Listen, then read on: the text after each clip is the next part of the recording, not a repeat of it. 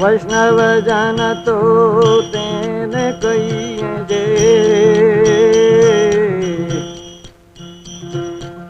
पीड़ पराई जाने रे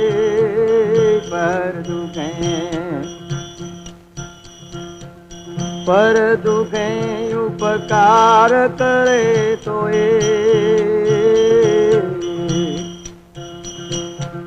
मन अभिमान नो आने रे वैष्णव जन दो सकल लोक मा सौने वंदे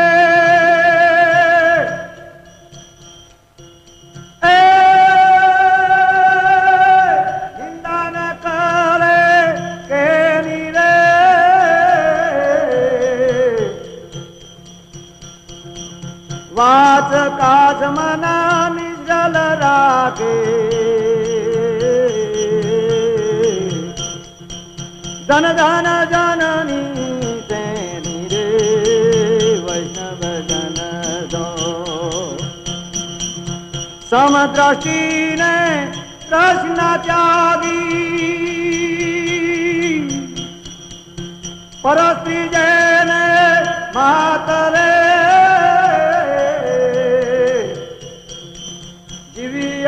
की सचन बोले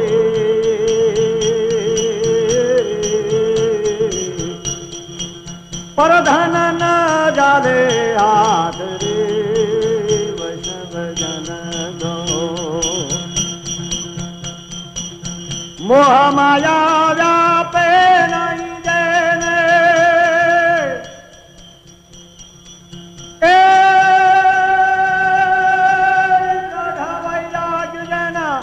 मन मारे राम नाम सुरे ताली लागी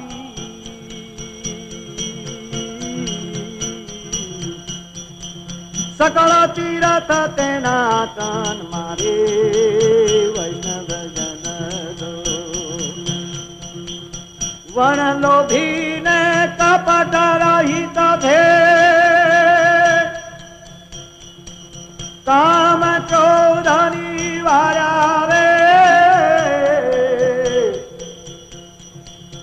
पणे नरसैयो तेनु दर्शन करता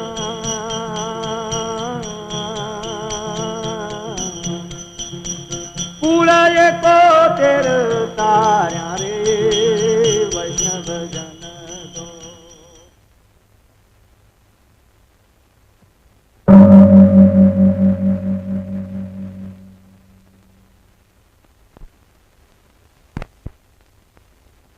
उत्तरं यत्समुद्रस्य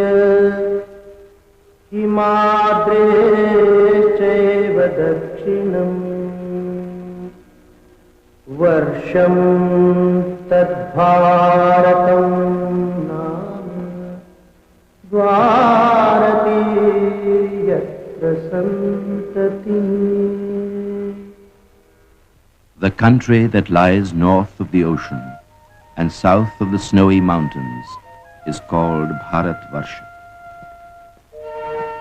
In this ancient land, from time immemorial, the eternal snows of the Himalayas, wrapped in deep meditation, have formed a part of the life of the people, bound by a sacred thread of common heritage.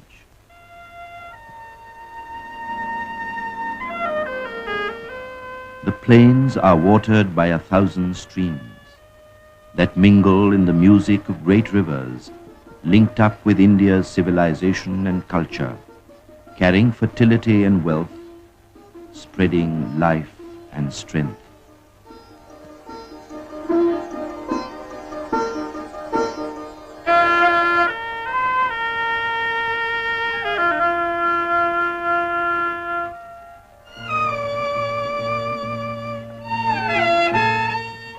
Traversed by green and fertile hills,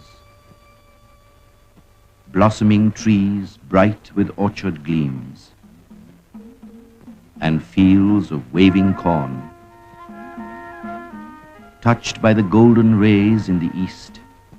India is bounded on three sides by the palm-clad seashores, chanting to the tune of the ocean waves.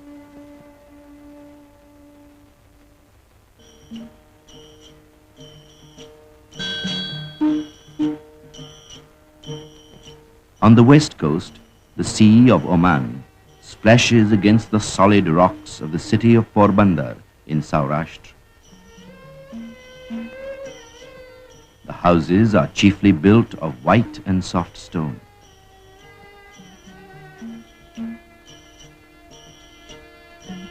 The distant Barda hills keep guard over the white city, otherwise known as Sudamapuri.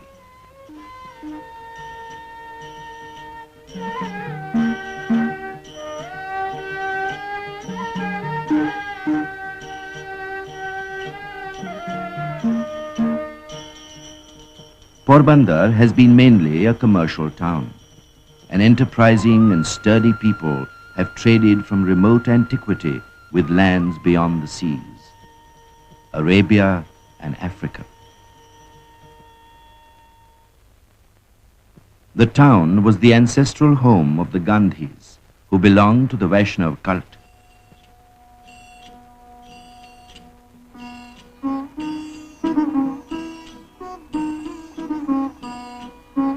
It was here that Mohandas Karamchand Gandhi was born on the morning of October 2nd, 1869. This house is associated with an incident which instilled the spirit of Satyagraha in Mohan's blood. The Gandhi family played an important part in the political life of the state. Uttam Chand Gandhi, Mohan's grandfather, was the Diwan of Porbandar. Being a staunch believer in the purity of justice, once he had a tussle with the regent for sheltering an innocent grocer. The soldiers of the state shelled his house. With a firm determination to sacrifice himself and the members of his family at the altar of justice, he remained undaunted, praying to God.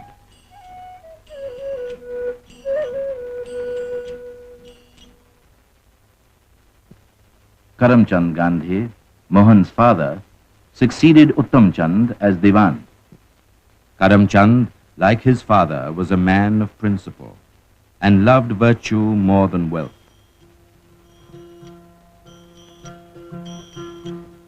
Mohan's mother, Putli Bai, was deeply religious and had a strong personality. She would take the hardest vows without flinching. Her influence, more than any other, molded the character of Mohan.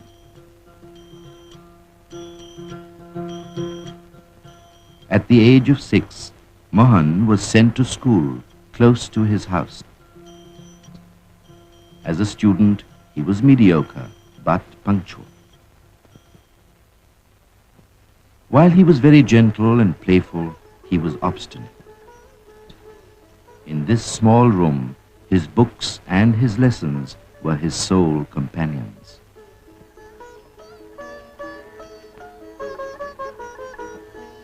In the Gandhi family, the Tulsi Ramayana was recited regularly. Mohan was taught by Rambha, his nurse, to repeat the name of Ram as a remedy for his fear of ghosts. That laid the foundation of his deep devotion to Ram.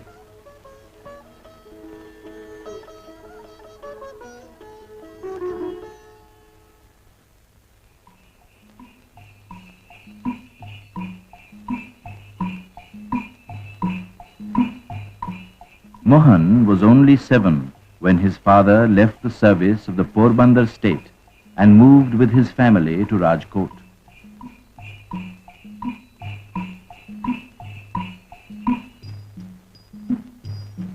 Karamchand Gandhi was soon appointed the Diwan of the state. Mohan and his brother Karsandas were admitted to the primary school.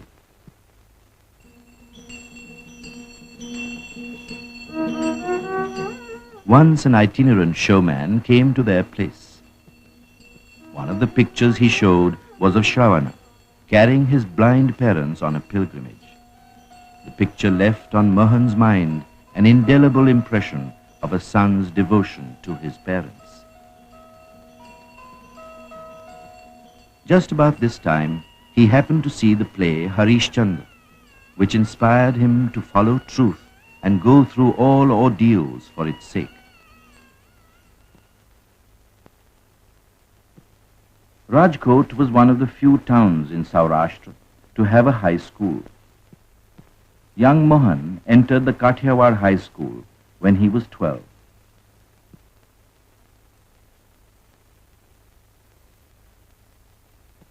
Mohan was forbidden to touch a scavenger who used to come to their house. Though young and dutiful, he argued with his mother that untouchability was not sanctioned by religion, and that touching a scavenger could not be sinful.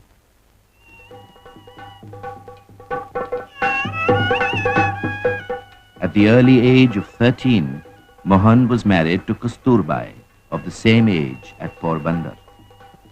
Soon he assumed the authority of a husband.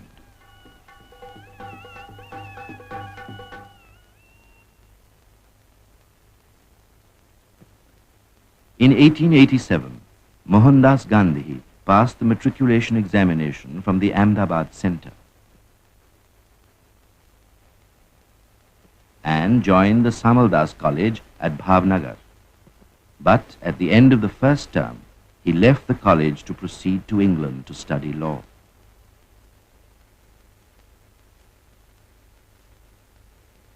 Lakshmidas, his brother, arranged for funds to send him abroad. Mother consented only after Mohandas took an oath not to touch wine, women, and meat. This oath saved him from many pitfalls in London. At the age of 18, he sailed from Bombay on September 4, 1888, despite stiff resistance from caste elders to his going overseas.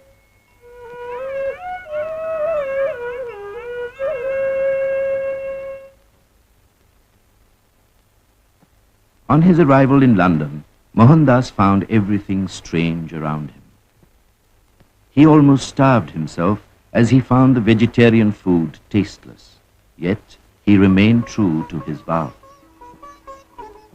He went in for well-tailored suits and took lessons in dancing and music to become an English gentleman.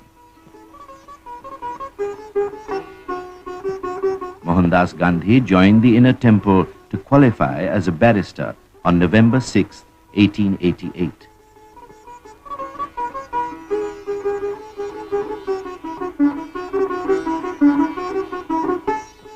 Informing his brother about his admission, he wrote that it filled his heart with joy and that he did not need meat or liquor in spite of bitter cold.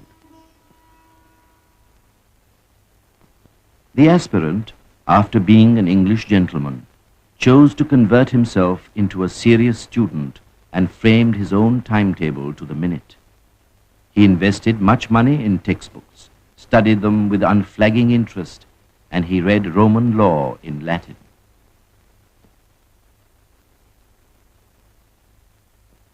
To simplify his living, he rented a room and cooked his own food. The change harmonized his inner and outer urges. He joined the London Vegetarian Society, came in contact with many interesting persons, began his own experiments in dietetics, and contributed articles on Hindu customs and diet to the Society's magazine. Alcohol he described as an enemy of mankind and a curse of civilization. Towards the end of 1889, Mohandas read the Bhagavad Gita for the first time in Arnold's translation, the Song Celestial, along with the original. The verse in the second chapter, teaching that renunciation is the highest form of religion, impressed him deeply. The Gita gave him the light he needed, and opened to him a new way of life.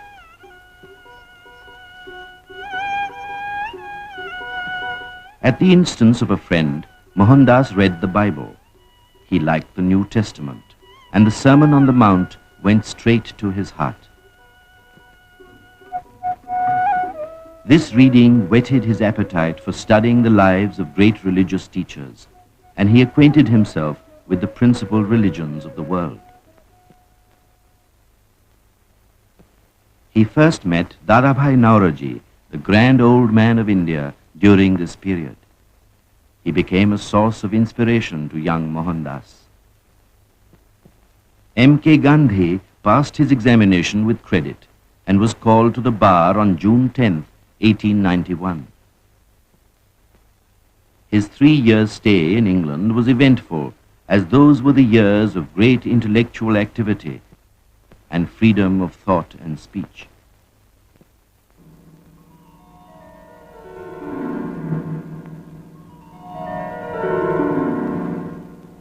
The sea was stormy on July 5th when barrister Mohandas Gandhi landed at Bombay. The joy of homecoming was turned into boundless grief for him. She, whom he was so eager to meet, his beloved mother, had passed away.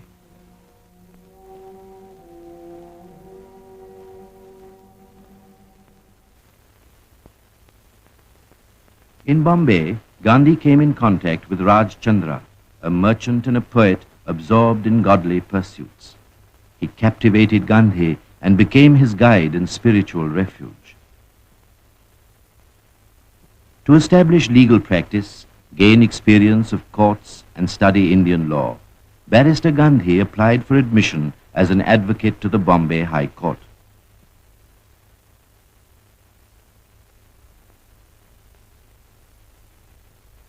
Not finding enough work, disappointed, he soon left for Rajkot.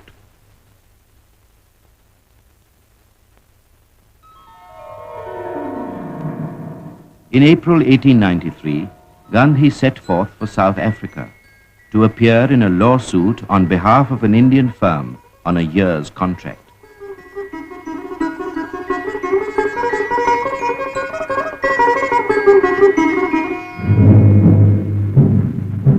After a month's journey, he landed at Durban.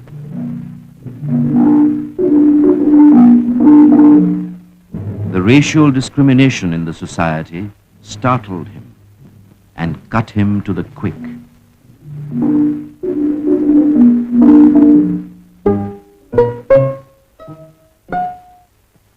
When the Coolie barrister, as he was called, appeared in the Durban court, he was ordered to remove his turban.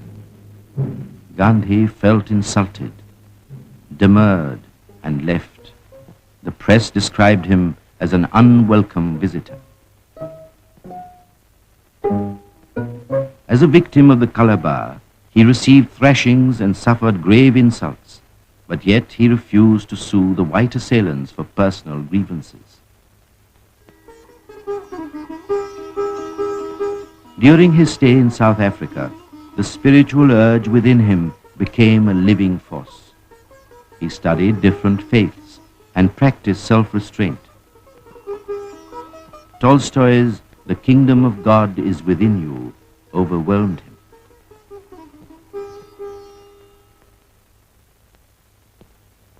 After a year's stay, while about to leave for India, at a farewell party, he learned that the South African government was to introduce a bill to disfranchise Indians. He said, "The bill is the first nail into our coffin."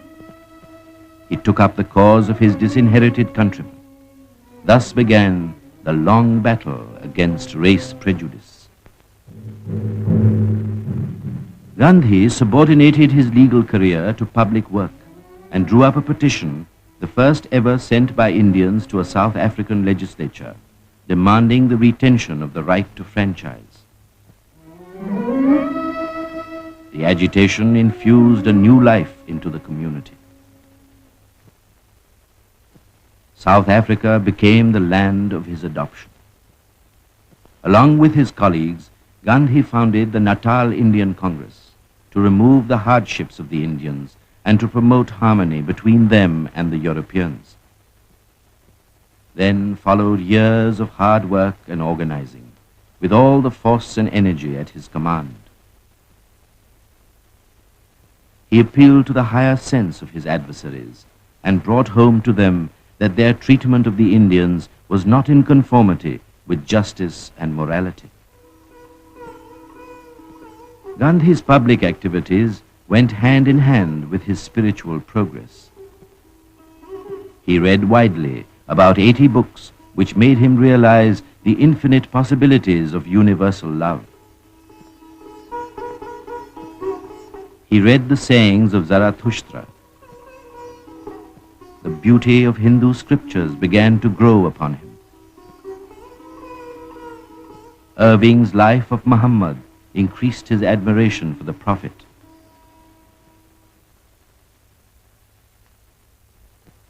The Indians commissioned Gandhi to lay their grievances before public men and public bodies in India. On June 5, 1896, he sailed home, carrying great responsibilities at the young age of 26.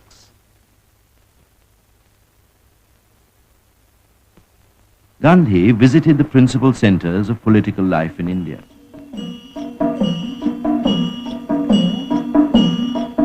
His impassioned speeches stirred the Indian mind. The green pamphlet depicting the conditions of the Indians in South Africa aroused the people's consciousness. He met great Indian leaders. Justice Ranade listened to him with attention. The man who could effectively guide him was Sir Ferozshah Mehta, who met him as a loving father. Sir Ferozshah seemed to him like the Himalayas. He met Lokmanya Tilak, who promised him every help. The Lokmanya, he thought, was like the ocean. Gopal Krishna Gokhale invited him to his bosom like the river Ganga. In response to an urgent cable from Natal, Gandhi left India with Kasturbai on November 28, 1896. On reaching the port of Durban, the ship was put in quarantine because of the white residents' agitation for the repatriation of the Indians.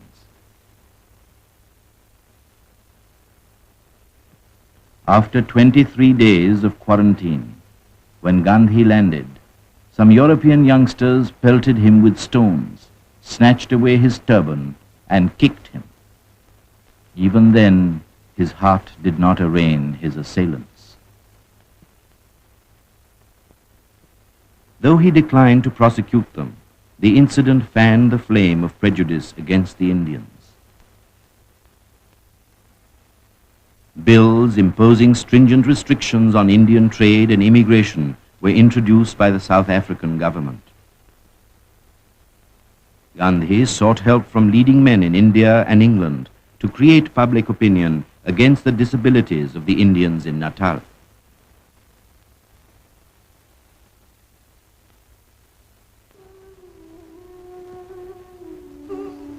In this little house in Durban, a period of introspection dawned in Gandhi's life.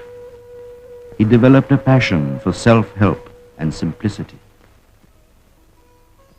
He studied the book, Advice to a Mother, equipped himself with the knowledge necessary for the physical, mental, and spiritual well-being of his children, and infused a spirit of service and self-respect in them. He longed for humanitarian service and worked in a hospital.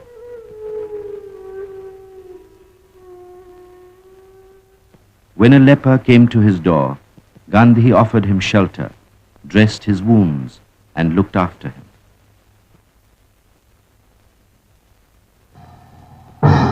On the outbreak of the Boer War between the Dutch settlers and the British in 1899, Gandhi's loyalty to the empire drove him to side with the British, though his sympathies were with the Boers.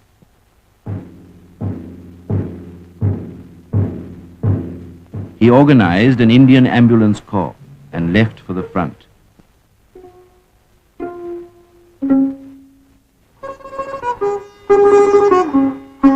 They worked under the fire of enemy guns and carried wounded soldiers to hospitals through heat and dust.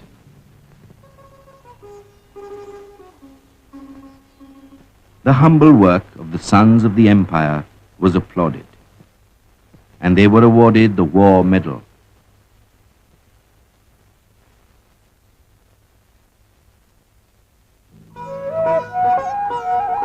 On the eve of Gandhi's departure for India, after 6 years' stay in South Africa, the Indians bathed him with the nectar of love and presented him with an address and costly gifts.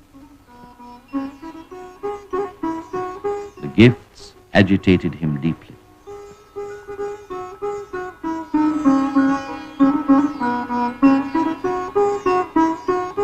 Having accepted a life of service and conquered infatuation for jewelry, Gandhi created a trust of the gifts in favor of the community.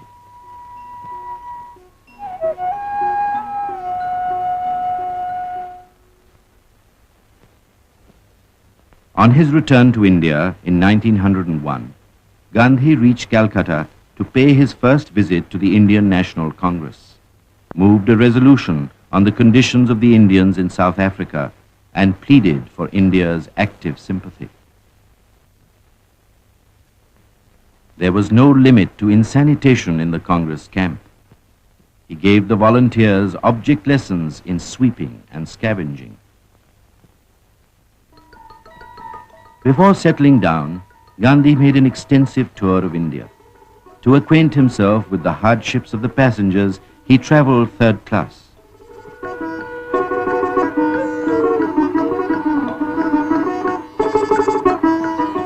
Gandhi informed Gokhale that he had opened an office in Bombay. Just when he seemed to be settling down, he received an unexpected cable from South Africa and returned to Natal at the call of his countrymen. Realizing that he must remain in Transvaal and fight the battle through, he set up his office in Johannesburg. He was enrolled as an attorney of the Supreme Court. The spirit of sacrifice gradually grew stronger and changed his mode of life. The Gita became an infallible guide of conduct. Aparigraha, non-possession, and samabhava, equability, presupposed a change of heart, a change of attitude for Gandhi. In a letter to his brother, he explained how his life was becoming truth-intoxicated and declared his intention to renounce his worldly possessions and to utilize his savings for the community. Seeking to purify his physical self, he read treatises on nature cure. His dislike for medicine steadily increased, and he fasted and experimented in dietetics. He had great faith in earth treatment and applied the mud poultice to ailing patients. He wrote Guide to Health to help the people to keep the temple of the spirit, the human body, in a fit condition. He believed that perfect health can be attained by living in obedience to the laws of God. Gandhi felt the need of a journal specially devoted to the cause of the Indians. In June 1903, the weekly Indian Opinion was launched in 4 languages. Week after week, Gandhi poured out his soul in its columns.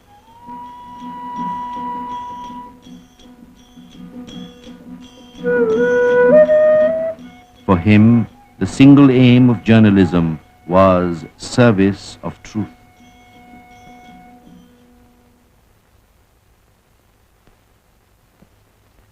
During a journey, he became absorbed in the perusal of Ruskin's Unto This Last.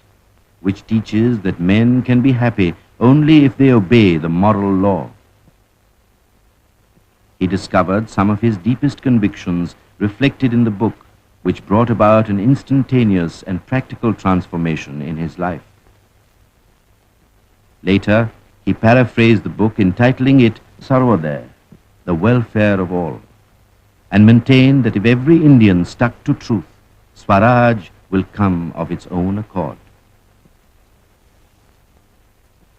Convinced that the life of labor is a life worth living, Gandhi bought a fruit orchard at Phoenix.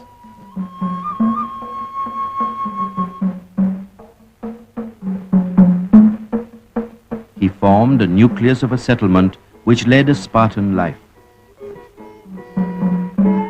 The colony was self-supporting, and the material requirements of life were reduced to a minimum.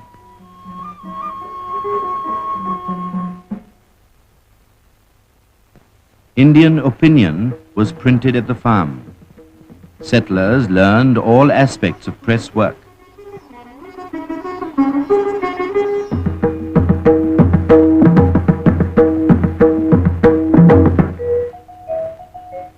Hand power was preferred to mechanical power. This paved the way for the highest moral uplift of the settlers. Gandhi kept a close track of events in India. He advocated the abolition of the salt tax, called for united opposition to Bengal's partition, supported the boycott of British goods and hailed the Swadeshi movement. He emphasized the need for communal harmony, commended the adoption of Vande Mataram as India's national anthem,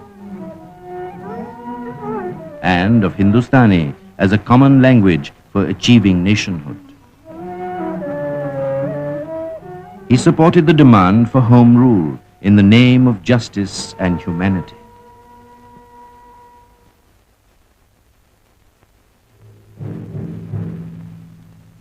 During the Zulu rebellion in 1906, Gandhi was appointed Sergeant Major in the Indian Stretcher Bearer Corps. He and his men did hard, self-sacrificing work, carrying the injured up and down the hills and nursing the wounded Zulu rebels. This mission of mercy eased Gandhi's conscience. Long treks to the hamlets of the suffering tribesmen afforded ample opportunity to Gandhi for self-analysis.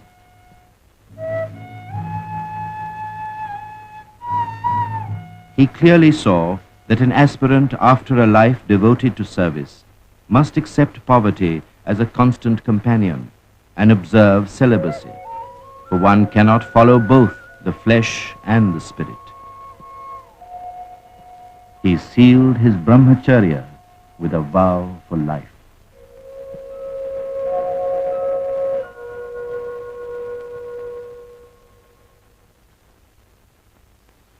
On return from the war, Gandhi was dismayed to find that the Transvaal government had introduced an ordinance compelling all Asians to take out a certificate of registration.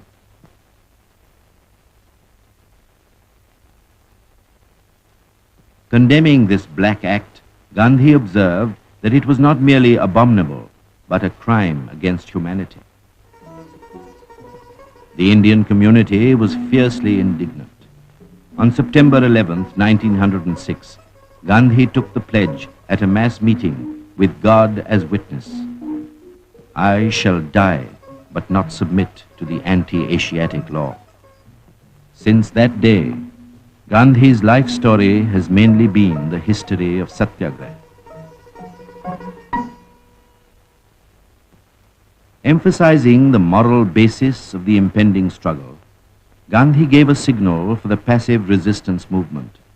Attorney Gandhi, Honorary Secretary of the British Indian Association of Transvaal, stood in the dock, considering the role of a political prisoner far more honorable than that of a lawyer. On January 10, 1908, Gandhi entered the prison gate for the first time for civil disobedience. He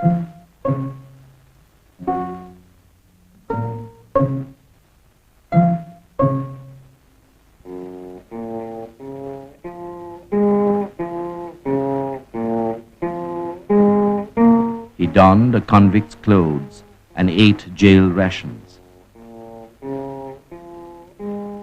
believing that whoever has a taste for reading good books is able to bear loneliness in any place with great ease. He spent his time in reading. On reading Socrates, he felt that Indians should learn to live and die like Socrates, the great Satyagrahi.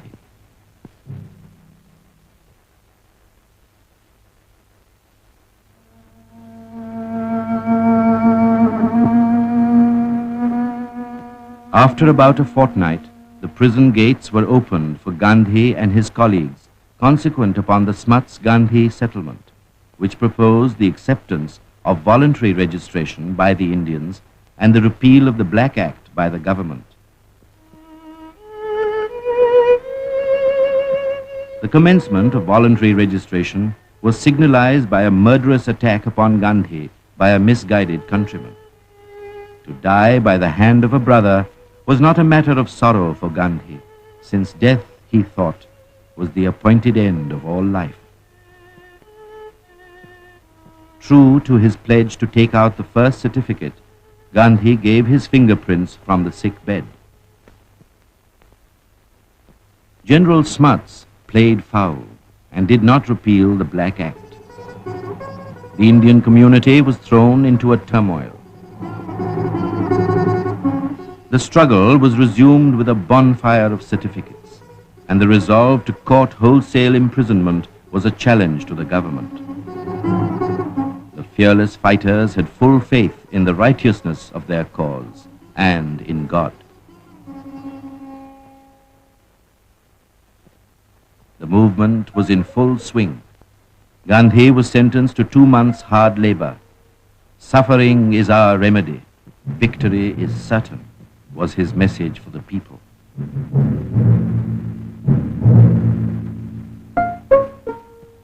In prison, he volunteered to do scavenging.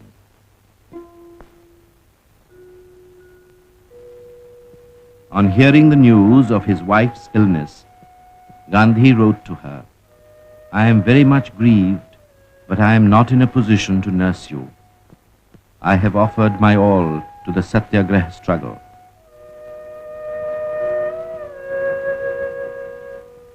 If death comes to you, you should depart with faith in God, as in Satyagraha. Life or death does not make any difference."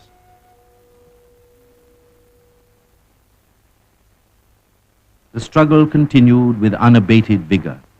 The passive resistors showed magnificent courage by seeking imprisonment again and again.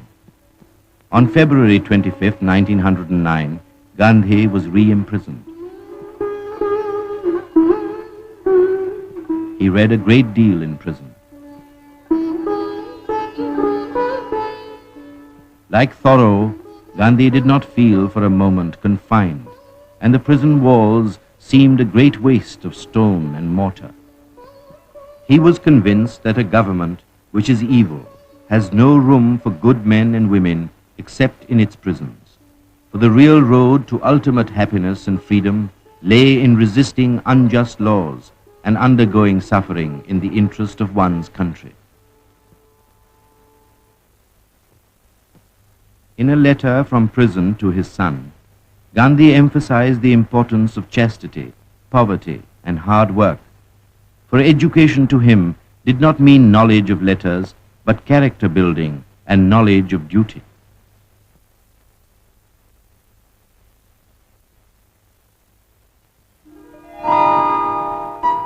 While on deputation in England, Gandhi acquainted Count Leo Tolstoy, who had long been interested in India, with the civil disobedience movement in Transvaal, which, if successful, was likely to serve as an example to the downtrodden millions in India and the world.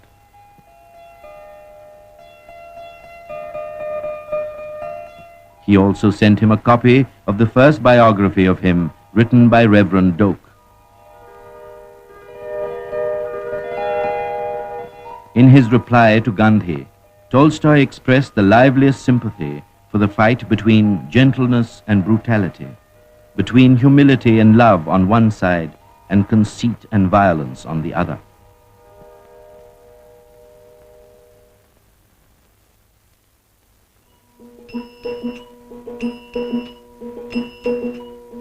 On his return voyage on board the Kildonian castle, Gandhi worked day and night on his 30,000-word book, Hind Swaraj, Indian Home Rule, containing the quintessence of his ideas.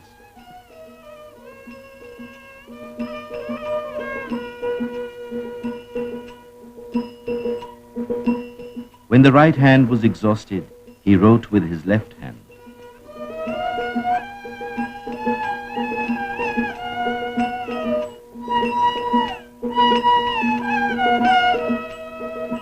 Condemning modern civilization, which is purely material, he wrote that East and West can really meet when the West has thrown overboard modern civilization almost in its entirety. He observed that there is just the same inviolable connection between the means and the ends as there is between the seed and the tree. Advocating the use of truth force against brute force for the attainment of Swaraj, which meant self-rule or self-control, he declared that his life henceforth would be dedicated to its attainment. Sending the booklet to Tolstoy, Gandhi asked for his criticism.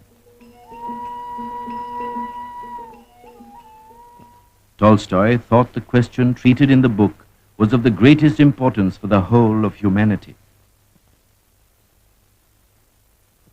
Reverend Doak's Biography of Gandhi gave Tolstoy an opportunity to understand him better. 2 months before his death, the Russian sage wrote to Gandhi that non-resistance is nothing else but the discipline of love undeformed by false interpretations. Passive resistance in Transvaal seemed to him the most fundamental work in which not only the Christians but all the peoples of the world must participate.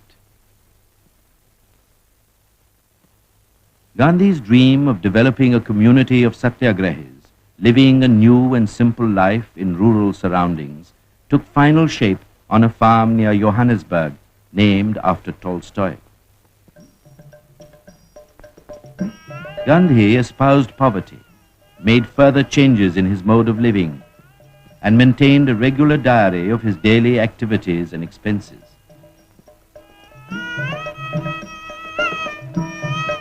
Every little experiment, from dietetics to the discipline of the inmates, to meet their economic, educational, moral, and spiritual problems, was conducted on the farm.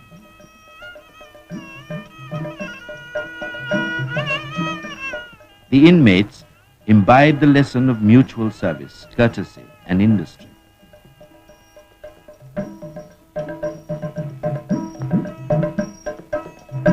The weak became strong, and labor proved to be a tonic for all. Gandhi's faith and courage were at their highest in Tolstoy Farm, which proved to be a center of spiritual purification and penance for the final campaign. Gopal Krishna Gokhale came to South Africa in October 1912 in response to Gandhi's request. He received a tumultuous welcome.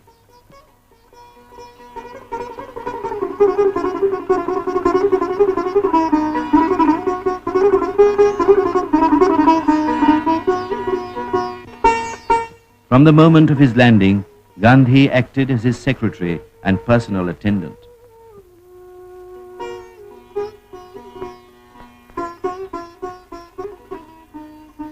Gokhale came to assess the condition of the Indians and assist Gandhi in ameliorating it.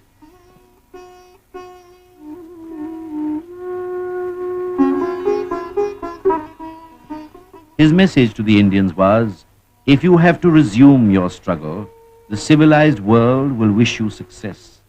But the issue will largely turn on your readiness to suffer and sacrifice in a just cause. Gandhi seemed to Gokhale to have in him the marvelous spiritual power to turn ordinary men around him into heroes and martyrs.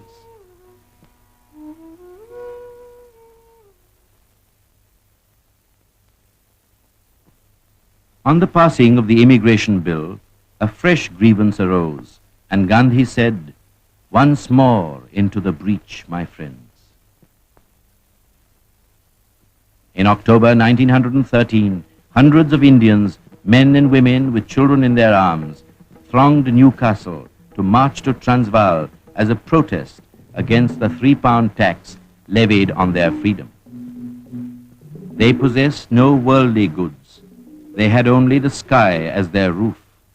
But they had great faith in their leader, who shared their daily hardships, nursed the sick, and fed the hungry. The soldiers of Satyagraha offered prayers and began the epic march in the name of God.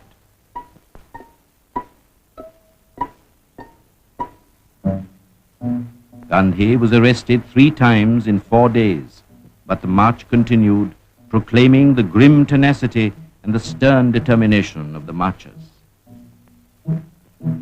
Gandhi appealed to the government in the name of humanity not to tear him away from the marchers and leave them leaderless, as it was a violation of all considerations of justice.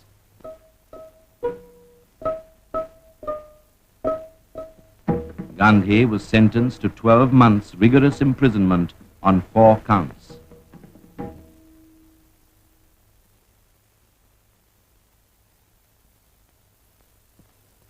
After an incarceration of hardly 6 weeks, he was released unconditionally. Consequent upon a truce with government, the Indian Relief Bill, vindicating the principles of civil resistance and racial equality, was passed. As a penance for the loss of lives in the struggle, imposing a vow of self-suffering on himself, Gandhi adopted an ascetic mode of life. On the triumphant end of the Satyagraha struggle, Gandhi observed, "Satyagraha is a priceless weapon, and those who wield it are strangers to disappointment or defeat." Gandhi felt that his mission in South Africa was over. He had spent 21 years there, sharing to the full the joys and sorrows of human experience, and had realized his vocation in life.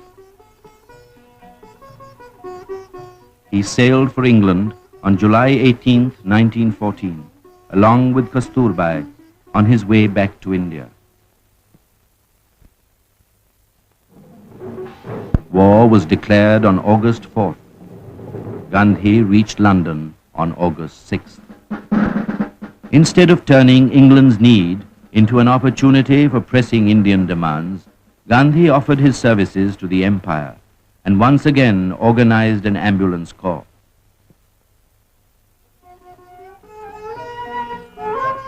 Owing to a deterioration in his health, Gandhi sailed for India on December 19th, with the hope that the connection between India and England might be a source of spiritual comfort to the whole world.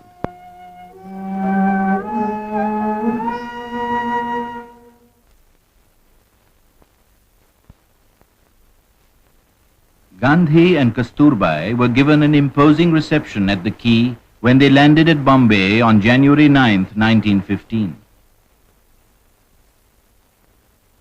Gandhi bound himself by a promise to Gokhale not to express any opinion on public questions until he had gained sufficient experience in India, and proceeded to Kathiawar to meet relatives and friends. He received a warm welcome.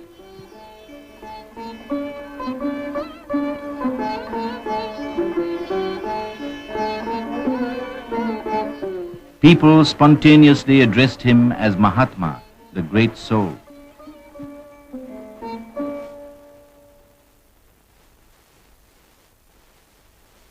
Soon after Gandhi's Phoenix disciples took shelter at Shanti Niketan Ashram, poet Tagore wrote to Gandhi that they would form a living link in the sadhana of both of their lives.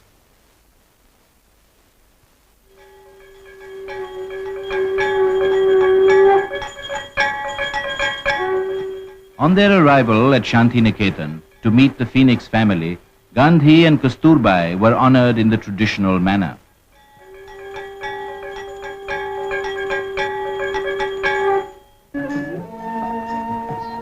Delighted with the artistic atmosphere of the ashram, Gandhi hoped that through her Oriental culture, India would establish friendly relations with the Eastern and the Western worlds. He exhorted the inmates to adopt self-help, and Shantiniketan became a busy hive. But on February 19th, it was immersed in grief at the news of Gokhale's sudden death. Gandhi bemoaned, "I set out to find a true hero and found only one in India."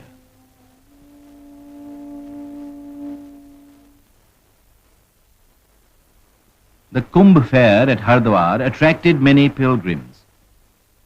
Gandhi too attended the fair, not with the sentiments of a pilgrim, but as a volunteer to do sanitation work. As an act of self-denial, here he pledged himself to limit his diet to 5 items and not to eat after sunset.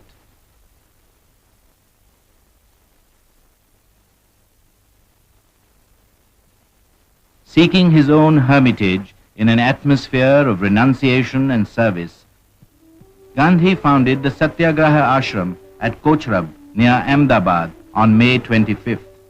With 25 inmates bound by vows of truth and celibacy, non-violence and non-possession, Swadeshi, Khadi, and the removal of untouchability.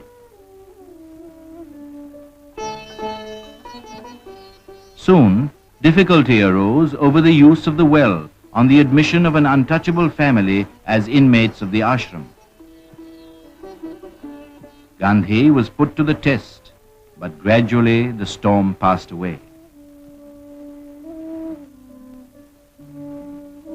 Untouchability was shaken to its foundation. In 1917, Gandhi found a congenial task in the service of the oppressed peasants on the indigo plantation of Champaran in North Bihar.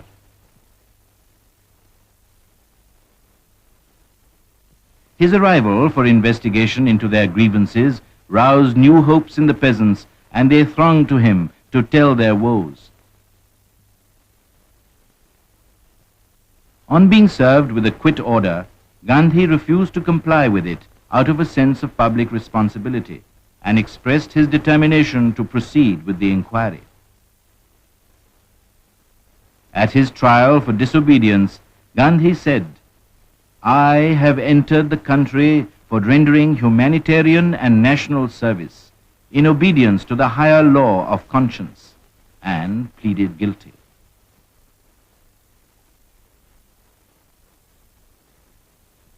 The compulsory growing of indigo was abolished on the recommendation of the inquiry committee.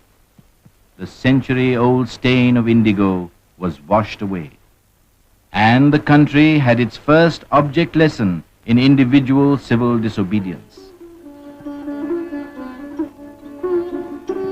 In the middle of 1917, on the outbreak of the plague in Kochrab village, Gandhi shifted his ashram to the bank of the river Sabarmati.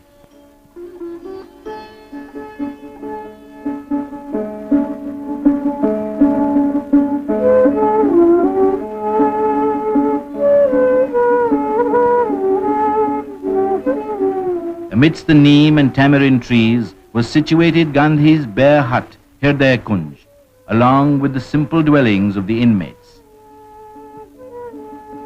Life at the ashram gave full play to the emotion and intellect of the residents.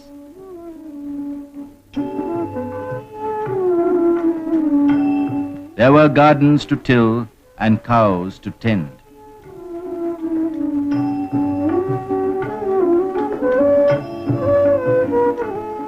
Throbbing with an active spirit of sacrifice, everyone performed his obligatory task of weaving.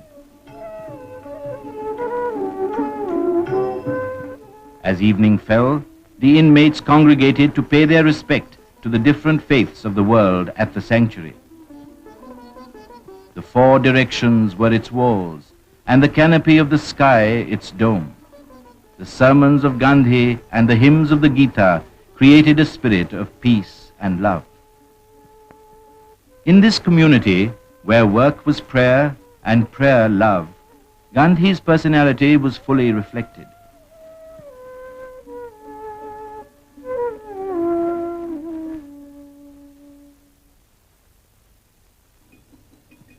In 1918, unrest prevailed among the textile workers of Ahmedabad, who were underpaid and overworked.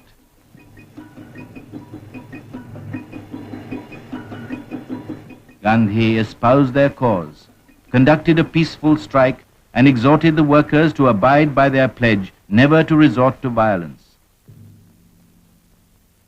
The strike situation began to grow critical. 20 days passed by. Hunger had its effect on the strikers, and they began flagging. Gandhi spontaneously announced, "I will not touch any food." 3 days after the fast commenced, the mill owners accepted arbitration, and without any ill will, the righteous struggle achieved its end.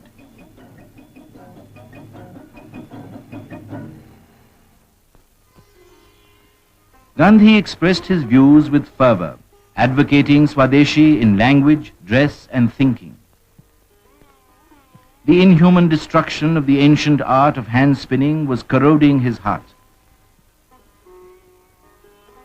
The discovery of the spinning wheel, consigned to the lofts as useless lumber in a remote village, gave him new hope, for as the loss of the spinning wheel had brought about India's slavery, its revival meant India's freedom. Gandhi arrived in Bombay for medical treatment as hard work coupled with uncooked food had ruined his health. His refusal to take medicine and the vow not to take milk came in the way of his recovery. He yielded to Kasturbai's suggestion that he should take goat's milk.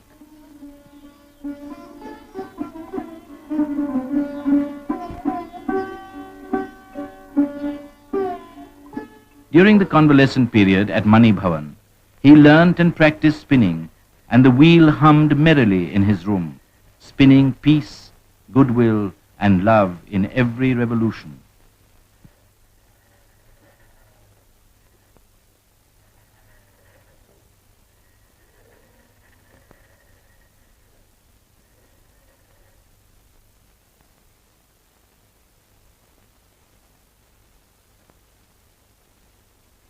On his sick bed, Gandhi was roused by the publication of the notorious Rowlatt Bills in February 1919, which sought to crush the civic rights of Indians and to gag the voice of revolt. A wave of anger greeted the bills all over India. Describing them as aggravated symptoms of a deep-seated disease in the ruling class, Gandhi informed the Viceroy about his desire to offer civil disobedience in protest. In spite of the united opposition of all elected Indian members, on March 18, the Black Bills were pushed through and became law. At Gandhi's call, the country observed April 6th as a day of humiliation and prayer. Vast multitudes united into common action solemnly affirmed their resolve to disobey the bills and refrain from violence to life, person, or property. True to the pledge, prohibited literature consistent with Satyagraha was selected. Gandhi went round the city to sell the prohibited literature, and the movement was inaugurated. At a Satyagraha demonstration, Gandhi emphasized the importance of sacrifice for the eternal ideals of justice and liberty. For no nation had ever risen without being purified through the fire of suffering. To defy the Indian Press Act, Gandhi published the weekly Satyagraha, in which he expressed his opinions unhampered by any other consideration than that of his own conscience. The country was astir. There was an orgy of arrests and convictions. On Sunday, April 13th, Brigadier General Dyer marched with his armed force through the tortuous, torrid streets and mazy lanes of Amritsar. He entered Jallianwala Bagh in the heart of the city by the narrow entrance with a firm determination to do all men to death. Debouching from the passage, he ordered the troops to fire upon the seething mass of humanity gathered for a peaceful meeting. The Bagh suddenly resounded with bullet fire, carrying death and destruction among the unarmed, unwarned people.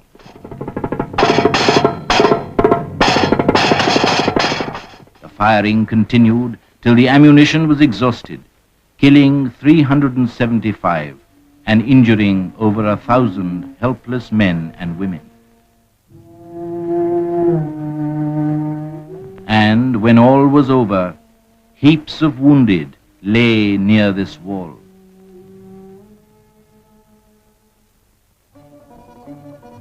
The massacre and the terrible indignity of the martial law, inflicting the humiliating punishment of making people crawl on their bellies, and the public flogging of innocent victims shocked Gandhi.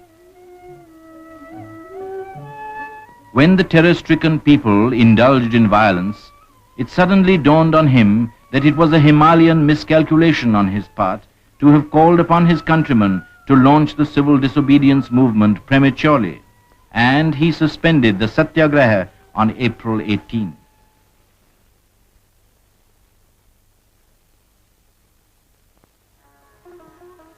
The weeklies, Navjivan and Young India, were launched by Gandhi to expound the meaning of Satyagraha and Swadeshi. They soon reached the farthest corners of India and put heart into the people. The Amritsar Congress, held in December 1919, under the presidentship of Motilal Nehru, adopted Gandhi's gospel of Swaraj through Swadeshi and his plea for the revival of the age-old cottage industries as India's prosperity was founded on the plough and the spinning wheel.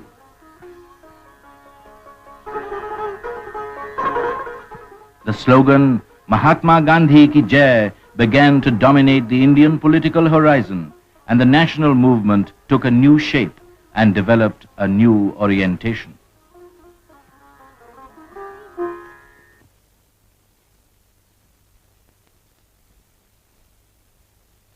The spinning wheel, Gandhi said, is a national necessity. Not on the clatter of arms, but on the reintroduction of the spinning wheel depends the economic and moral regeneration of India. Slowly, the music of one of the most ancient of India's machines once more permeated society.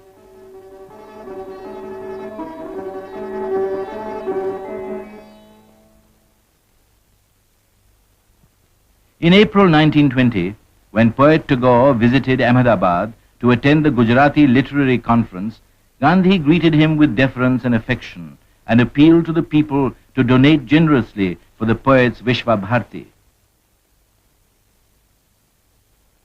Gandhi identified himself with the Muslims when they launched the Khilafat agitation against the unjust peace terms imposed on Turkey by Britain. The Khilafat movement adopted Gandhi's doctrine of non-violent non-cooperation as an infallible remedy.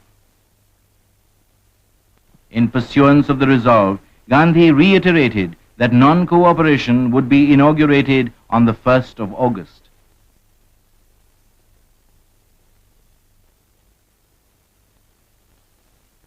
At 12:40 in the night that very day, Lokmanya Bal Gangadhar Tilak, Gandhi's strongest bulwark, passed away. Lamenting his death, Gandhi observed, a giant among men has fallen. He will go down to the generations yet unborn as the maker of modern India. No man had preached the gospel of Swaraj with the consistency and insistence of the Lokmanya. On the appointed day, Gandhi gave the signal for the non-cooperation campaign by returning the Kaisar-e-Hind gold medal and the decorations received in South Africa to the Viceroy, for he could retain neither respect nor affection for the government which was moving from wrong to defend its immorality. India responded to Gandhi's call. People straightened their backs and raised their heads.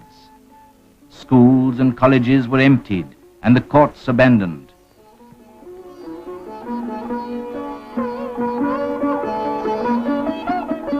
With a view to lay the groundwork of truly Indian education, Gandhi founded the Gujarat Vidyapith at Ahmedabad. Its object was to preserve the languages of India and to use them as sources of national regeneration. Manual work, which formed a part of the curriculum, fostered a spirit of self-help and independence among the students. Gandhi looked upon the institution as a place where the sacred fire of India was to be consecrated in order afterwards to radiate throughout the world. Persuading the people to adopt India's real weapon of love and truth to fight the government, Gandhi condemned the doctrine of the sword. I want India to practice non-violence of the strong, her title of nobility. If she takes up the doctrine of the sword, she may gain momentary victory, but she will cease to be the pride of my heart. Swaraj was very much in the air and in people's thought when, in December 1920, the Nagpur session of the Congress unanimously approved Gandhi's resolution on the attainment of Swaraj by legitimate and peaceful means within 1 year, and the Constitution, as revised by him, turning the Congress into a mass organization. Thus began the Gandhi era in Congress politics. While touring the country incessantly and tirelessly, Gandhi did not lose sight of India's gravest problem, poverty. India as a nation, he observed, can live and die only for the spinning wheel. The womanhood and the masses of India have been awakened as never before at the call of the wheel. Its restoration alone will feed the millions of hungry mouths. The wasted hours of the nation should be utilized in converting cotton into cloth in our cottages. And at Gandhi's suggestion, the spinning wheel found a place in the Swaraj flag, with a white, green and red background symbolizing peace, purity, and the unity of all faiths in India. Thus was born a flag for the non-violent revolt in 1921, representing an ideal to live for and die for.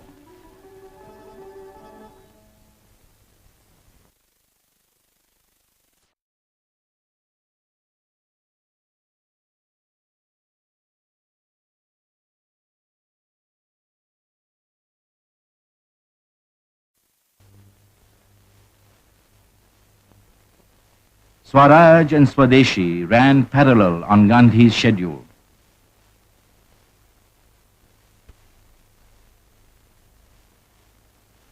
On July 31st, he inaugurated the campaign for the boycott of foreign cloth by kindling an immense bonfire in Bombay, not out of racial hatred, but as a sign of India's determination to break with the past. To Gandhi, the outward fire was a symbol of the inner fire, which would burn up all weaknesses of the head and the heart. In burning my foreign clothes, I burn my shame, said he. It would be wrong to give this material to the poor, for the poor too have a sense of honor. The bonfire spread all over the land. Gandhi went from village to village and from town to town. Here in Madurai, he decided to discard his cap and vest, realizing that the millions were too poor to replace the discarded foreign clothes. On the morning of September 21st, his head was shaved and he wrapped a piece of khadar around his loins. Thus he resolutely took to the loincloth. Great events seemed imminent. Gandhi declared, "It is contrary to national dignity for any Indian to serve under a government which has brought about India's economic, moral, and political degradation." Non-cooperation clashed with poet Tagore's way of thinking. Steering his bark against the current, he addressed the nation. Though the Mahatma is the master of truth and love, it is possible that real freedom of the soul may be crushed in the name of outward liberty. In Gandhi's command of spin and weave, he did not see the gospel of a new creative age. For him, the awakening of India was bound up with the awakening of the world. The warning of the great sentinel evoked a firm rejoinder from Gandhi. "When all about me are dying for want of food, the only occupation permissible to me is to feed the hungry, and hunger is drawing them to the spinning wheel." Our non-cooperation is with the material civilization and the exploitation of the weak. I want the culture of all lands to be blown about my house as freely as possible, but I refuse to be blown off my feet by any of them.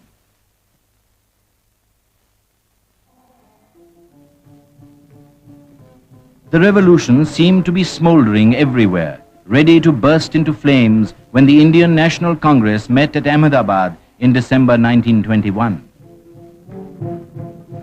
The Congress again proclaimed its faith in civil disobedience as a weapon equally effective and more human than armed rebellion, and delegated its powers to Gandhi as its sole executive authority.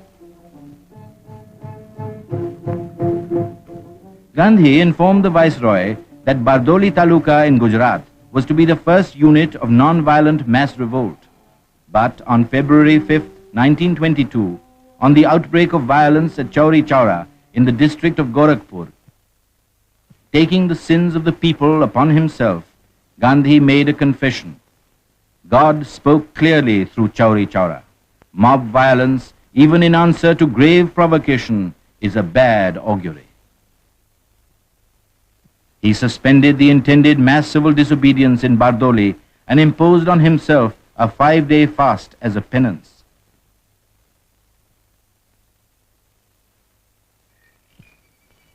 The long-expected happened at last. On March 10th, when Gandhi was about to retire, the police party arrived in the ashram to arrest him.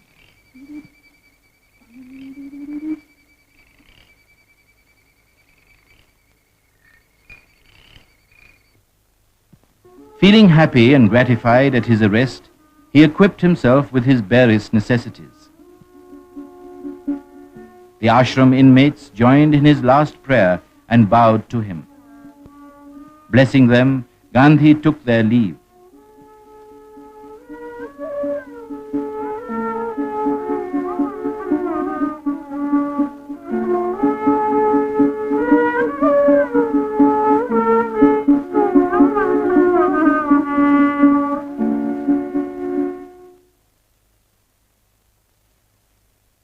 At noon, March 18th, the great trial began at Circuit House, Ahmedabad. When a frail, serene, indomitable figure entered, the entire court rose in an act of spontaneous homage. Gandhi was indicted on 3 seditious articles published in Young India. The first 2 contained the declaration of fight to the finish and preached disaffection towards the government. In the third, challenging the power-intoxicated British Empire surviving on the exploitation of the weaker races, Gandhi had argued, how can there be any compromise whilst the British lion continues to shake his gory claws in our face? Accused Mohandas Karamchand Gandhi, aged 53, describing himself as a farmer and weaver by profession, spoke in his own defense and pleaded guilty to the charge.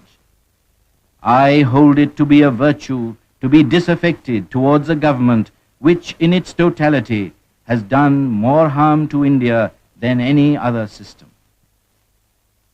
I do not ask for mercy. I am to invite and cheerfully submit to the highest penalty that can be inflicted upon me for what in law is a deliberate crime and what appears to me to be the highest duty of the citizen.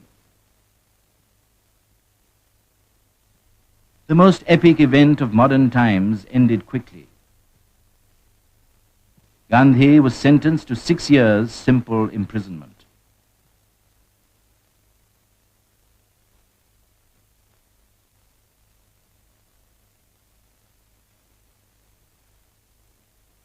The embodied symbol of the Indian nation disappeared as the gates closed behind him.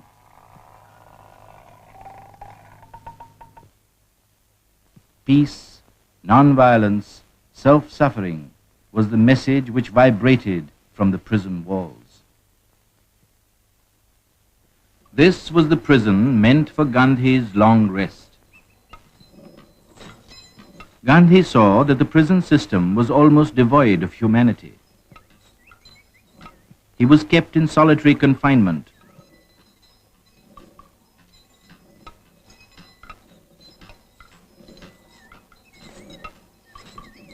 The jail manual was applied to him rigorously. He was subjected to search daily before lockup. His resistance as a Satyagrahi ceased and obedience was resumed as a prisoner, though he respectfully declined to be humiliated.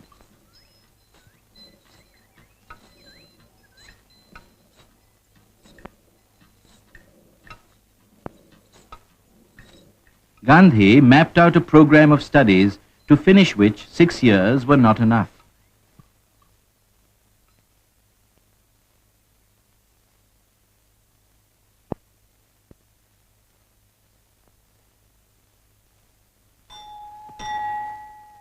He accounted for every minute of his time. His day dawned with a prayer. At 6, he began his work. Spinning, which became an inner need with him, occupied him for 3 hours. While turning the spinning wheel, his attention was fixed on a single point.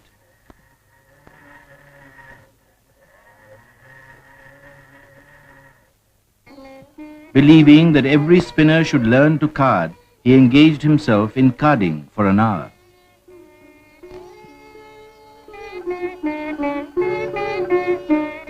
Six hours he devoted to literary efforts, sitting down to his books with the delight of a young man.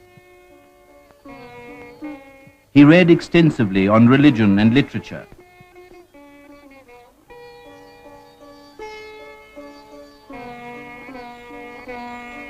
He studied over again the Hindu scriptures and works on Islam, Christianity, and Buddhism.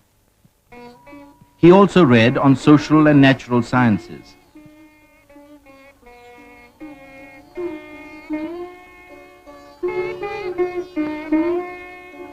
History for him had a special spiritual significance, for he believed that truth transcends history.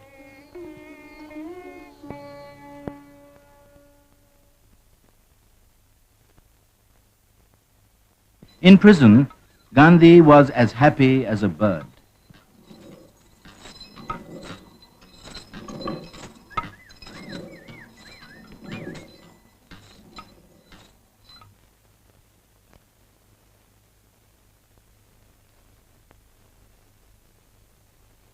Gandhi's spirit animated the free world. Romain Rolland observed in his biography of Gandhi, "This is the man who stirred 300 million people to revolt, who has introduced into human politics the strongest religious impetus of the last 2,000 years." The walls were no barriers to his thought. He wrote a primer for children, which stressed the importance of a clean body and a composed mind, of prayer, spinning, and nature study, hoping that the mother in India would in future be her child's teacher.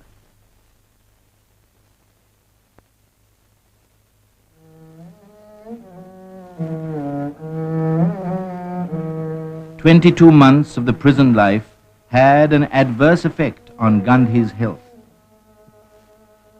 On the night of January 12, 1924, amidst a violent thunderstorm, state prisoner Gandhi was operated upon in the Sassoon Hospital, Pune. The electric light fused during the operation. The appendectomy had to be finished by the light of a hurricane lamp.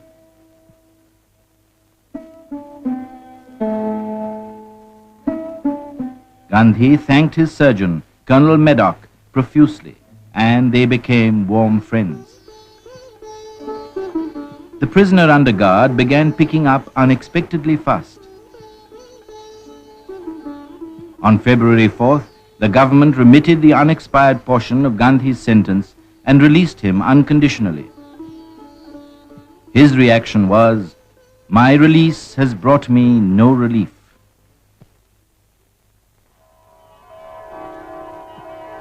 Early in March, Gandhi came to Porbandar at Juhu by the seaside near Bombay to recuperate. He enjoyed the beauty of the landscape and recovered slowly.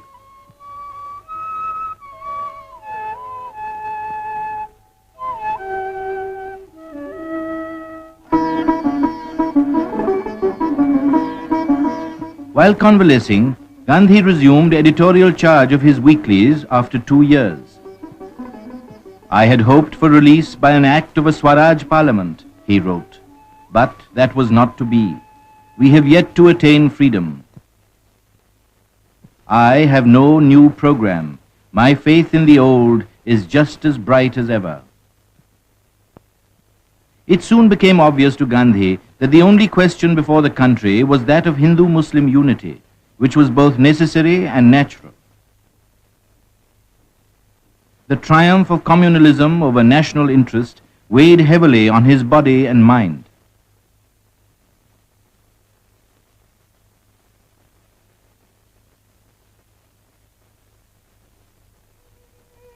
Dedicated to the highest cause, universal brotherhood of man, though still weak, Gandhi, at the call of his conscience, imposed upon himself a penitential fast of 21 days on September 18, 1924.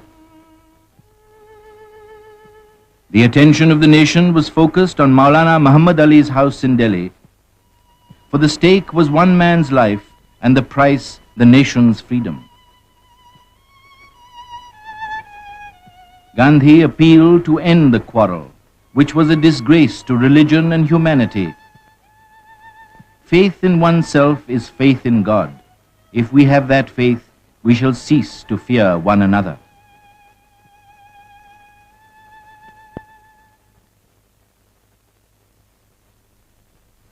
The 39th session of the Indian National Congress was held at Belgaum on December 26, 1924, with Gandhi as the president.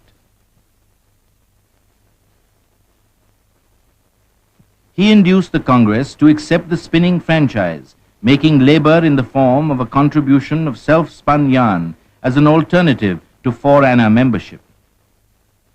His concluding remarks were, "Satyagraha is search for truth. Like Swaraj, it is our birthright." Throughout 1925, Gandhi traveled ceaselessly to be morally prepared for future political opportunities. Fiery and passionate words flowed from him. Our ability to reach unity in diversity will be beauty and the test of our civilization. My Swaraj takes note of the weakest of the weak. It will come not by the acquisition of authority by a few, but by the acquisition by all of the capacity to resist authority when it is abused. Gandhi regarded untouchability as a fiendish sin. Anything that is prejudicial to the welfare of the nation is untouchable, but no human being can be so.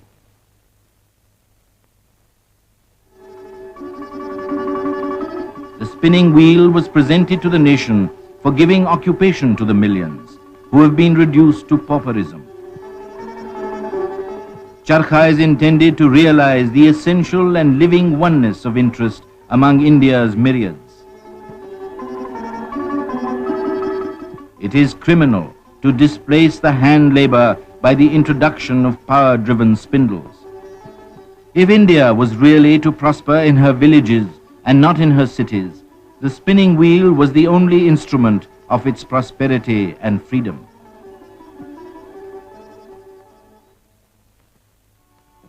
At the news of the sudden death of Deshbandhu Chittaranjan Das, Gandhi almost broke down.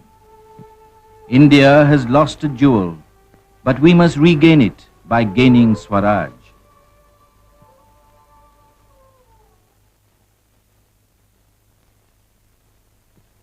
On the expiry of his presidential term, Gandhi took a vow of a year's political silence and immobility, for he believed that silence was the language of cosmic adoration. The year of silence gave Gandhi's body time to rest.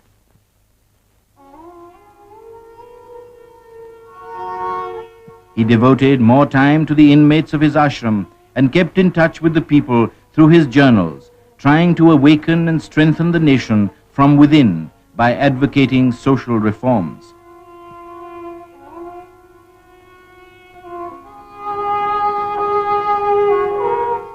Justifying his crucial decision to kill an ailing calf in the ashram, he argued, "I felt that humanity demands that agony should be ended by ending life itself." After a calm and clear judgment, to kill or cause pain to a living being from a pure, selfless intent may be the purest form of Ahimsa. To cause pain or wish ill to take life of any living being out of anger or selfish intent is Himsa.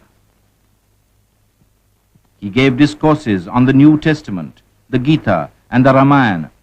The central theme of the Gita, according to him, was the renunciation of the fruits of one's action. A new impulse was driving the people forward. The peasants of the Bardoli Taluka in Gujarat, who were lifted into a mood of sacrifice by the spark of Gandhiism, launched a struggle against the oppressive increase of revenue under the guidance of Vallabhbhai Patel, spontaneously called Sardar, the leader. Hundreds were arrested and driven off their farms. Their property was attached and confiscated.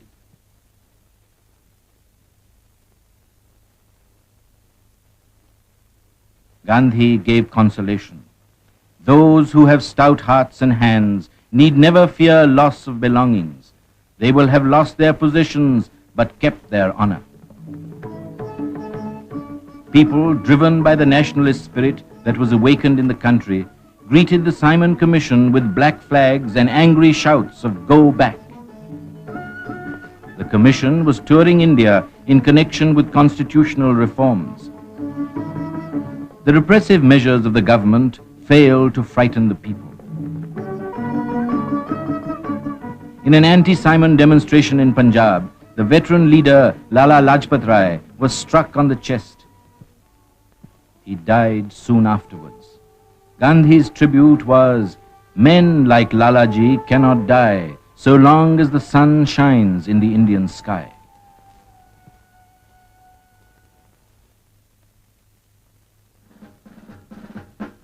The Calcutta Congress was held in December 1928 under the presidentship of Motilal Nehru.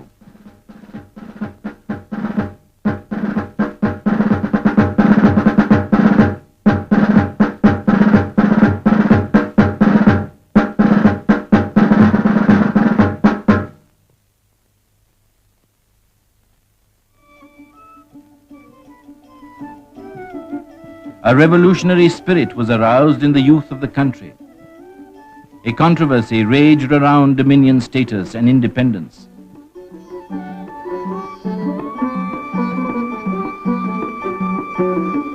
Representing the younger generation, Jawaharlal Nehru and Subhash Chandra Bose opposed the all-parties report supporting dominion status. Effecting a compromise, Gandhi moved a resolution that gave a year's grace to the government for granting dominion status and warned, in the event of its non-acceptance by December 31st, 1929, the Congress will declare complete independence as its goal. Political tension was mounting.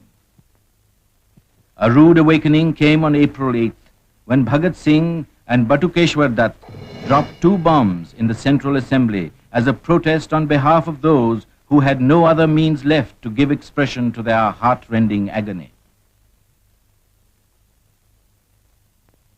Deploring the incident, Gandhi appealed to the people to pursue non-violence with redoubled vigor.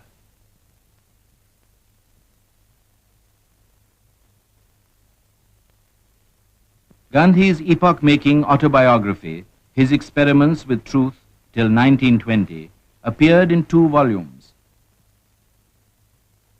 My life from this point onwards, argued he, has been so public that there is hardly anything that the people do not know about it.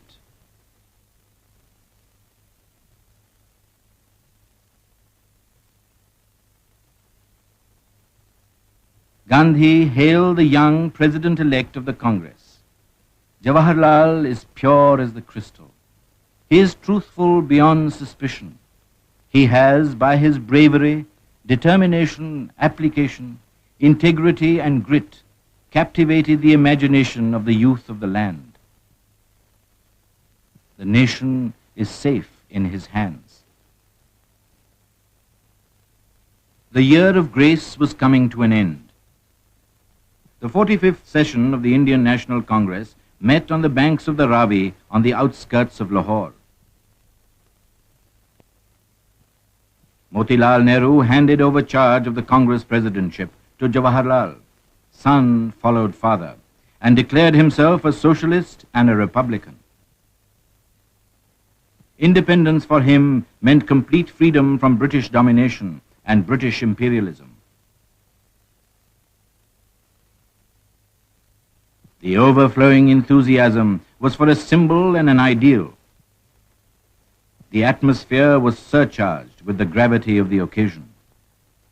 At the stroke of midnight on December 31st, 1929, as the old year yielded place to the new, Gandhi's historic resolution on independence and the action to be taken was passed.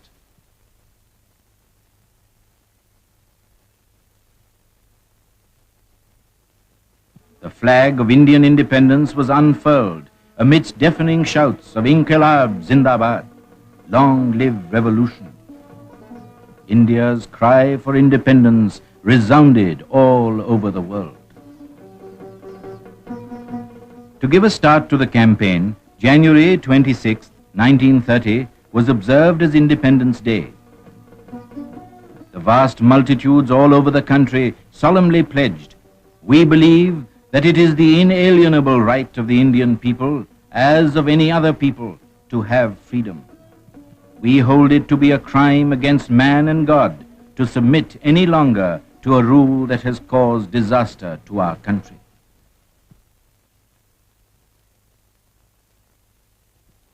The celebration gave the necessary impetus to Gandhi, convincing him that the time was ripe for action.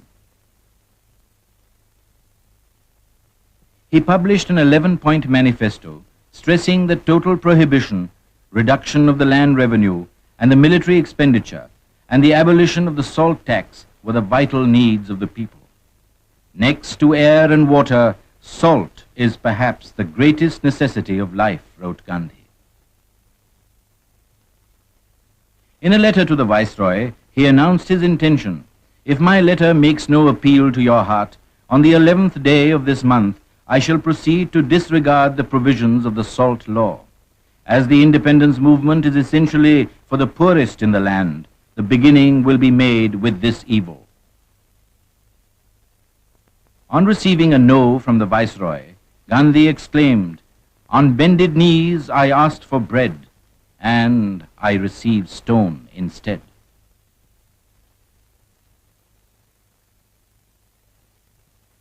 Gandhi resolved that he would himself perform the first act of civil disobedience by taking salt illegally from the sea with select ashram inmates for whom non-violence was an article of faith. India was preparing to vindicate its right to freedom. On March 9, 1930, crowds and crowds of men, women and children forded the river Sabarmati. 75,000 people met and in Gandhi's presence took the pledge, "Without achieving freedom for our country, we shall not rest in peace, nor will the government get peace."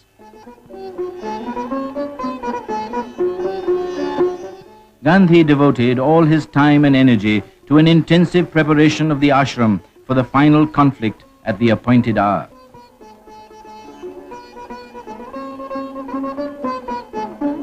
Everyone was on the tiptoe of expectation.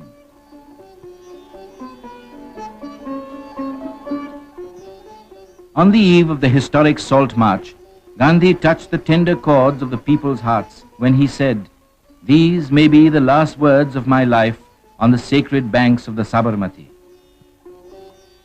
We have resolved to utilize all our resources in the pursuit of an exclusively non-violent struggle. Women can stand shoulder to shoulder with men in this movement."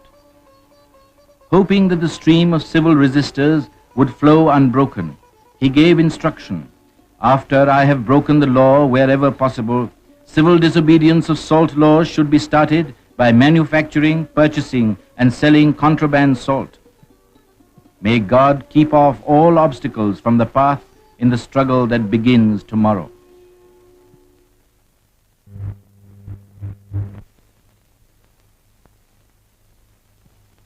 On March 12th, with the coming of daylight, India's soul was awake.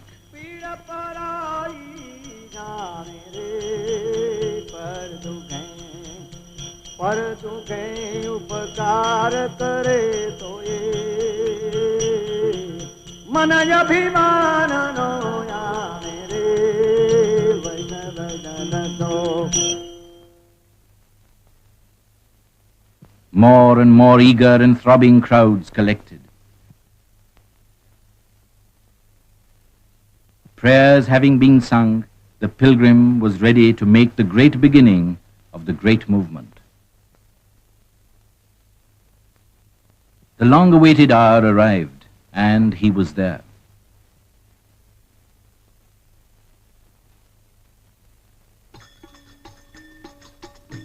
The great march for liberty began. Gandhi started on his 241-mile-long trek from the ashram to Dandi, a village on the sea coast, along with his chosen band of 78 ashram inmates, symbols of the national determination with a strong resolve and undaunted look. As the epic march began, multitudes thundered out their welcome to the revolution and expressed their will to do and die through the cries of Inqilab Zindabad. 61-year-old Gandhi, with his undying faith in the justice of the cause he was pursuing and in the success of the great campaign he had embarked upon, marched at the head of the procession with quick and unfaltering steps. The pilgrim marches onward on his long trek through the seas of humanity to the appointed place where India is first coming to grips with the great British Empire, observed Jawaharlal Nehru.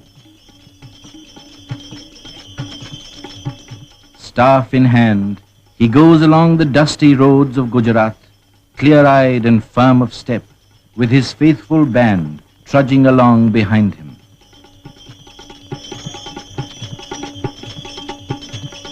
Many a journey he has undertaken in the past, many a weary road traversed, but longer than any that have gone before is this last journey of his, and many are the obstacles in his way.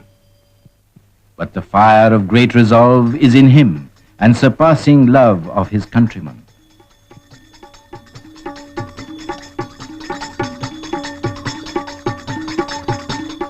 None that passes him can escape the spell, and men of common clay feel the spark of life. It is a long journey, for the goal is the independence of India and the ending of the exploitation of her millions.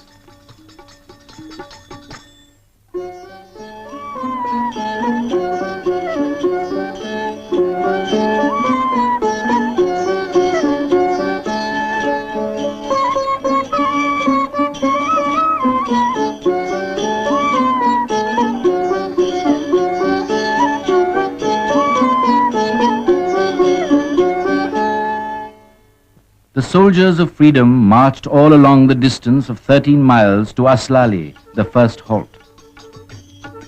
The villagers gave a ceremonial reception to the Satyagrahis on the outskirts of the village.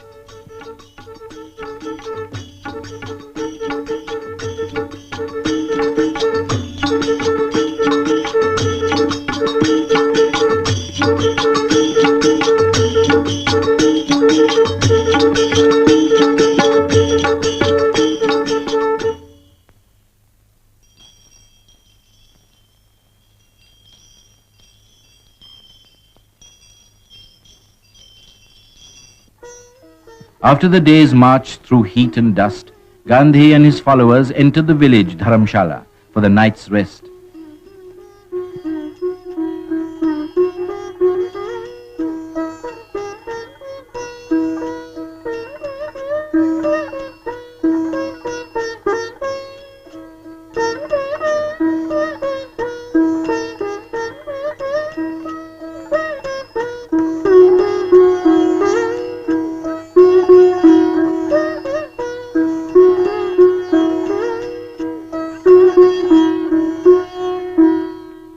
In the evening, the prayer meeting was held in the village.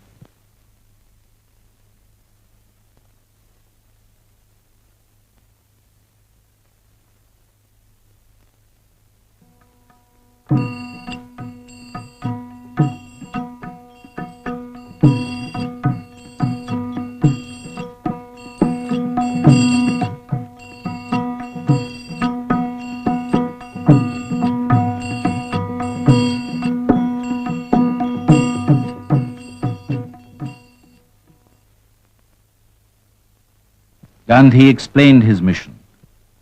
The soldiers of the first batch had burnt their boats the moment the march began. He added that he would not return to the ashram until the Salt Act was repealed and Swaraj won. He expounded the real nature of democracy. We want to establish a government which will not do anything against the will of the people. He exhorted the villagers to take to the spinning wheel, to look to the sanitation of the village, and to treat the untouchables with brotherly love. He also urged them to join the movement to break the most inhuman poll tax, as it would be a step forward on the way to Swaraj.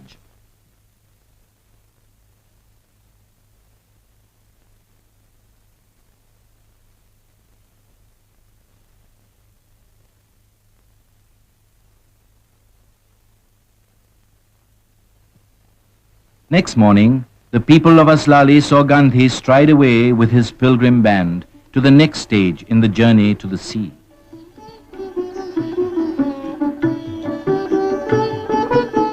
Daily, Gandhi tramped about 10 miles. On the way, he spoke on his familiar themes, beseeching the people to abjure alcohol, abandon child marriage, and, when the signal came, to break the salt law. As the procession marched through village after village, the people followed the fortunes of this marching column from day to day, and the temperature of the country went up. The army was marching in a disciplined manner. The agile general in front was indeed a source of inspiration to all. The march continued, and the message of sedition came in clearer and firmer tones. In 10 days, the marchers covered 115 miles, half the distance between Sabarmati and Dandi. The pitch of the people's emotion was rising, and so was the readiness for sacrifice. On the 15th day, the band reached Broch and crossed the river Narmada.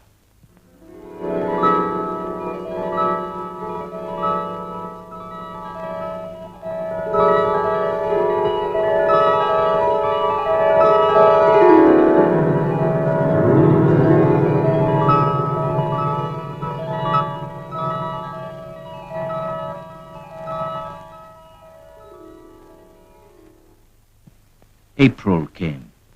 Gandhi drew near to the sea, and the country waited for the word to begin civil disobedience.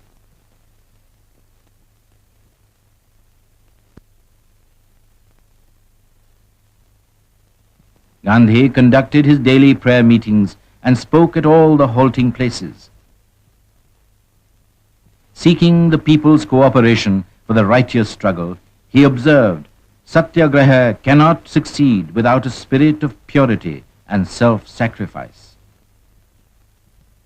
The rebel preached the duty of disloyalty. Loyalty to a state so corrupt is a sin, disloyalty a virtue. In the area traversed, several village headmen threw up their government jobs. Gandhi admonished his hosts for being lavish and extravagant in welcoming the marchers. In your hospitality towards servants like us, you will have to be miserly rather than lavish. He was confident of enlisting the cooperation of the people. It was his feeling that women would contribute more to the struggle for Swaraj than men.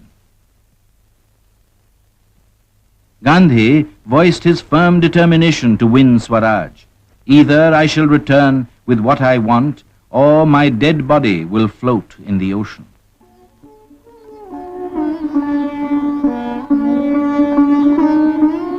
Monday was a day of rest every week.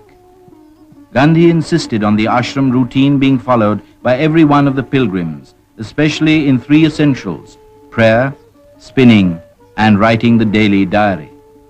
That rigorous self-discipline will generate in us, said he, a force which will enable us to retain what we have won.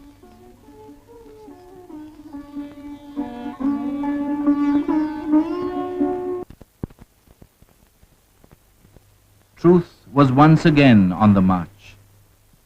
Never was the wave of patriotism so powerful in the hearts of Indians as it was on this great occasion. The eyes of the world were focused on Gandhi and on Dandi, a small village on the seashore in Gujarat, which was preparing to receive streams of men and women.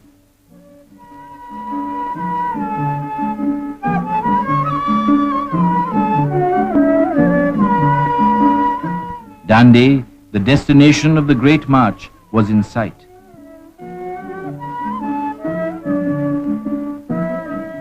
After a 241-mile-long trek, lasting for 24 days, the pilgrims reached the promised land on the morning of April 5th.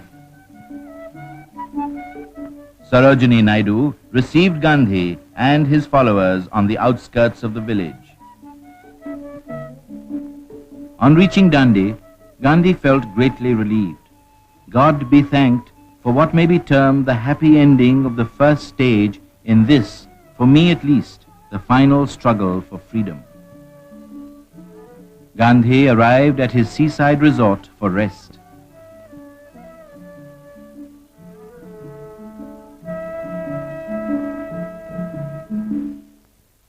After relaxing for a few hours, he set out to prepare the people for the war against the salt tax that was to begin next morning.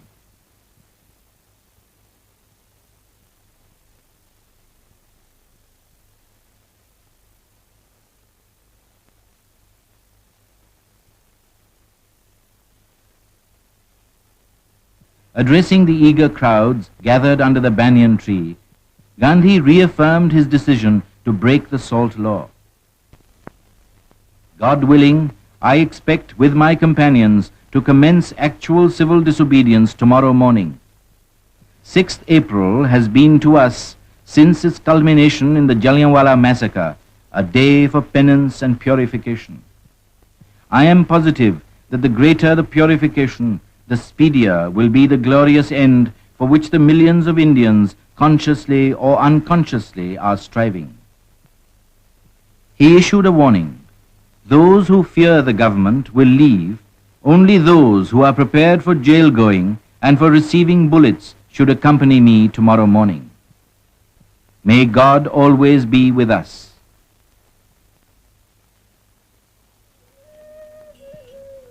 On April 6th, the first day of the National Week, Gandhi's morning prayer was more than usually solemn.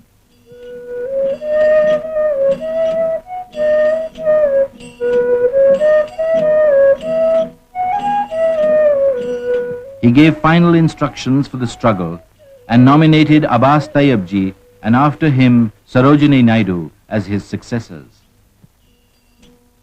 Soon after, Gandhi with his Satyagrahis proceeded for a bath in the sea before launching the struggle amidst deafening cries of Mahatma Gandhi ki jai.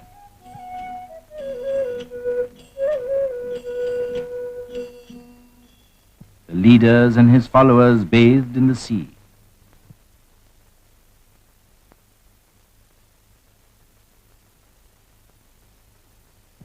After the dip into the sea, walking at a slow pace in solemnity, Gandhi picked up a lump of natural salt on the seashore, and the nefarious monopoly was broken. This was the signal for which the nation had been long waiting. The act performed, India had its cue.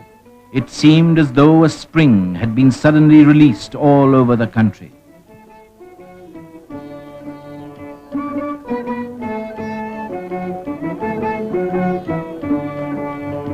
The agitation and disobedience spread to the far-flung regions. India was seething in revolt. It was open to anyone who would take the risk of prosecution under the salt law to manufacture salt wherever he wished and wherever it was convenient. The main thing was to commit a breach of the obnoxious law. The program impressed the multitude and made them act in an organized way.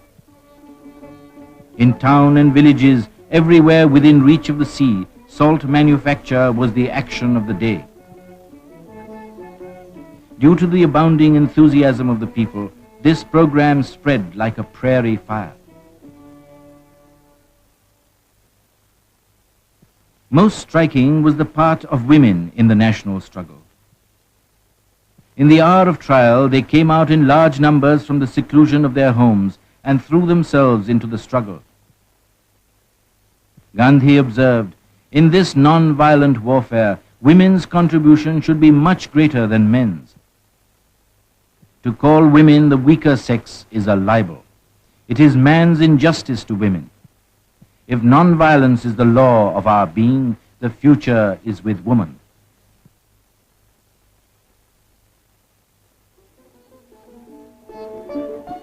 Many curious expedients were adopted to produce salt.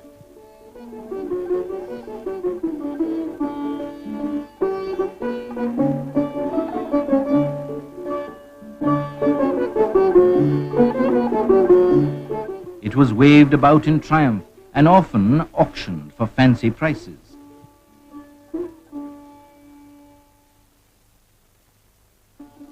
Nowhere had a law been more peacefully and yet more defiantly disobeyed. All honor to the people who were fighting this unequal battle with bravery and a firm determination to go through the brutalities and tortures perpetrated on them.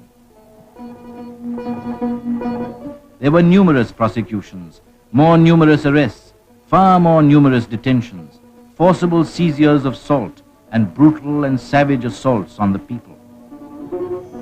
And yet, there was unbreakable peace everywhere, and greater determination to prosecute the campaign. The war against the salt tax continued.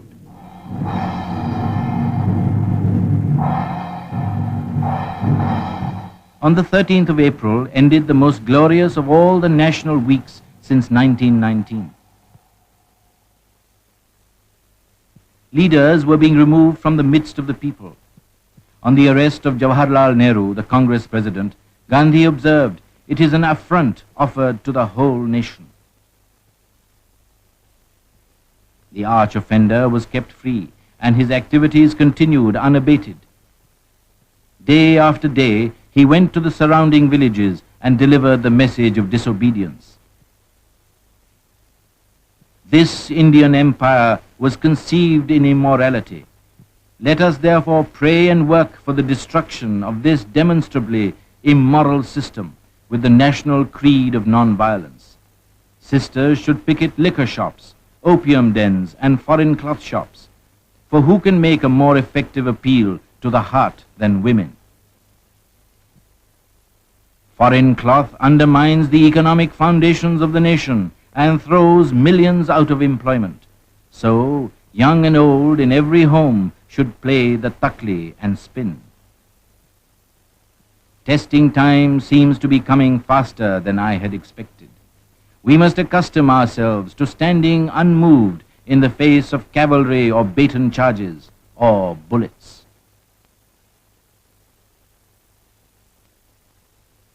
Gandhi sounded a warning to the black regime. If the government neither arrest nor declare the salt free, they will find people marching to be shot rather than be tortured. He explained the difference between freedom and license. Freedom is a fruit of suffering. License imposes suffering upon society, and labeled the government as a government of unbridled license. On the promulgation of the Ordinance of the Press Act, Gandhi advised the pressmen to be prepared for handing over their property along with their bodies to the authorities rather than sell their souls.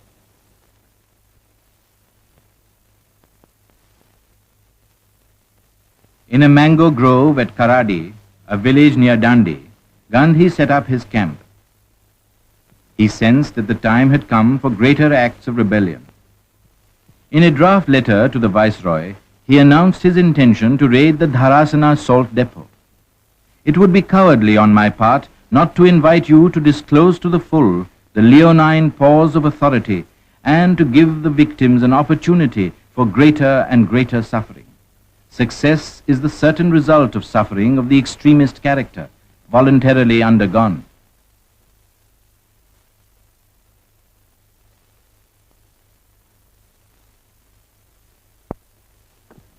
Gandhi and his disciples had gone to sleep in the palm leaf hut at Karadi. At dead of night, on May 4th, a sudden tramping of feet was heard, disturbing the quiet repose of the camp. A party of armed constables entered Gandhi's shack to arrest him under Regulation 25 of 1827. His message to the nation was, India's self-respect is symbolized, as it were, in a handful of salt in the Satyagrahi's hand. Let the fist holding it, therefore, be broken, but let there be no voluntary surrender of the salt. I would like our people to make the highest sacrifice of gaining life by losing it. The state prisoner was taken to his old quarters in the Yeravada Central Jail and was detained without trial under the most arbitrary law.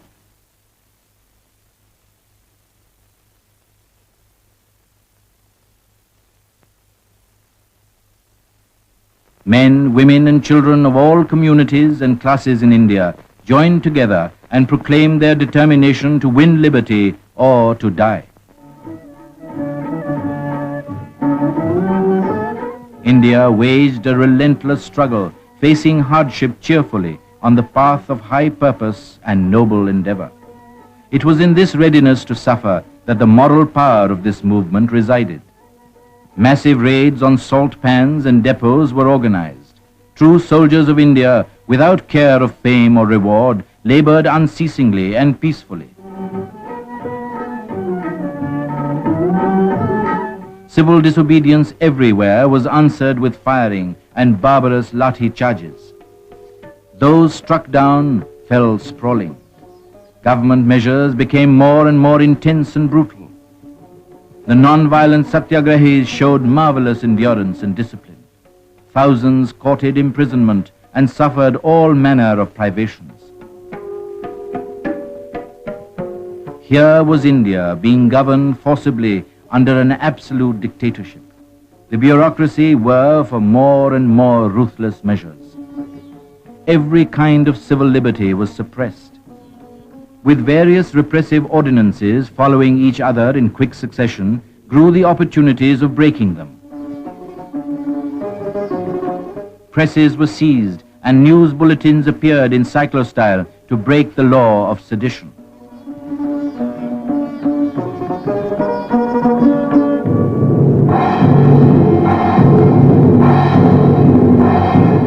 The boycott of foreign cloth and picketing of liquor shops was intensified. The peasantry were in fine mettle and the no-tax campaign was started. The events had given the people confidence in their national strength and stamina. India was in full revolt. Scores of members resigned from the legislature. The Congress committees were declared illegal. The police began mass arrests.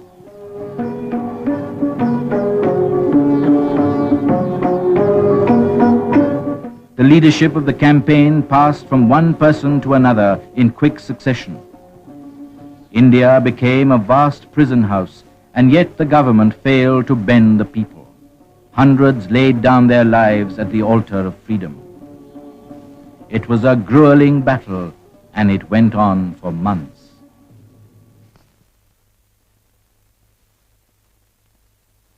With the Viceroy's consent, Tej Bahadur Sapru and M.R. Jayakar went to Gandhi in the Yaravada prison for peace parleys. On Gandhi saying that the Congress President Jawaharlal Nehru's must be the final voice, the Nehrus, Motilal and Jawaharlal were brought to Yaravada from the Naini prison to confer with him. After discussion with the negotiators, the Congress leaders declared that an unbridgeable gulf separated them from the British position. They maintained that the wonderful mass response to the movement was its own justification and laid down the minimum conditions for its withdrawal. The document stressed the right of India to secede from the empire.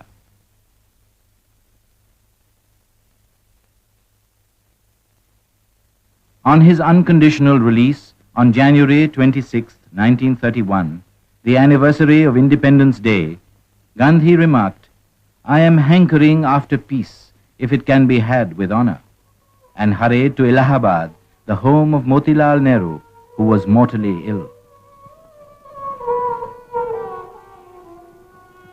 Motilal Nehru passed away on February 6th. With mingled pride and grief, Gandhi paid his tribute. The pyre is being dedicated at the altar of the nation.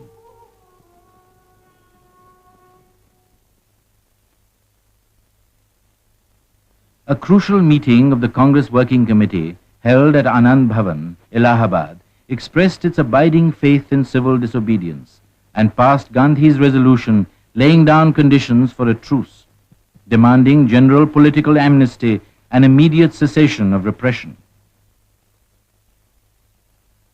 Always willing to go out of his way to meet the opponents and seeking to break the barriers of anger and distrust, Gandhi decided to leave no stone unturned to attain peace and undertook to negotiate with the Viceroy.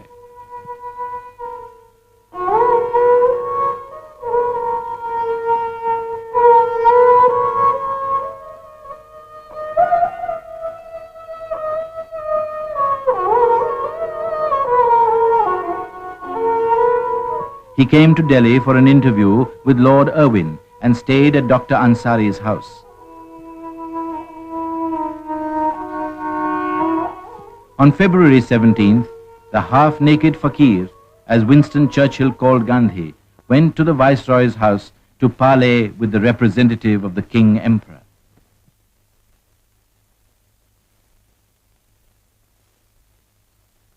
As the talks progressed, Gandhi soon summoned the members of the Congress Working Committee for consultation.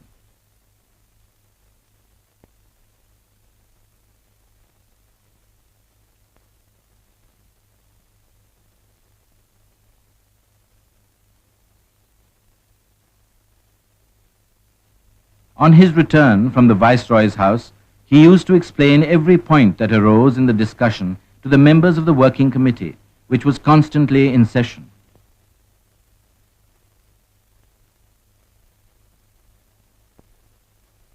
Gandhi was fully occupied. He met many people and talked on different matters.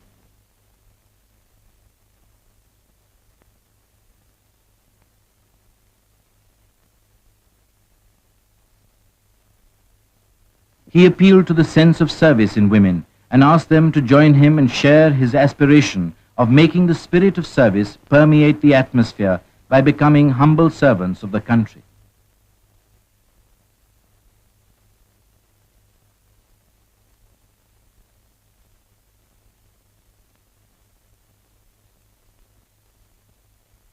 While the Gandhi-Irwin talks were suspended for a few days, Gandhi addressed a huge gathering in the Queen's Garden.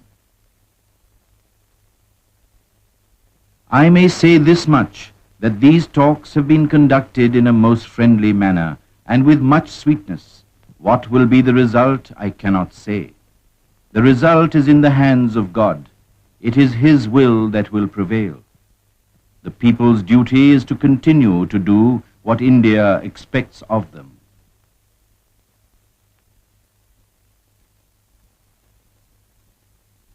After 8 meetings, spread over 3 weeks, the Gandhi-Irwin Pact was signed on March 5, 1931. The settlement was provisional and conditional. The vital question of the objective of independence remained. It is not wise to say which is the victorious party, remarked Gandhi. The prison gates opened. Thousands of civil disobedience prisoners were discharged and welcomed by the people.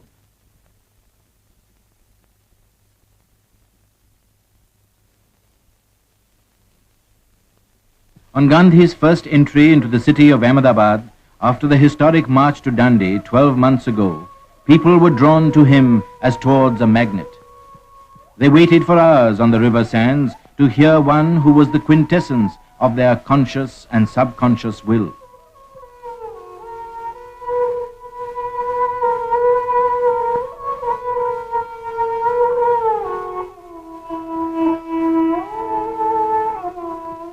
Replying to the citizens' address, Gandhi justified the provisional settlement and asked the people to respect it in letter and spirit, for though it did not give Swaraj, it opened the second door to it.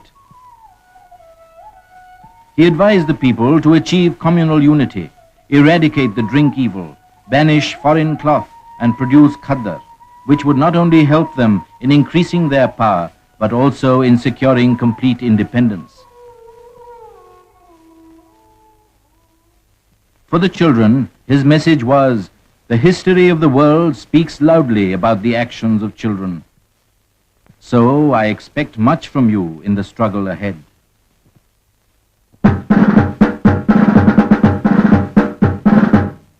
At the volunteers' rally in Bombay, Jawaharlal Nehru, the Congress president, after paying a tribute to the brave comrades, reaffirmed, it is truce, not peace. The Congress stands by the independence resolution. Jawaharlal Nehru characterized Gandhi as the father and apostle of the Indian Revolution. The Congress president said, by the sheer force of his personality and intense patriotism, he has always commanded our obedience.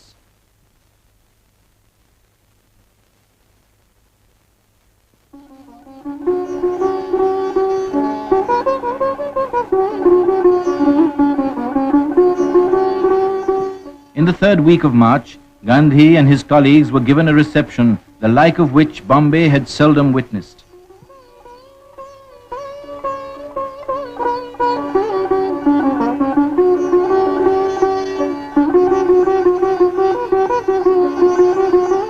Jawaharlal Nehru exhorted the citizens to keep up the spirit of the independence pledge and assured them, our ideal is unchanged.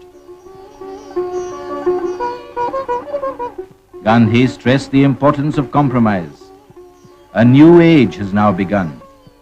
For full 12 months, we have developed a war mentality. Now we have to sing a completely different tune. The Satyagrahi, while he is ready to fight, must be equally eager for peace. The essential condition of compromise is that there should be nothing humiliating and nothing panicky about it. He declared that he did not conceive of any Swaraj in which the workers and the peasants had no hand in the administration of the state.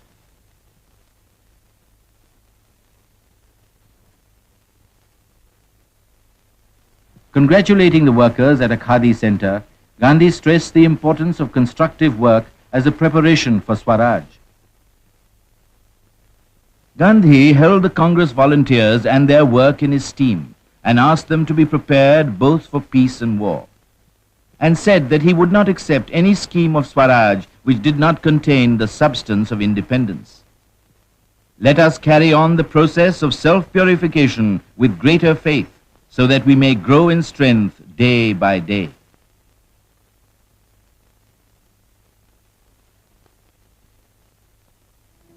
Despite Gandhi's desperate pleading, Bhagat Singh, Rajguru and Sukhdev were executed on the eve of the Karachi Congress.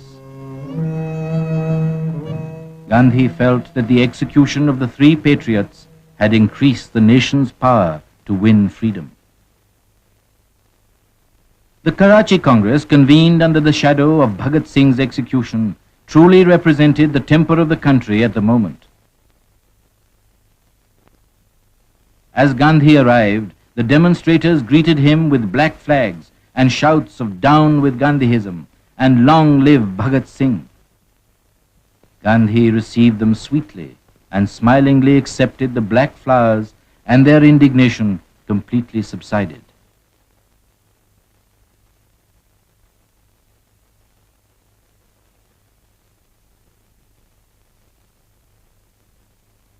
The Congress had a strong contingent of Khudai Khidmatgars, servants of God. They had played a conspicuous part in the civil disobedience movement in the frontier province under the leadership of Abdul Ghaffar Khan, called Frontier Gandhi. The annual session of the Congress met under the presidentship of Sardar Vallabhbhai Patel on March 29, 1931. "The Congress represents and exists for the millions" was the refrain of the President's address. At the Congress, the awakened spirit of the people was very much in evidence. It adopted a charter of fundamental rights embodying Gandhi's 11 points and a few more introduced by Jawaharlal Nehru, enumerating civic liberties, universal adult suffrage, free and compulsory education, and nationalization of key industries, and stressed the secular character of the state. Thus, the Congress took a step in the socialist direction to lessen the burden of the poor. The Congress session marked the pinnacle of Gandhi's popularity and prestige with the people. The Congress ratified the Gandhi-Irwin Agreement and appointed Gandhi as the sole Congress representative at the Round Table Conference.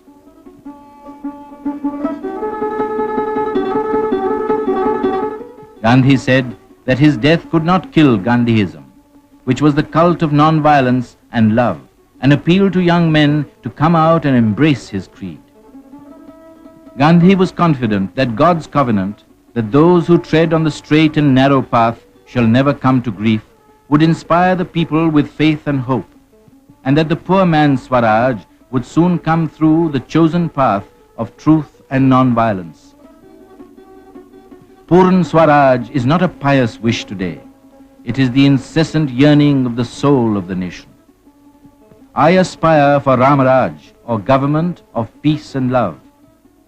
This is my only dream. The Karachi Congress gave Gandhi an unrestricted mandate and invested him with full authority to speak and act in the name of the country.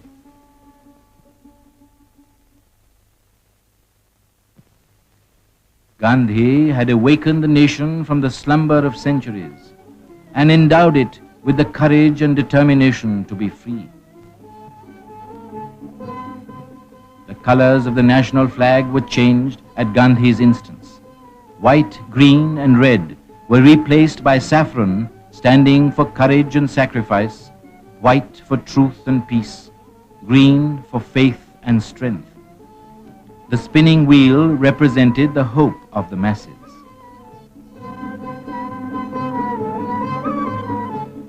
For Gandhi, true defense of the flag consisted in assimilating the qualities represented by the colors and in giving the spinning wheel a place in every home. He explained, "We have nearly 700,000 villages, a large number of which are living in a condition of semi-starvation. And they do so because they have no employment for nearly 6 months in the year. That being the case, it is necessary to find some supplementary occupation. Such an occupation is hand spinning."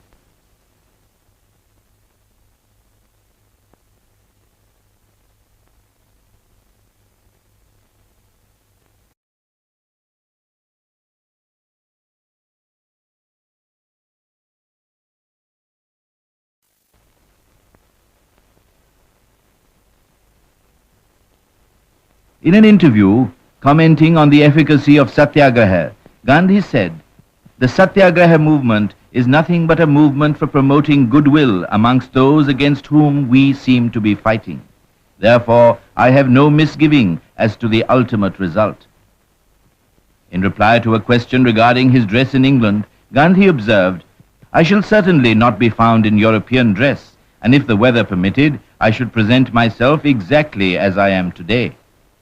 When asked whether he would stick to his dress if invited by the King of England, he replied, "In any other dress I should be most discourteous to him, because I should be artificial." The political atmosphere deteriorated. The sense of conflict grew. Gandhi toured Gujarat to give comfort and courage to peasants in the villages ravaged by revenue officials. The Delhi Treaty was being broken in all its clauses. Peasants were subjected to coercive processes. Gandhi appealed to them to fulfill their part of the settlement, irrespective of the government doing it or not. The government stiffened its back and tightened its hold. A long and unsatisfactory correspondence followed between Gandhi and the Viceroy. The continuing harassment in the country was an indication to Gandhi that he must not sail to attend the Round Table Conference. In the final effort to reach a satisfactory arrangement with the government, Gandhi reached Simla once again on August 25th.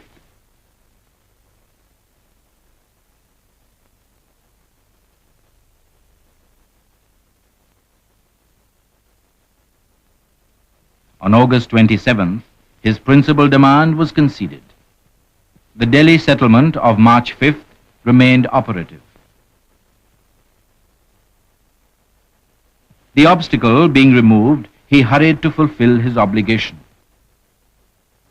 Gandhi reached Bombay on August 29th to catch the boat in time. A special passport was issued to enable him to make a dash for London.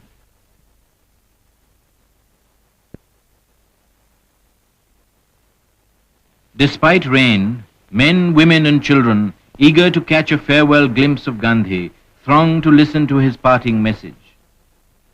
"I must go to London with God as my only guide. The horizon is as black as it could be. There is every chance of my returning empty-handed. I shall endeavor to represent every interest that does not conflict with the interest of the dumb millions."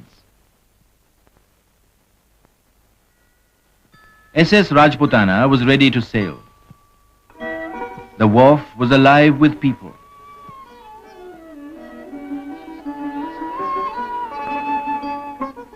The Indian plenipotentiary arrived not for waging a battle of diplomacy, but for embarking on his mission of asserting the right of the Indian people to be masters of their destiny and cultivating friendship with the world, for he could not think of permanent enmity between man and man.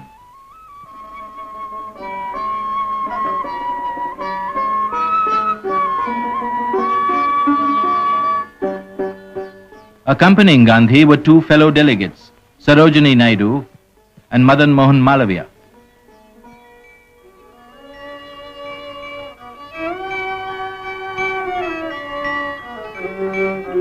The innermost thoughts and feelings of the people were, "Go forth to quaff the bitterest draughts that may yet be in store for you. Let not the thought of our misery and misfortunes make you pause. You have taught us to suffer cheerfully. You have stiffened our tender hearts into steel. What if you return empty-handed? Go and proclaim to mankind your message of love and brotherhood." At noon on August 29th, the Rajputana steamed out. Jawaharlal Nehru watched the ship that carried the sole representative of 1/5 of the human race to the Arabian Sea and the far west.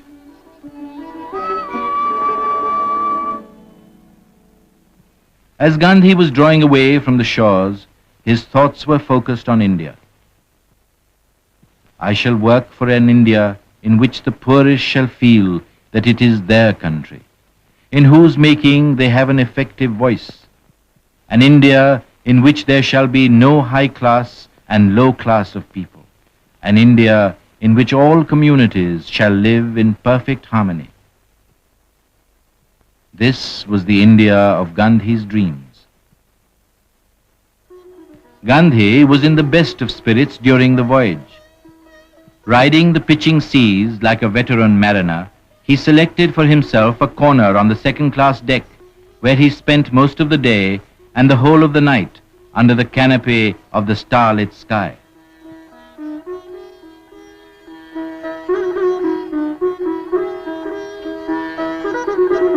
The quaint traveler carried the scantiest of luggage and scrupulously observed his daily routine on board the ship.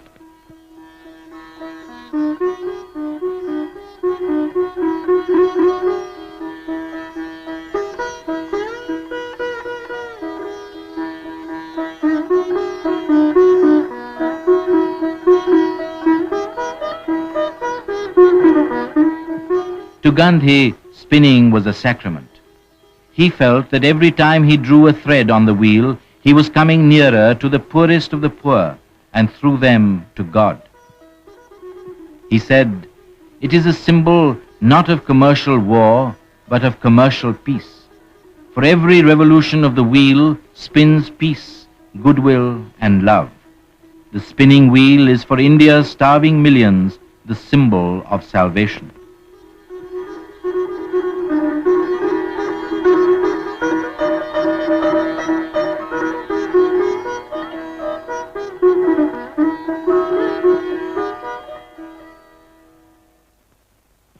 In a jubilant and almost boisterous mood, he played fairy godfather to a child.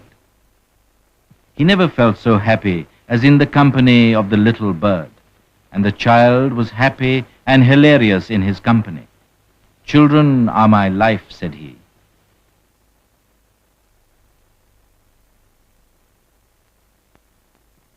He mixed with his fellow travelers, capitulated smilingly to passengers seeking snapshots, and gave autographs.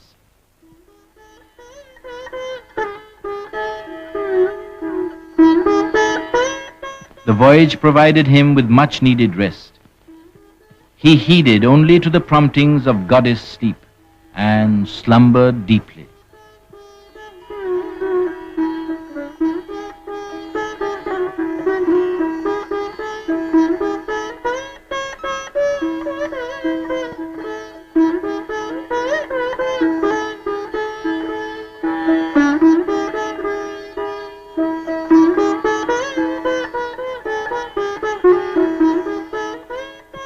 He spent time in reading and writing, answered correspondence, and sent dispatches to his papers.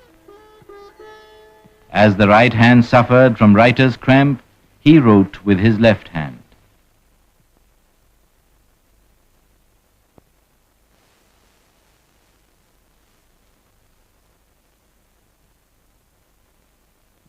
Gandhi gave his testimony on prayer. "Prayer has been the saving of my life. As food is indispensable for the body, so is prayer indispensable for the soul. I am indifferent as to the form." His host, the captain, treated him with every mark of respect and invited him to go round the ship. "I am your prisoner for a fortnight," said Gandhi.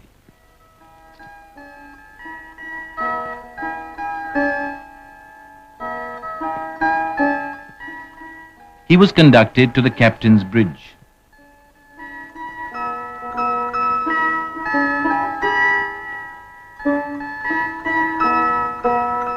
He tried out the various nautical instruments and exhibited keen interest in each device.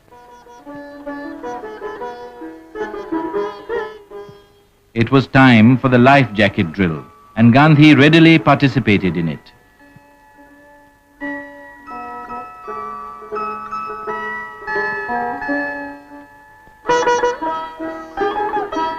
Throughout the voyage, Gandhi endeared himself to the fellow passengers by his unfailing courtesy and gentleness.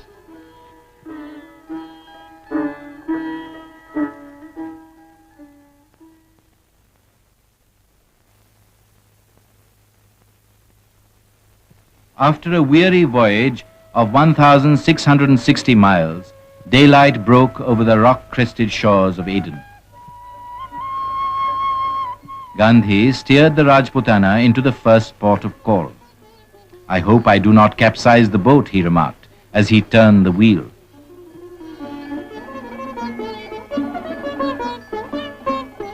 A big welcome awaited Gandhi at Aden.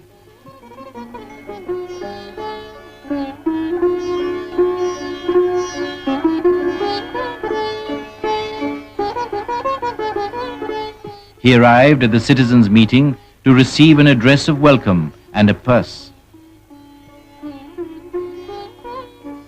In his first public speech outside the Indian subcontinent since 1914, he declared that India did not stand for isolated independence. 1/5 of the human race becoming free through non-violence and truth can be a great force of service to the whole of mankind. He extolled the simple way of life associated with the Caliphs and told the Arabs to help solve the Hindu-Muslim problem.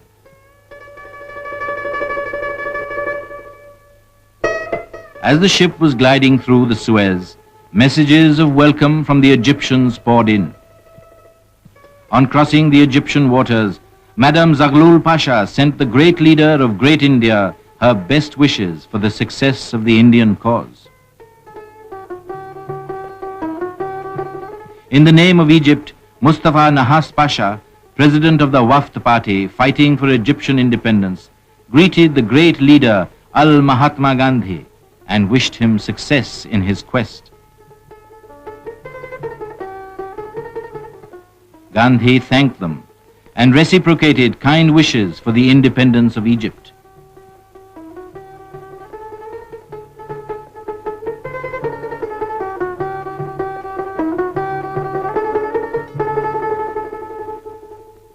At Port Said, Gandhi told the journalists on board the ship that he would heartily welcome the union of the East and the West, provided it was not based on brute force.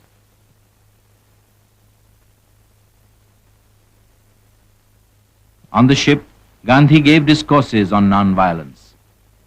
His contention was that as life persisted in the midst of destruction, there must be a higher law, the law of love, which worked like the law of gravitation, that the force of non-violence was infinitely more subtle than the material force of nature, and that opponents should be conquered with love.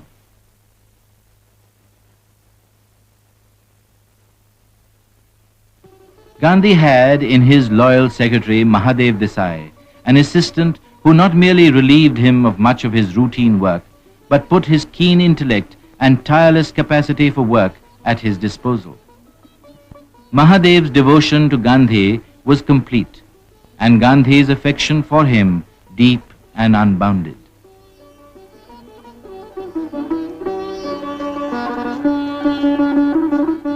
On the misty, cold morning of September 11th, SS Rajputana anchored at Marseille.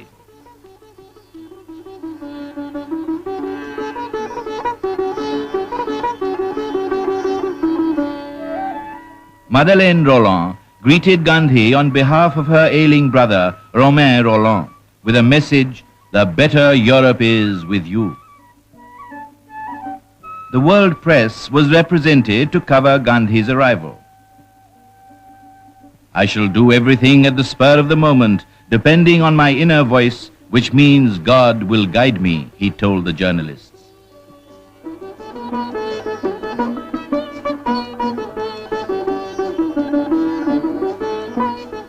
When the spiritual ambassador of India alighted on the soil of war-weary Europe, he was hailed with shouts of "Vive la Gandhi!"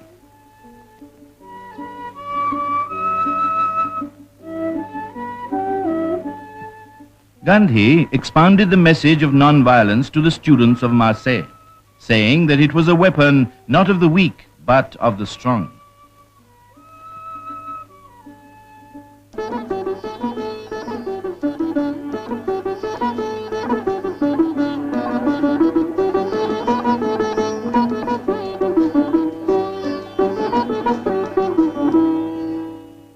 On the train to Port Boulogne, a correspondent asked, How long you intend to be in London, Miss Gandhi? I know your trick.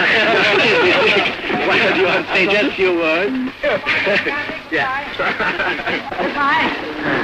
Would you say a few words for France, Mr. Gandhi? Only for French. I can call the French.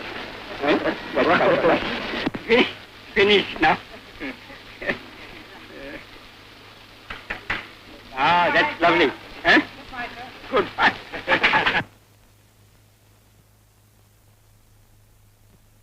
At Port Boulogne, Gandhi was given a friendly ovation. The party boarded the Channel boat to Folkestone.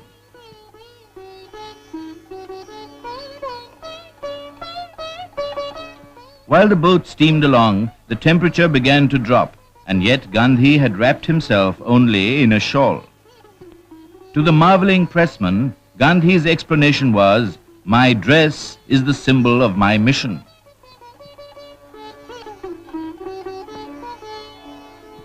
At Folkestone on September 12th, Britons gathered to greet the guest of the nation.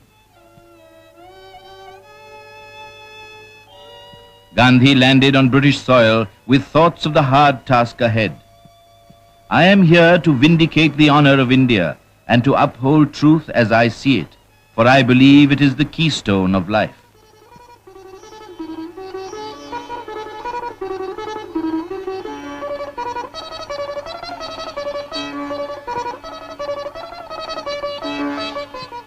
He was driven straight to the Friends' house in London. A surging crowd stood for hours on Euston Road awaiting Gandhi's arrival.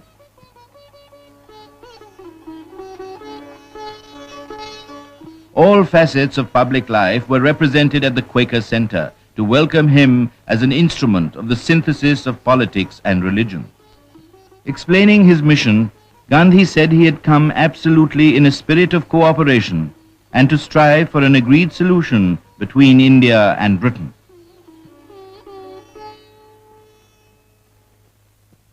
Gandhi had accepted Muriel Leicester's invitation to stay at Kingsley Hall, a centre dedicated to the slums of London. The people of East End opened their homes and hearts to him. A little cell on the flat roof with an open view was put at Gandhi's disposal. The members of every section of Bow assembled outside Kingsley Hall to welcome Gandhi. I am thankful that I got this opportunity of being surrounded by these happy children and seeing the homes of the poor.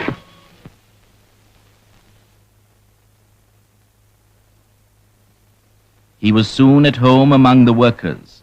He felt happy because he got here a taste of the life he was pledged to live. Then began the inrush of visitors of every shade of opinion. The Pearly King, accompanied by his son and daughter, came to pay respects to the distinguished visitor in his domain. Gandhi greeted the costermonger royalties who offered him their best oranges. Take the orange, yes. Thank you, thank you, thank you. I take only one, I take two. Kill.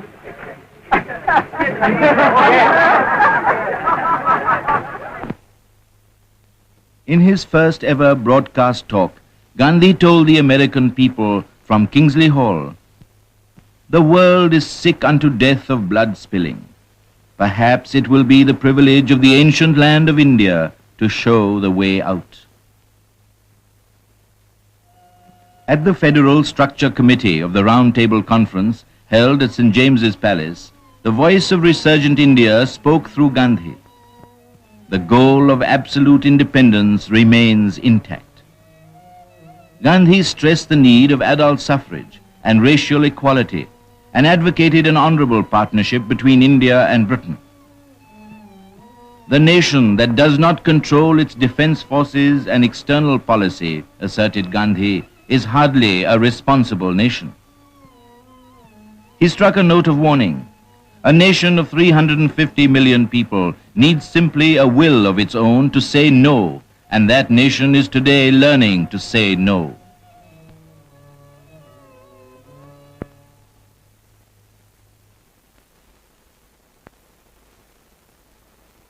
To create greater understanding about India's case, Gandhi spent more time in meeting leading celebrities and visiting interesting places.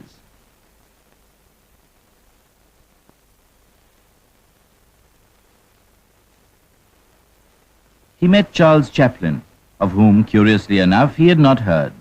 They talked about the toilers, the underfed, and the use and misuse of machines. Gandhi's visit to Lancashire afforded him an opportunity to come into friendly contact with the mill owners and workers.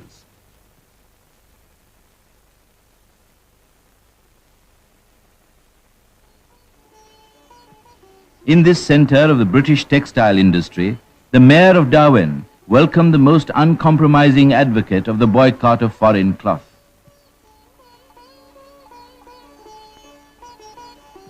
Asking the workers not to attribute their miseries to India, Gandhi poured out his heart to them. I would be a false friend if I were not frank with you. He explained how economics, ethics, and politics were inextricably mixed up in his life. My nationalism is not so narrow that I should not feel for your distress. I do not want my country's happiness at the sacrifice of any other country's happiness.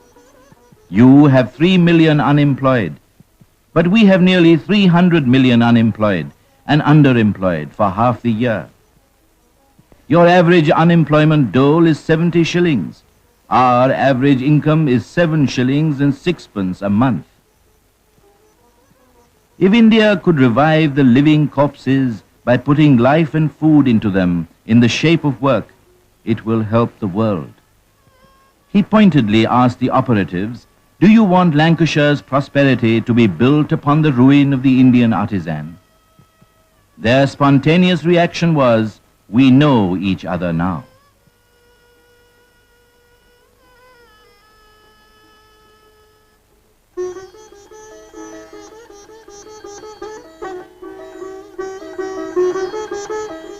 He would just like to say a few words.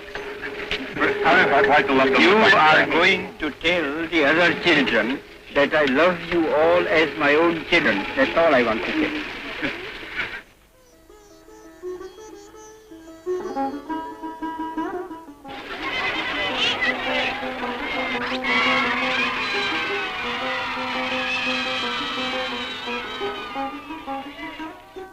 Gandhi expressed his gratefulness.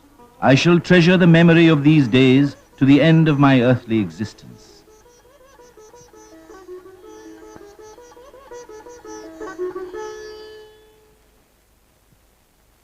In a recorded talk, Gandhi sought to prove the existence of the benevolent power God. I do dimly perceive that whilst everything around me is ever changing, ever dying, there is underlying all that change a living power that is changeless, that holds all together, that creates, dissolves, and recreates. That informing power or spirit is God. For I can see that in the midst of death, life persists. In the midst of untruth, truth persists. In the midst of darkness, light persists. Hence I gather that God is life, truth, light. Faith transcends reason.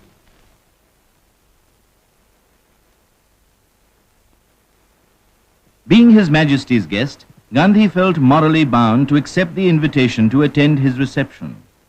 He went to Buckingham Palace in his usual dress.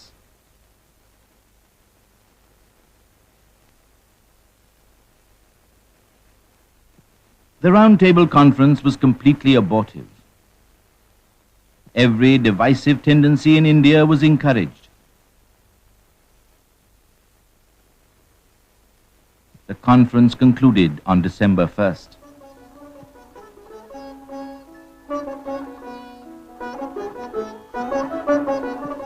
Gandhi's 12-week stay at East London, which afforded him an opportunity to see the best side of human nature and lent support to his belief that at the bottom there was neither East nor West, came to an end.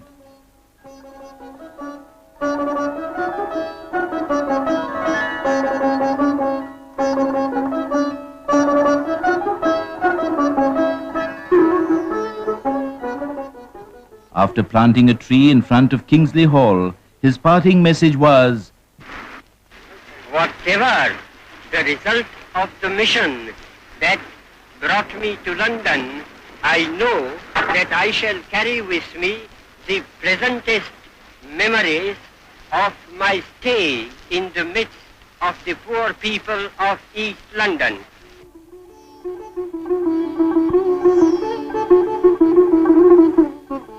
On December 5th, 1931, Gandhi left Britain without any disappointment.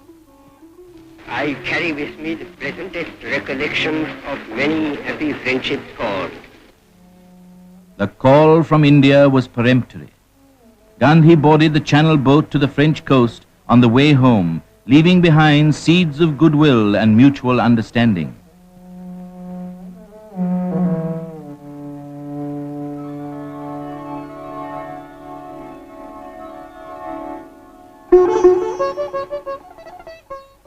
On his homeward journey, Gandhi landed in France. The crowds overwhelmed him with their welcome.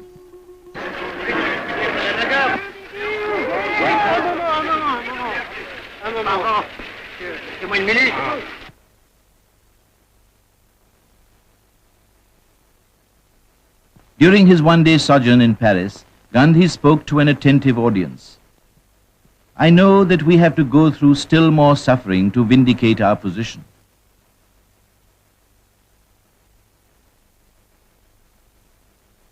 Next day, he departed for Switzerland.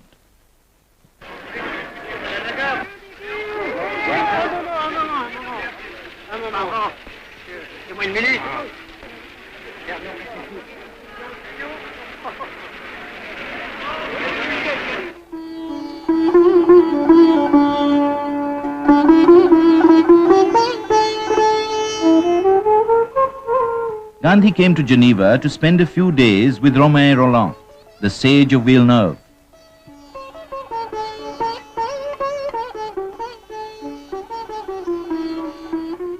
The two kindred souls, tormented by the spirit of darkness engulfing the world, met at Villa Olga on the bank of Lake Léman. Rolland described the blighting effects of exploitation and the perils of war. Gandhi affirmed that nations should cease to answer violence with violence.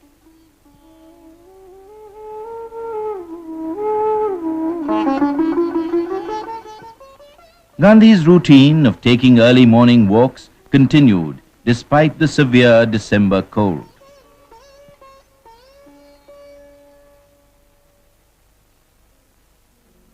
One evening, at Gandhi's request, Rolland played on the piano an andante movement of Beethoven's Fifth Symphony, representing the triumph of the heroic will over the deepest gloom.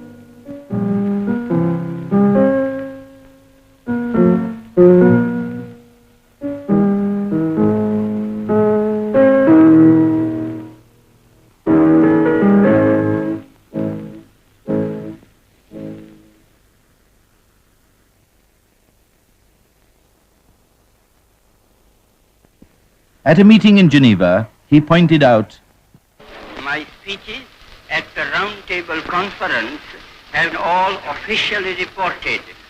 Meanwhile, I must ask you to believe me when I say that I have never made a statement of this description, that the masses of India, if it became necessary, would resort to violence. All that as you like. It is complete independence that we want."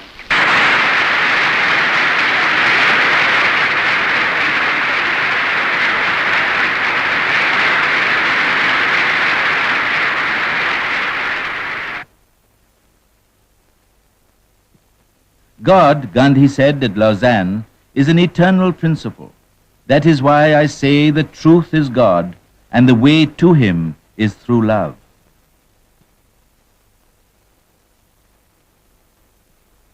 After 5 days' stay in Switzerland, Gandhi left for Italy.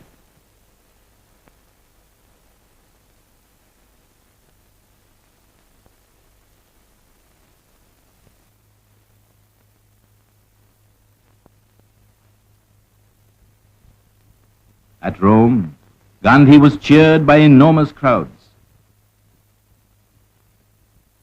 He was received by General Maurice, a friend of Romain Rolland.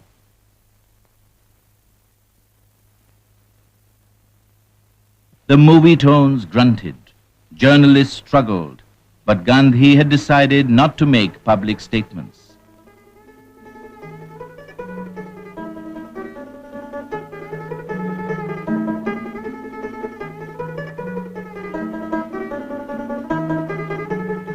During his 3-day stay in Rome, he had a packed schedule. He was able to see something of the ancient city.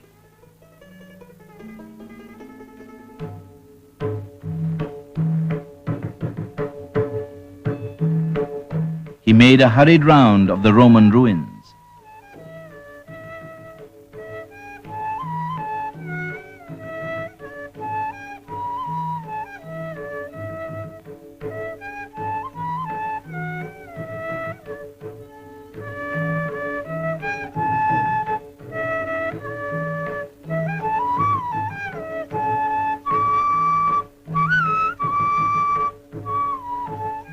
The Vatican galleries were specially opened for Gandhi. Their art treasures interested him immensely. Gandhi's eyes fell on a striking statue of Christ.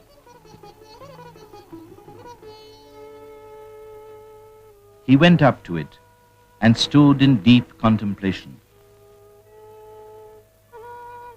Gandhi saw here that nations, like individuals, could only be made through the agony of the cross, and that joy came not out of infliction of pain on others, but out of pain voluntarily borne by oneself.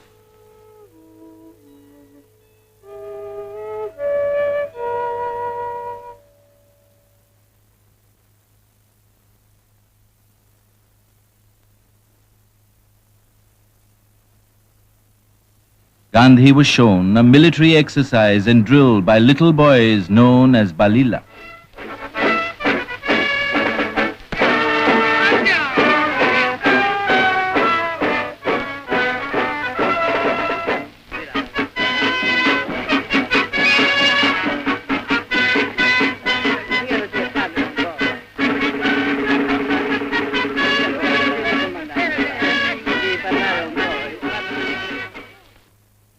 It has given me very great pleasure to see all these young children hale and hearty. Right enough. Thank you very much.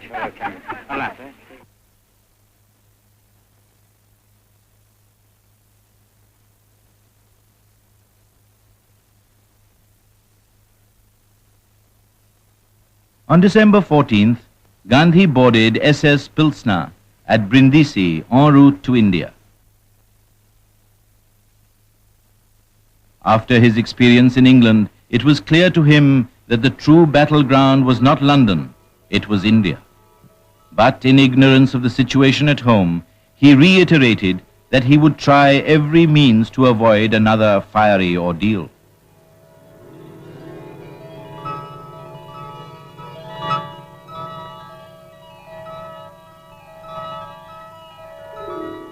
On December 28th, 2 days after the arrest of Jawaharlal Nehru, Gandhi reached the shores of India.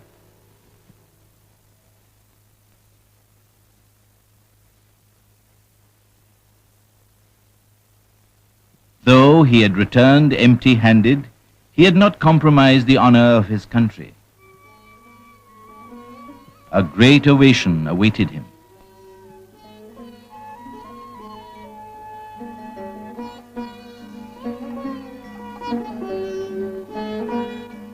Gandhi was unprepared on landing to find intensified repression and special ordinances in operation. The truce had been done to death.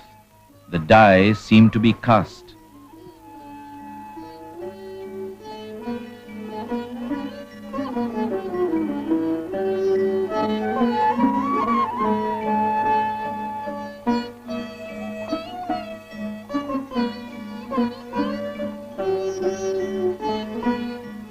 Bombay staged a magnificent welcome to Gandhi.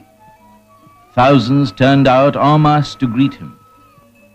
The streets were lined with greatly excited crowds.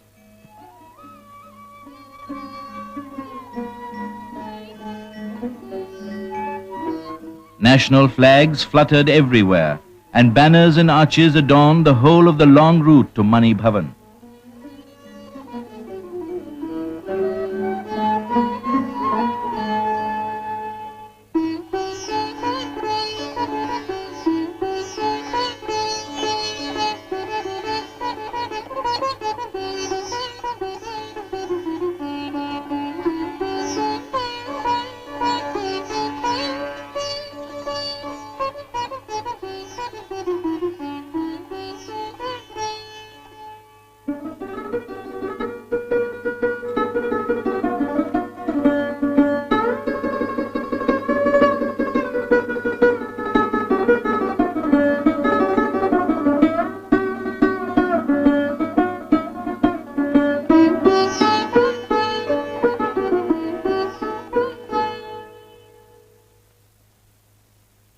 Gandhi encamped on the terrace of Mani Bhavan and acquainted himself with the situation.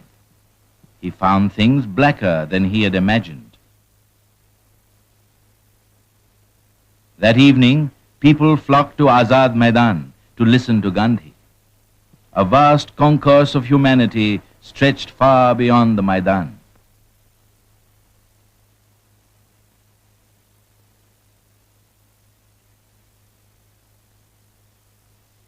At 5 o'clock, Gandhi arrived to give his appraisal of the situation and ascended the 20 feet high rostrum.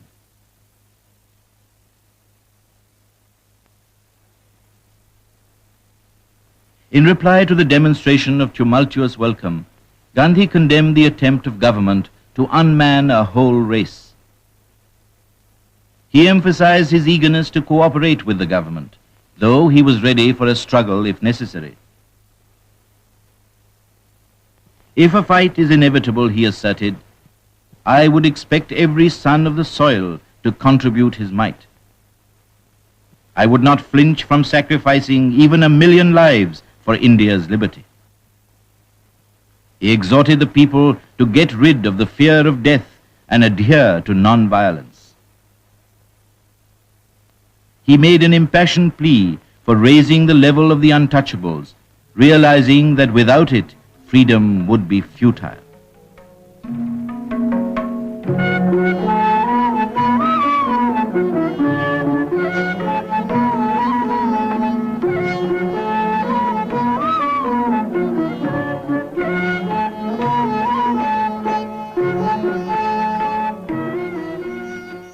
Gandhi gave detailed account of his work in Britain to the members of the Congress Working Committee. He discussed the grim situation in the country with his colleagues and sought an interview with Lord Willingdon to find a way out.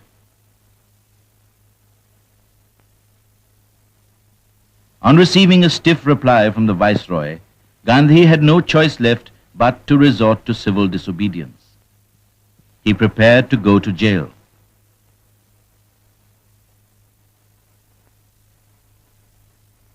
His message to the nation was to wake up from its sleep and respond to the challenge of the government without hatred or malice, for our quarrel is not with men, but with measures.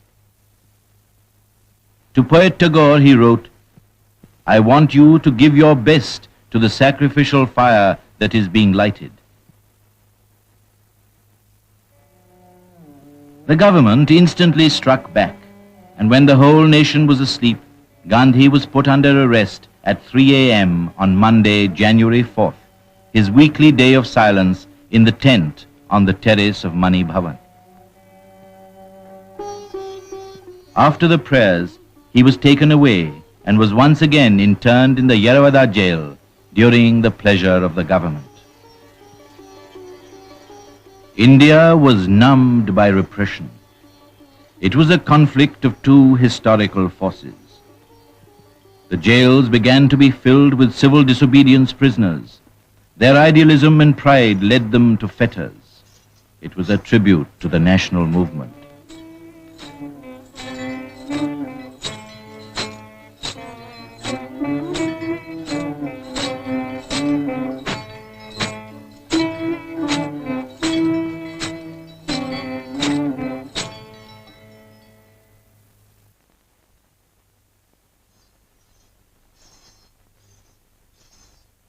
Week after week, news of black repression all over the country trickled into Gandhi, cribbed in the prison yard. But, as conveyed in his letter to the Secretary of State for India, what filled his mind above all was the contemplated separate electorate for the depressed classes under the new constitution. On August 17, 1932, the British Premier's Communal Award confirmed Gandhi's fear of a perpetual bar sinister which separated the untouchables from the Hindu fold. Gandhi felt impelled by a voice from within to offer resistance with the whole of his being. He informed Ramsay MacDonald that he would fast unto death from the noon of September 20th if the decision was not abandoned.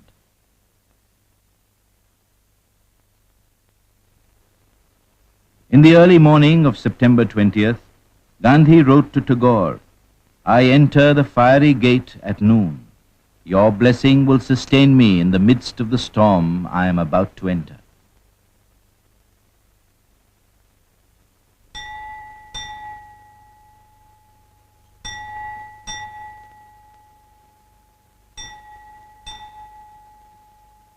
In a yard of the gaunt grey prison at Yeravada, the fateful hour approached.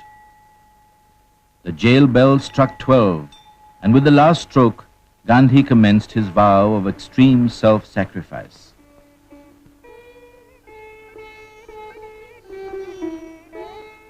In a press interview, he explained, "I have undertaken fast at God's call for the eradication of untouchability, root and branch.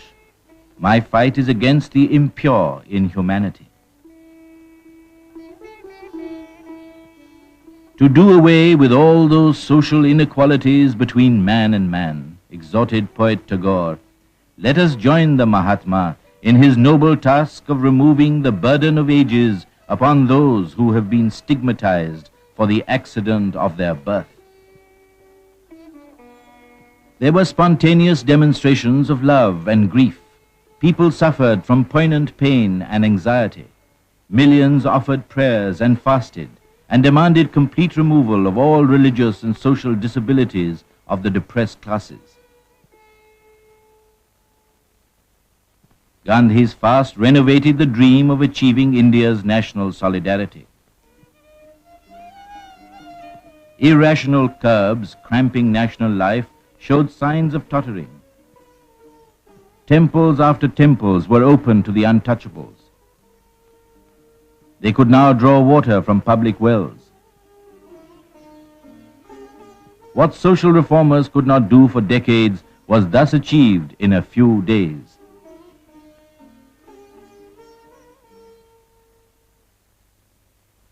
While the whole country outside was seething, 63-year-old Gandhi, under the shade of a mango tree in a segregated prison yard, was perfectly calm and serene.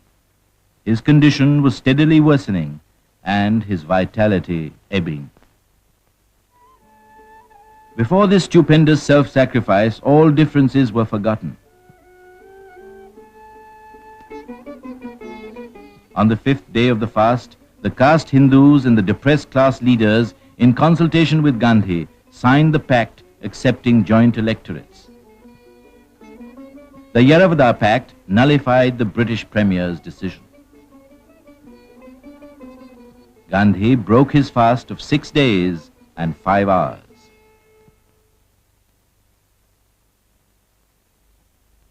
Naming the untouchables as Harijans, God's own people, Gandhi began conducting the weekly Harijan from the prison, which brought about a renaissance of faith and hope for millions. Pleading for temple entry, he argued, it is the one spiritual act that would assure the untouchables that they are not outcasts before God.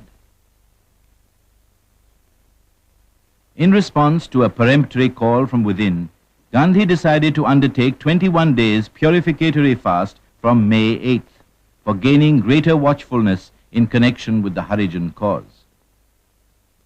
He was released on the same day and he completed his fast in Pune.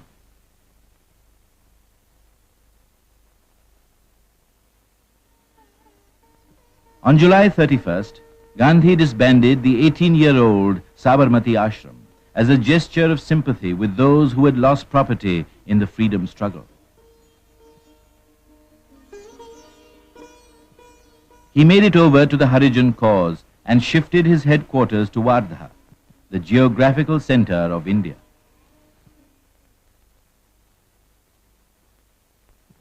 On November 7, 1933, Gandhi started from Wardha on an all-India tour for the uplift of the downtrodden Harijans and to restore equality between man and man. His plea was, the inner oneness pervades all life. God is one, and all life is from him and in him. Untouchability is the very negation of this magnificent truth.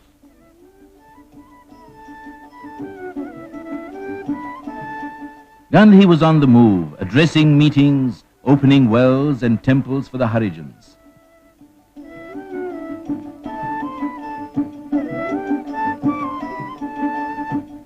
He auctioned articles presented to him and collected funds for their cause. People loosened their fists, coins and jewelry poured in. His reaction was, I want your hearts also with your money.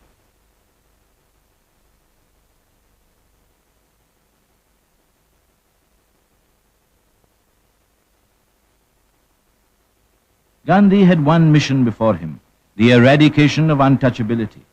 If we believe that we are all children of one and the same God, asked he, how can there be untouchability amongst us, his children?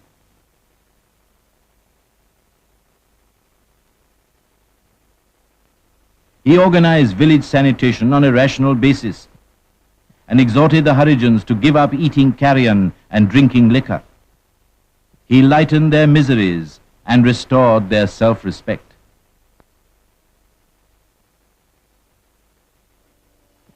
While Gandhi was touring South India, a great earthquake shook North Bihar on January 15, 1934.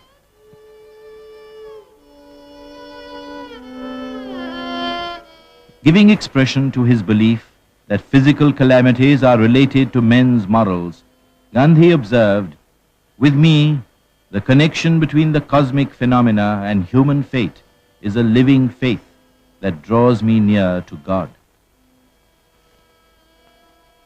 He suspended his tour, rushed to the scene of the calamity, and proved to be a source of solace to stricken Bihar.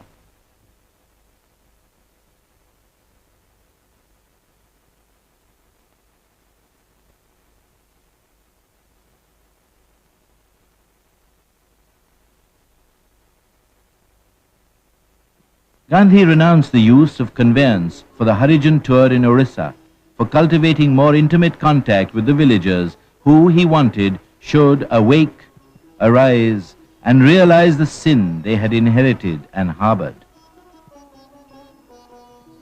Gandhi's whirlwind Harijan tour of the country ended at Banaras on July 29, 1934. The impression left on his mind was that untouchability is on its last legs.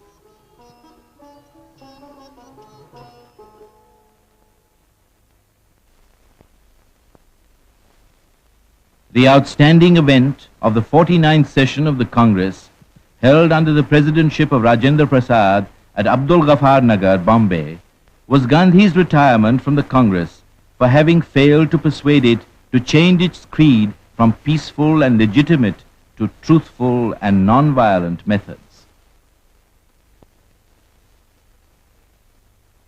On October 28, 1934, the Congress reiterated its confidence in Gandhi's leadership while reluctantly accepting his decision.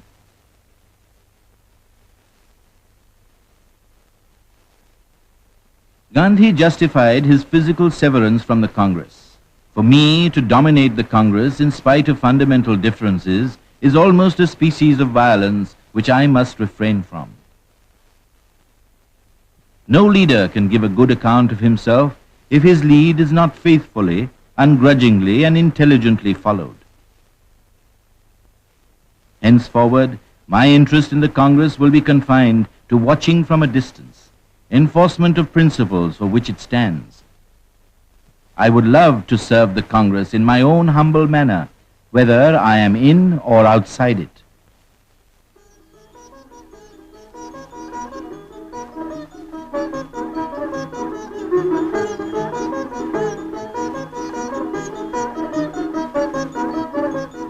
Realizing that revivification of the villages, which were perpetually exploited, was a necessity if India was to exist and a remedy for its progressive poverty, Gandhi took his abode in the ashram at Wardha.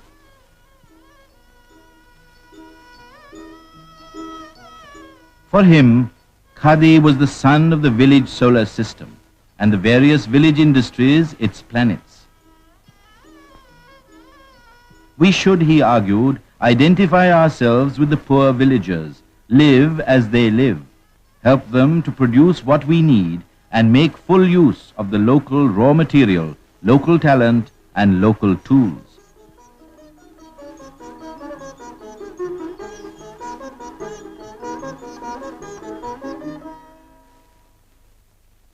Distressed at the penetration of the machines in the villages, Gandhi observed, from times immemorial, the villages of India have been pounding their own paddy.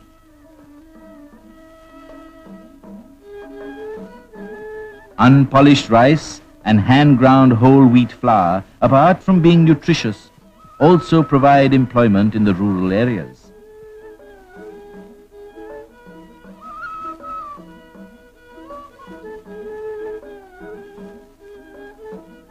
We have suffered the village oilman to be driven to extinction, and we eat adulterated oils. Gandhi persuaded the villagers to take to more rational ways of diet. In all our dietetics, he argued, we mistake the shadow for the substance, preferring bone-white sugar to rich brown jaggery.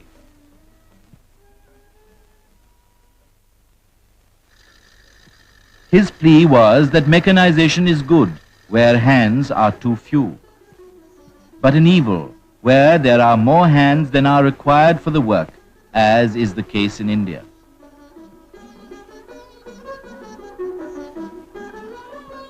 The remedy suggested by him was the protection of the village industries, the village crafts, and the workers behind them from the crushing competition of power-driven machinery.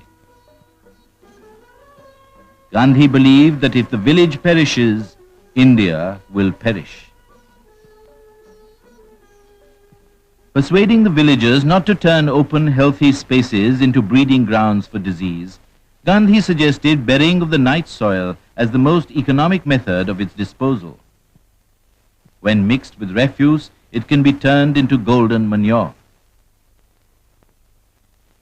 So long as you do not take the broom and the bucket in your hands, you cannot make your towns and cities clean.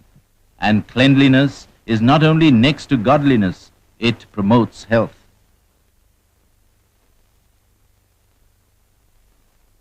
Gandhi believed in the infinite capacity of the soul for self-control. He gave a stern warning that birth control by artificial means will lead to moral bankruptcy. He regarded women not as an instrument of animal pleasure, but as the mother of man and a trustee of the virtue of her progeny.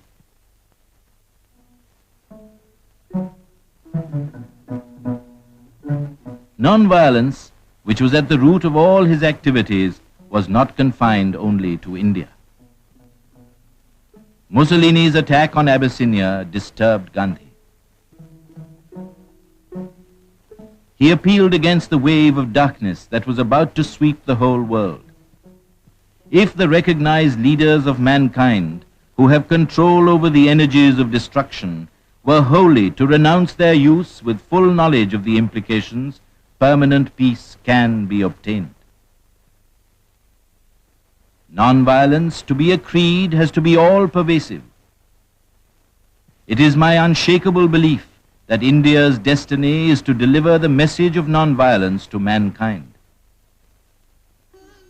Being convinced that the real India dwelt in her villages, Gandhi tramped to Segaon, later called Sevagram, a decadent village 5 miles from Wardha, on June 16, 1936, to attain self-realization through the service of the village folk in steadfast faith.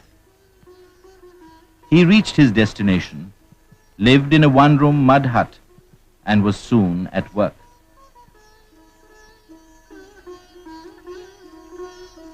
Visitors from far and near began to gravitate here. Drawing inspiration from his new abode, he associated the villagers with the community life of the ashram. Sevagram Ashram was but an experiment in truth and non-violence. Gandhi lived here with Kasturbai as a villager of his dream. The simple life was his chosen way.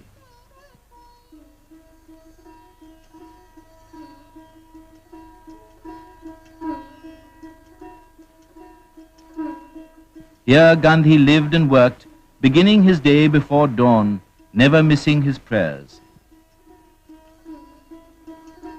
The little hut remained the scene of his many activities from morning till night.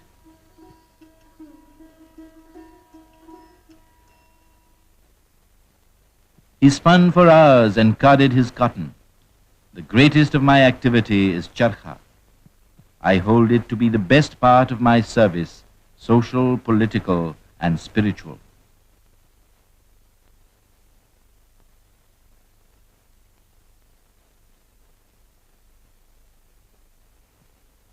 Sometimes he was engrossed in examining the details of the latest model of the spinning wheel and making suggestions to the designer. People, high and low, sought refuge in the little mud hut where he dwelt. It also became the venue of the meetings of the Congress Working Committee.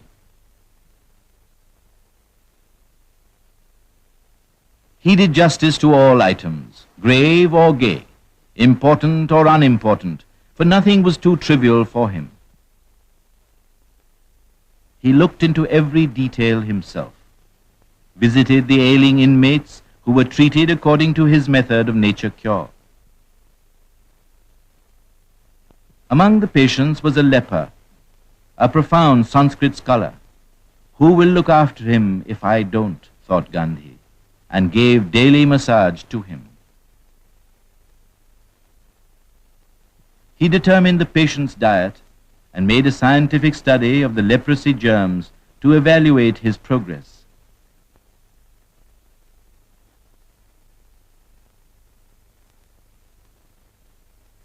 He never failed to greet the newborn calves in the ashram.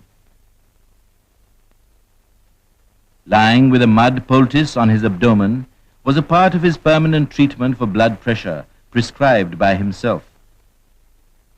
He knew the wonderful properties of Mother Earth. That is why, instead of treading upon it, I have it on my head and on my abdomen, he said.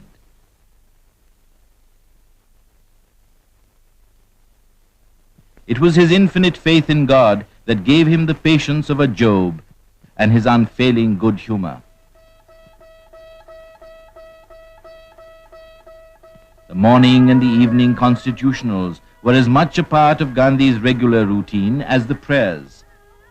Details about the kitchen or the crops were discussed with those in charge of them. Often, interviews of a serious nature were given, and press statements dictated during the walks. In accordance with his desire to be in tune with the infinite, he slept under the open sky.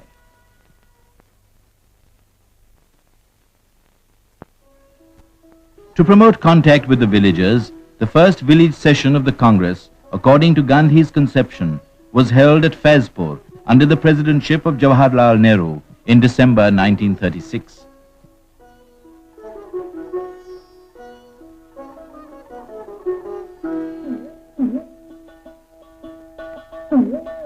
Vast, unsophisticated crowds thronged Tilak Nagar, the bamboo village. All arrangements were befitting the village life. President Nehru dwelt upon the growing menace of fascism in Europe.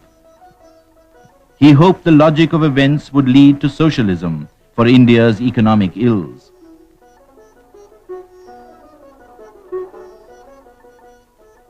Though Gandhi took no part in the Congress debates, opening the Khadi and Village Industries exhibition, he said, "It is not enough that one wears Khadi if he surrounds himself with Videshi, things foreign in everything else. Khadi means the truest Swadeshi spirit. Indian economic independence is not a product of industrialization, but economic uplift of every individual by his or her conscious effort. Real socialism has been handed down to us by our ancestors who taught all land belongs to God. Like the earth, we of it also belong to God, and hence we must feel like one and not create boundary walls."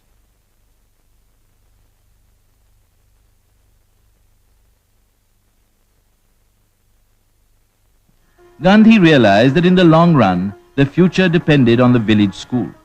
He expounded the theory of education through vocation, which could promote the real disciplined development of the mind by drawing out the best in the child and yet keeping him rooted in the soil with a glorious vision of the future.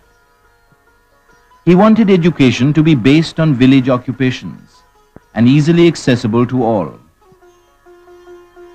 Though education was to be based on a craft, Gandhi insisted that the child's intellect and heart were to be trained as much as his hands.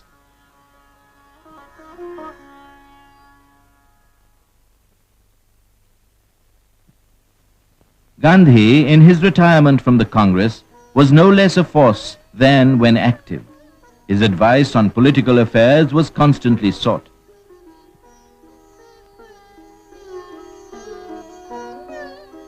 In February 1937, on the Congress securing signal success at the polls, Gandhi advised the Congress majorities in 7 provinces to form cabinets to hasten the march towards independence.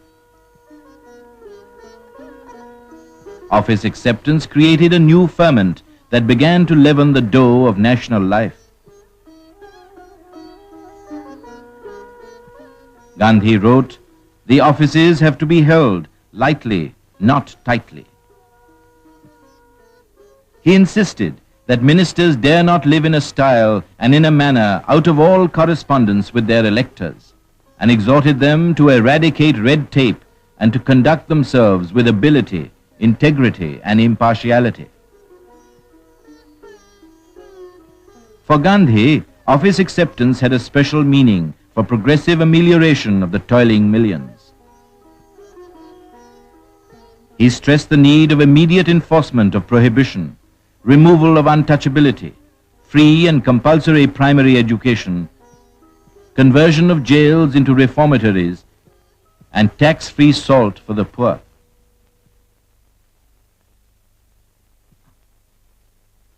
The 51st session of the Congress met on the bank of the river Tapti at Haripura, in rural surroundings, under the stewardship of Subhas Chandra Bose, the youngest president, in February 1938.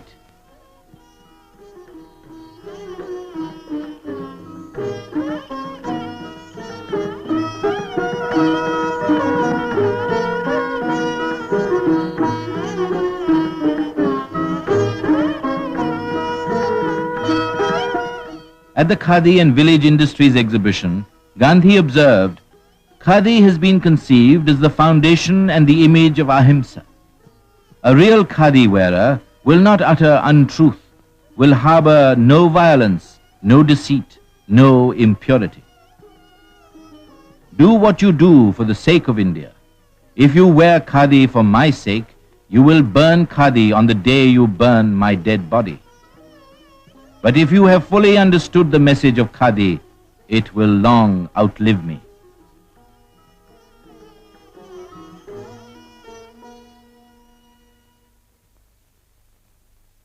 After hoisting the national flag, President Subhas Chandra Bose said, "Our struggle is no doubt a non-violent struggle. But even a non-violent struggle demands an army, an organization, and a machinery. India is going to be free, and that we who live today are going to play a part in making India free. There is no power on earth that can keep India enslaved anymore. Let us strive for India's freedom one day more."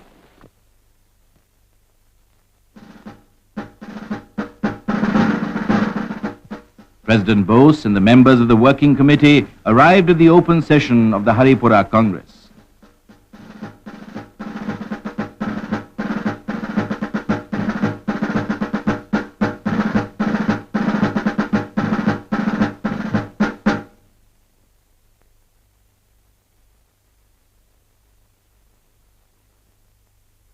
President Bose put forward a case for national reconstruction. Our chief national problems relating to the eradication of poverty, illiteracy, and diseases can be effectively tackled only along socialistic lines.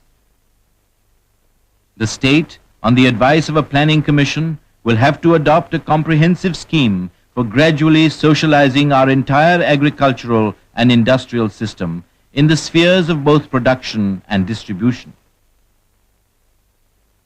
Voicing the feelings of the nation, he concluded, "All India prays that Mahatma Gandhi may be spared to our nation for many years to come to keep our struggle free from bitterness and hatred.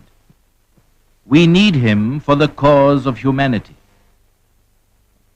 The Haripura session condemned the federal scheme for India on the ground that a constitution for India must be framed by the people themselves.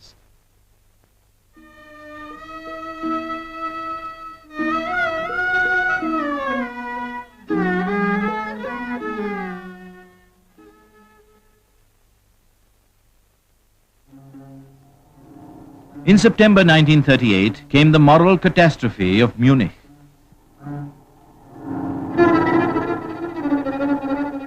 Compelled to heed the rumbling of the coming storm, Gandhi observed, "The peace Europe gained at Munich is a triumph of violence. It is also its defeat. The science of non-violence can alone lead to pure democracy." The plight of the Czechs moved Gandhi to the point of physical and mental distress. Advising the small nationalities to refuse to obey Hitler's will and perish unarmed to save their honor, he maintained that if it was brave to fight, it was braver still to refuse to fight and yet refuse to yield to the usurper.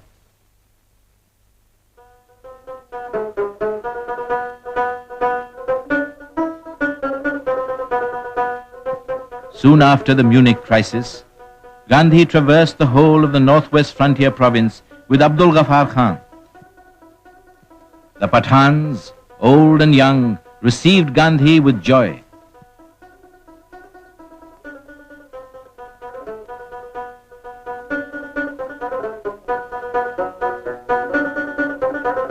Badshah Khan was convinced that non-violence could elevate his people and raise them to their full moral stature. Guiding the non-violent organization of Khudai Khidmatkars, Gandhi said, "The very name suggests that they are to serve and not to injure humanity.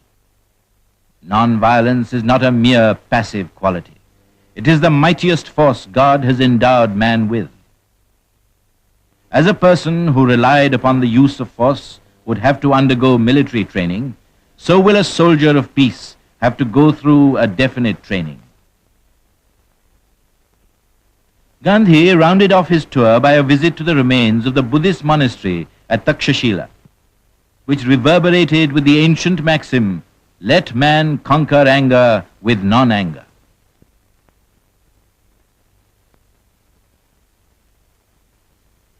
Gandhi took leave of the pageant of India's glorious past that lay spread out before him.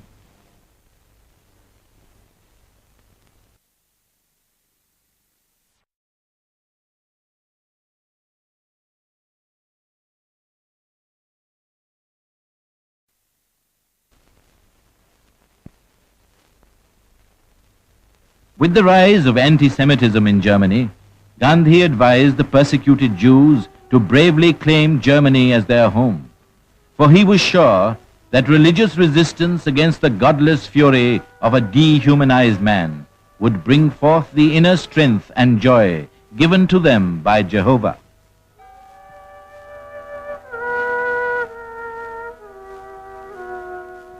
Anticipating the devastating consequences of war, Gandhi wrote to Herr Hitler, the one person who could prevent a war that would reduce humanity to a savage state.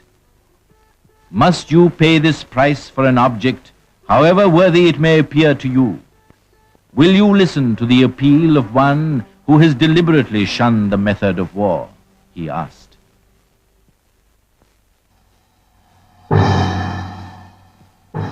At last, the long apprehended war between England and Germany broke out.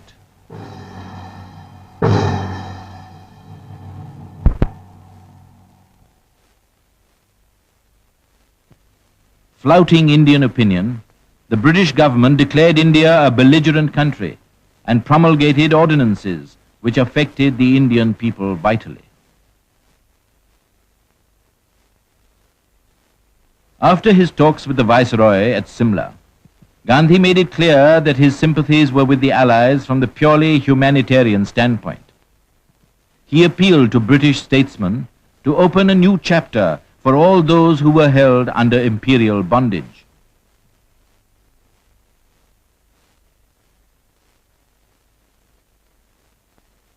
Condemning the Nazi aggression, the Indian National Congress declared that though the Indian people had no quarrel with any other people, they had a deep-rooted quarrel with systems which glorified war and violence and suppressed the human spirit, and that India could not associate herself with a war said to be for democratic freedom when that very freedom was denied to her.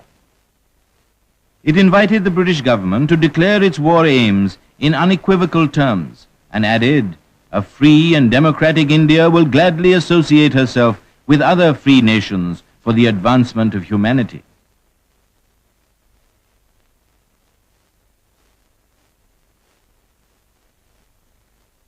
Making a fervent appeal to India to adopt non-violence as her creed and preserve man's dignity, Gandhi wrote, "Defense of India by the present method has been necessary because she is an appendage of Britain. Free India can have no enemy.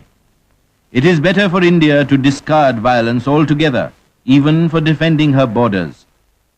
For India to enter into the race for armaments is to court suicide. With the loss of India to non-violence, the last hope of the world will be gone."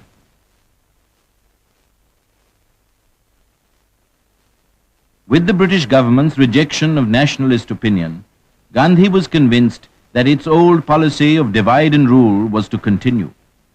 His reaction was, "Our independence is not to depend upon anyone's mercy. It will come when the people are ready for it."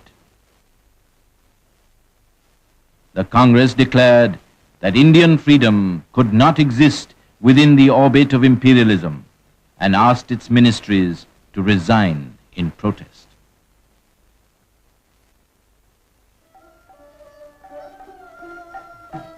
For a while, to pass beyond the darkness that enveloped the destiny of the world, Gandhi and Kasturbai visited Shanti Niketan at poet Tagore's invitation in February 1940.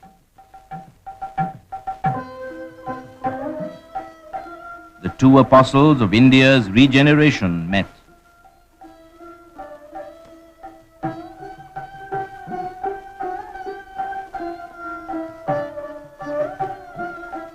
The poet's simple mud hut, Shyamli, was Gandhi's abode here.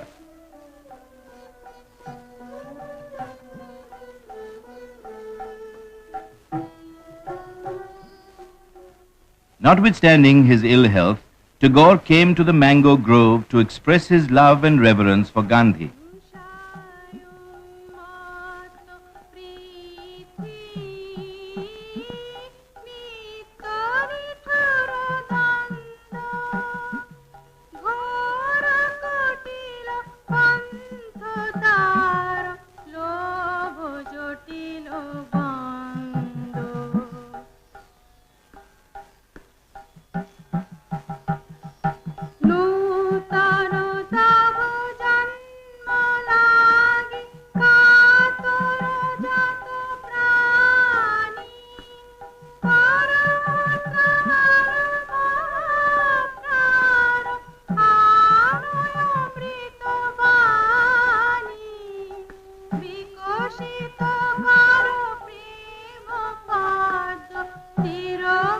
The poet welcomed Gandhi as one of their own and as one belonging to all humanity.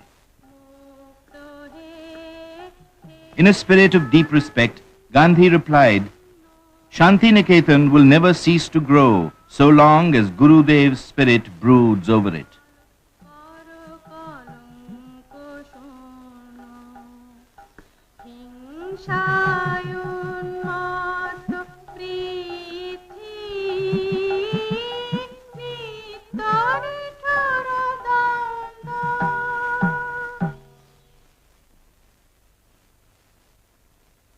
During their talks, Gandhi saw that Tagore was living for his dearest creation, Vishwa Bharati, and wanted to feel sure about its future.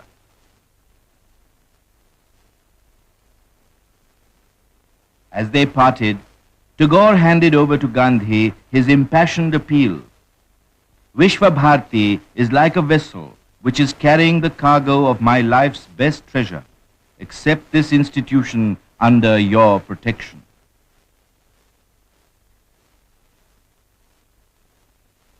Gandhi assured him, Vishwa Bharati carries God's protection because it is the creation of an earnest soul.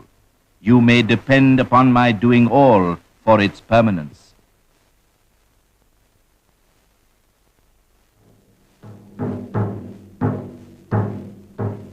Events were moving with their own momentum. Since India was to continue under the imperial domain, positive action became inevitable. The Congress, at its annual session held at Ramgarh in March 1940, under the presidentship of Maulana Abul Kalam Azad, placed full responsibility for conducting the civil disobedience campaign on Gandhi.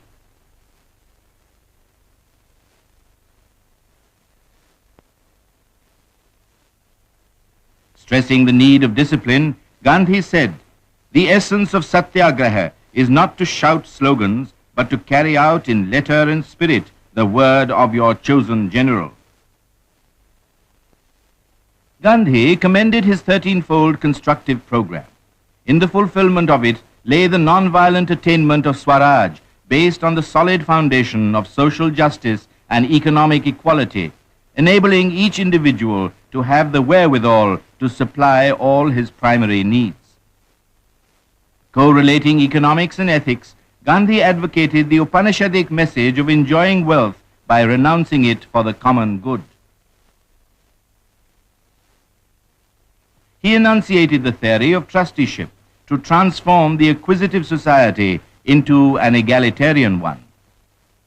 A society based on non-violence cannot nurture any other ideal.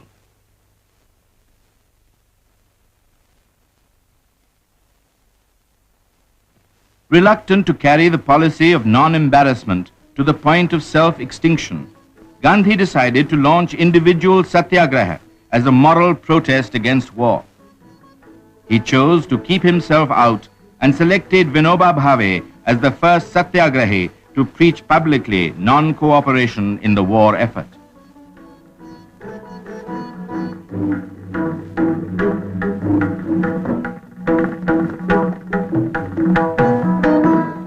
The person-by-person symbolic protest assumed huge dimensions. Thousands answered the call, proclaimed their faith, and courted imprisonment. On the government forbidding the press to report the progress of Satyagraha, Gandhi suspended the publication of his journals and asked everyone to become his own newspaper, carrying authentic news.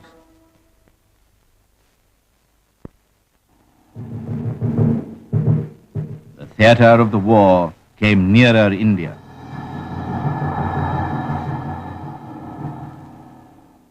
Civil disobedience prisoners were set free in December 1941. The nearness of war became a challenge to Gandhi and a test of faith. He resumed the weeklies to disseminate his view that all war is immoral. Gandhi felt that he must accept the necessary consequences and implications of non-violence. He dreamt of India becoming a symbol of non-violence and a messenger of peace, and said prophetically, "Jawaharlal will be my successor, and when I am gone, he will speak my language." Just then, Sir Stafford Cripps came to India with the proposals of the British War Cabinet on self-government for discussion with representative Indians. Behind the proposals, which dealt essentially with the future after the cessation of hostilities, lay the old imperial policy of creating division in India and encouraging every factor that came in the way of national growth and freedom. There was no intention to part with power in them. Cripps made it clear that the scheme was to be accepted or rejected as a whole.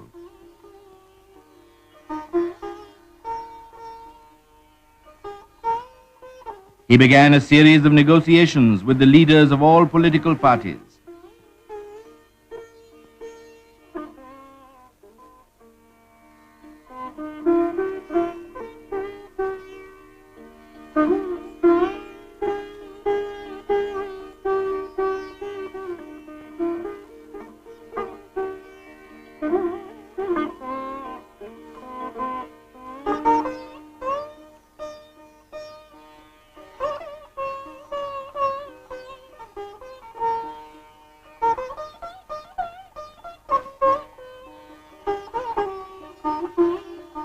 On March 27, Gandhi arrived in New Delhi as Cripps was anxious to meet him.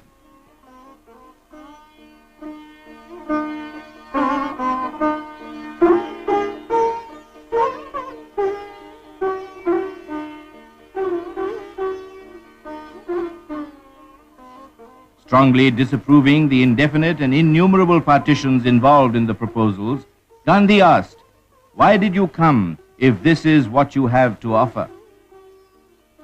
Characterizing the offer as a post-dated check, Gandhi soon left for Sevagram.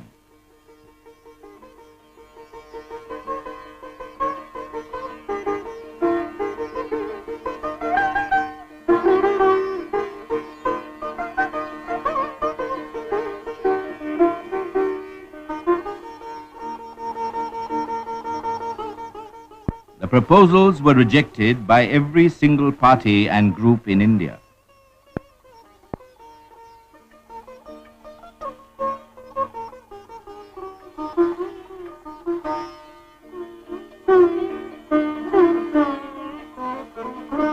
Jawaharlal Nehru's reaction was that India would be one in freedom as it had been one in subjection.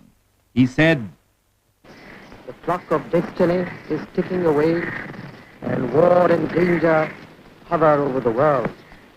We shall have to face their consequences also, and we can only face them by forgetting our petty troubles and conflicts and pulling all together so that we might, by our united strength, make India independent." The Cripps mission failed. The prospect of freedom receded into some dim and distant future. Inaction at the critical stage became intolerable for Gandhi, who was convinced that India's real safety lay in orderly and timely British withdrawal. Expressing the prevailing mood of the people, Gandhi urged passionately, "Leave India to God. and if that be too much, leave her to anarchy. To put the Allied cause on an unassailable basis, Gandhi wrote to President Roosevelt that the position of the democracies in the war was morally indefensible so long as India and Africa were not granted independence.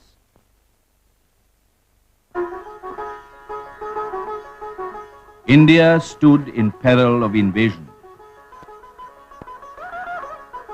The Quit India campaign began to take shape in Gandhi's mind. Accepting Gandhi's view that India's bondage enfeebled her for her own defense, the Congress Working Committee proclaimed to the country that British rule in India must end.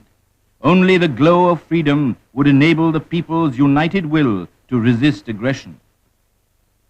If the appeal fails, the resolution emphasized, Congress will utilize all its non-violent strength for India's liberty under the inevitable leadership of Mahatma Gandhi.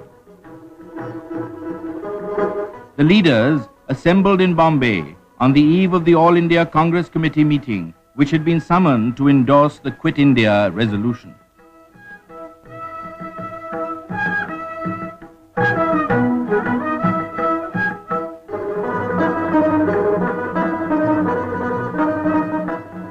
On August 7th, 1942, the sullen passivity of the people was converted into a spirit of non-submission and resistance.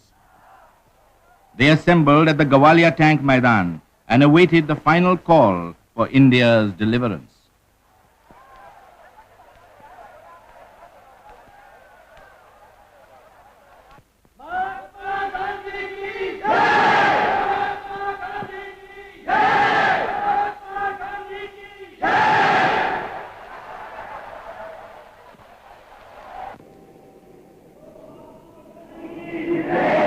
The deeply felt sentiment of the Indian people firmly convinced Gandhi that suppression will never put out the light of revolt once it has been lighted.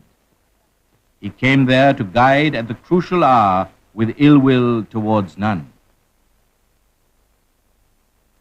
Opening the proceedings of the historic session, President Azad explained that the Quit India proposal meant withdraw as masters and pointed out power, when it comes, will belong to the whole people of India. Moving the Quit India resolution, Jawaharlal Nehru affirmed that its conception was not narrow nationalism, and in no sense a threat, but an offer of cooperation of a free India. He asserted the flame that would be kindled by passing the resolution would illumine the darkened horizon.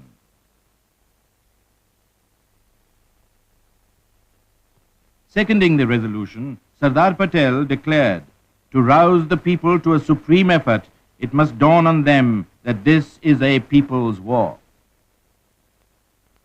Amid deafening applause, the Quit India resolution representing the voice of the oppressed people was carried with overwhelming majority, only 13 voting against. Outlining his plan of action, Gandhi spoke for 2 hours. The contemplated struggle has its roots in non-violence. I must act when the earth is being scorched by the flames of violence and crying for deliverance. How is this vast mass of humanity to be aflame in the cause of world deliverance unless it has touched and felt freedom? I will have to resist the might of the empire with the might of the dumb millions, with non-violence as a policy confined to this struggle. He declared that he would try for an honorable settlement before commencing the actual struggle. Concluding, Gandhi said, "Here is a dictum for the non-violent soldier of freedom. Do or die."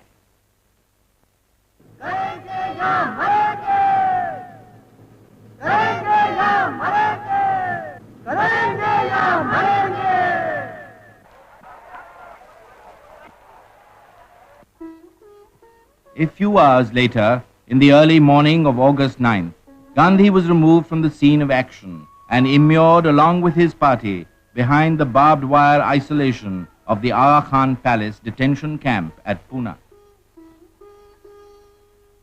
members of the working committee were picked off and detained in the fort of Chand Bibi at Ahmednagar. The government got ready their prisons, police and ordinances.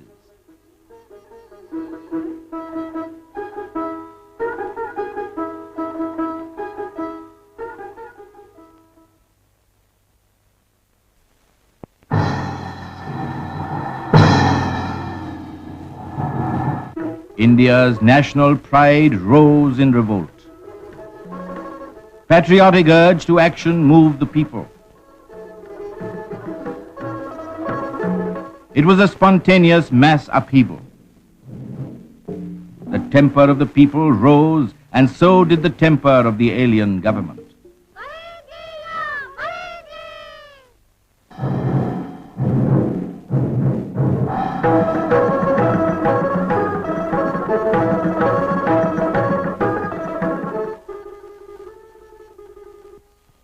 Six days after the internment, Gandhi's secretary, Mahadev Desai, died suddenly in detention. He served his master to the last.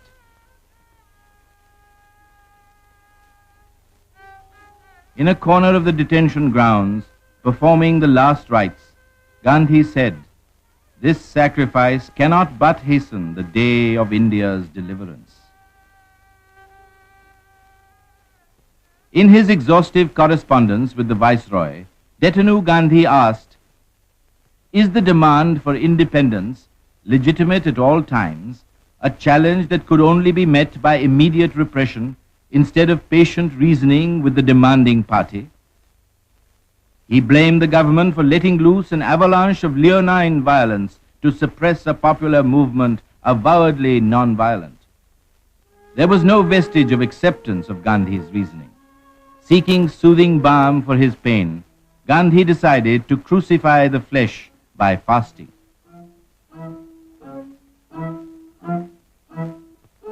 "74-year-old Gandhi launched on a 21-day fast on February 10th, 1943, in the shadow of the detention camp. Outside the gates stood his sorrow-laden sister, praying in anguish.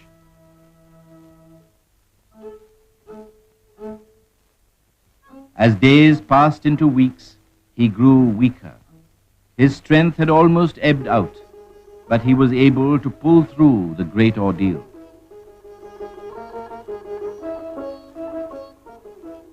When Gandhi's life was hanging in the balance, the government set out their unsustainable accusation against Gandhi, replete with inferences and innuendos. Garbled extracts from Gandhi's writings had been torn from their context and presented in a false setting.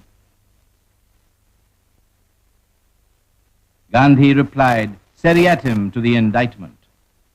He characterized it as the case of a prosecutor who first arrests and gags his victims and then opens his case behind their backs. "I have no regret for what I have done or said in the course of the struggle for India's freedom," affirmed Gandhi, and suggested reference to an impartial tribunal.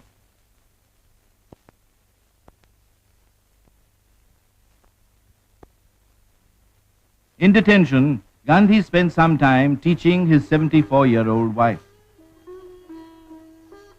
But it did not last long. Kasturbai's health deteriorated fast. She died as a prisoner on February 22nd, 1944. Thus ended the 62-year-old companionship of Gandhi and Kasturbai.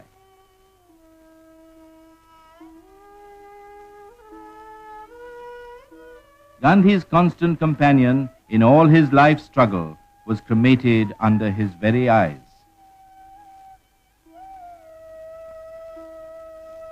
Giving vent to his feelings, he said, "I cannot imagine life without Ba."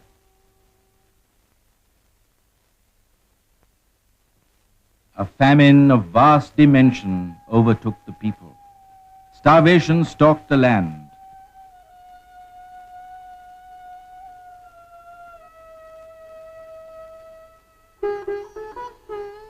On May 6, 1944, India heaved a sigh of relief on Gandhi's sudden and unconditional release on medical grounds. Before leaving the detention camp, he offered floral tributes to his two departed comrades, Mahadev and Kasturbai, at the consecrated ground.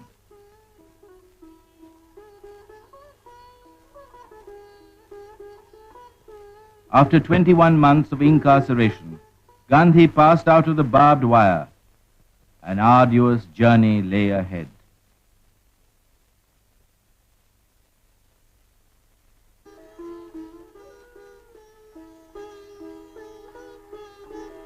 On May 11th, Gandhi once again arrived at Juhu to sojourn at Gandhigram and entered on a fortnight's silence to ensure uninterrupted rest.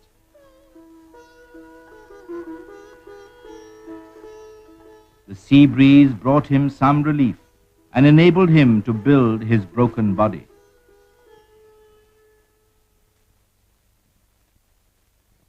Every evening, people of all shades crowded on the beach to attend Gandhi's congregational prayer, which he considered to be the greatest binding force maintaining the oneness of the human family. Gandhi's faith in the efficacy of prayer was immovable. He was in tune with the infinite.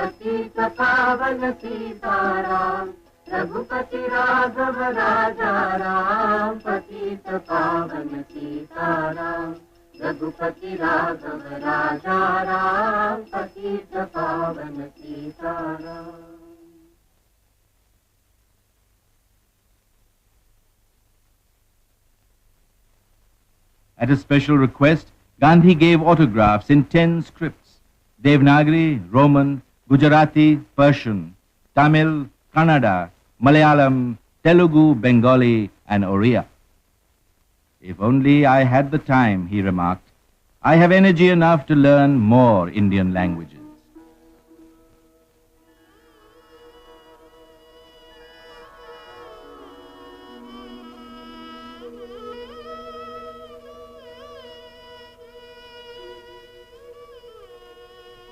Partially recuperated from his illness, Gandhi reached Sevagram.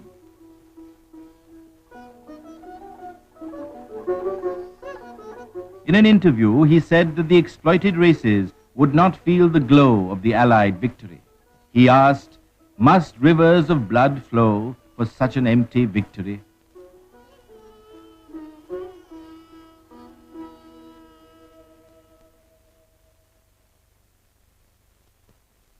Gandhi came to Bombay for a frank and friendly talk with Muhammad Ali Jinnah on the question of communal unity. He went to Jinnah's house on September 9, 1944, as a seeker of light for establishing living peace.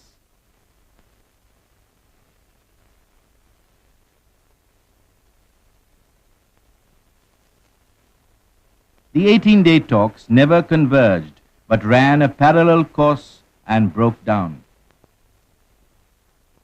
The cleavage was on the cardinal issue of the two-nation theory. Gandhi had no sense of disappointment or despondency, though the talks did not prove fruitful.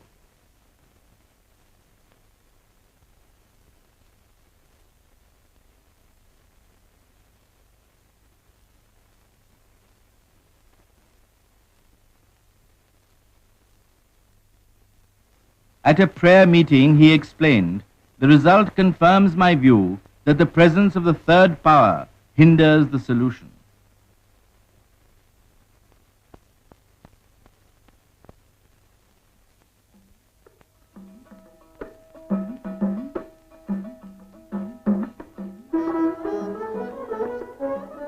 On Gandhi's 75th birthday, Sevagram Ashram bore a festive appearance.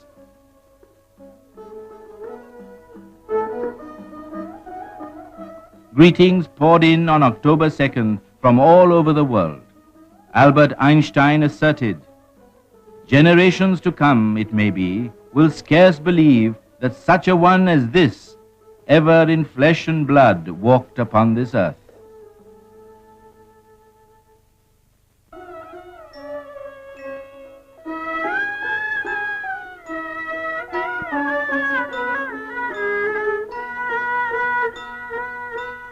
Accepting a check for 80 lakhs of rupees for the Kasturba Gandhi National Memorial Trust, Gandhi suggested that the memorial should take the form of a movement for the education and economic betterment of women and children in the rural areas in India.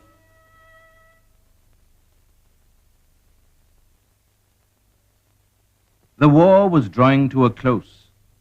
The members of the Congress Working Committee were released.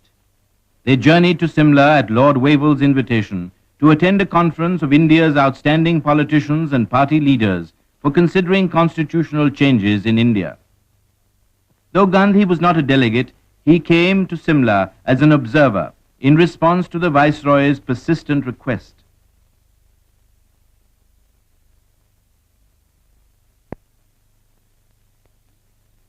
On June 25th, the invitees assembled at Simla.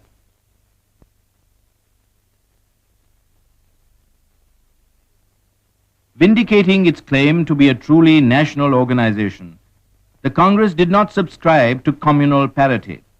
On this rock, the conference foundered on July 14th.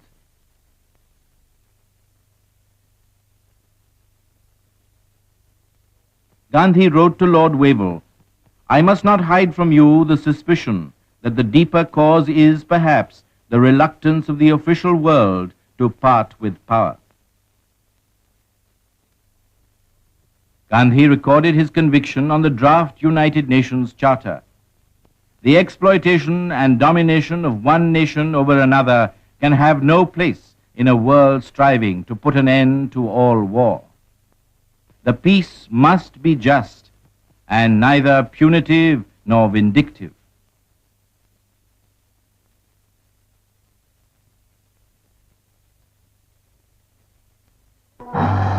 In August 1945, the horror of the atom bomb was loosed on Hiroshima and Nagasaki. The Second World War was over. Drawing a moral from the supreme tragedy of the atom bomb, Gandhi reiterated his faith in nonviolence. The atom bomb has deadened the finest feeling that has sustained mankind for ages. It will not be destroyed by counter-bombs, even as violence cannot be by counter-violence. In December 1945, when the country was busy preparing for the general elections, Gandhi set out on his tour of Bengal, ravaged by famine and cyclone. His mind was filled with the grim spectre. People crowded the canal bank to narrate their tales of woes to Gandhi. He prescribed to them the spinning wheel, the symbol of the constructive program, as a panacea.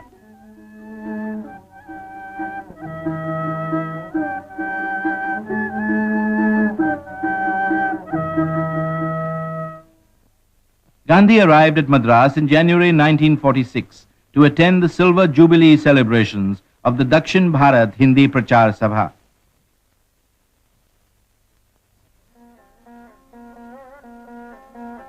He presided over its convocation and distributed certificates to the successful candidates.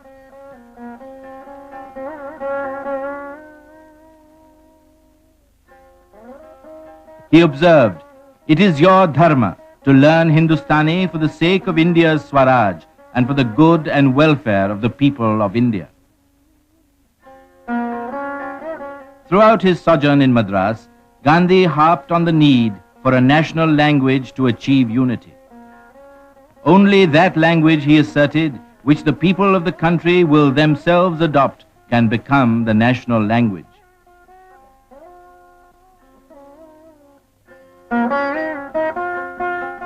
In between the heavy round of engagements, Gandhi laid the foundation stone of the Harijan Industrial School in true Mason style and visited the constructive program exhibition. He reiterated that Swaraj could be achieved if people accepted the constructive program.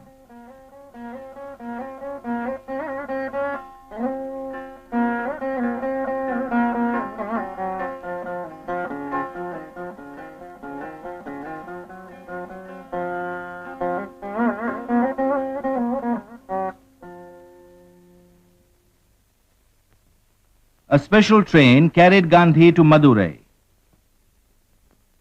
He was on a pilgrimage in the cause of untouchability.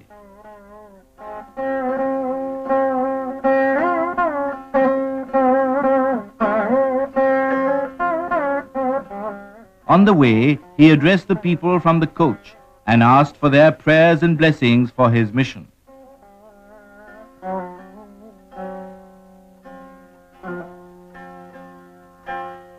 On February 3rd, Gandhi visited the ancient Meenakshi temple at Madurai, which was thrown open to the untouchables as a result of his long crusade against untouchability.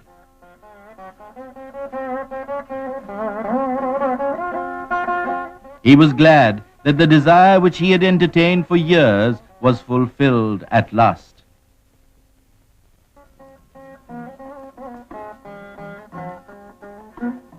Crowds continued to surge at all the stoppages during the journey to Palni.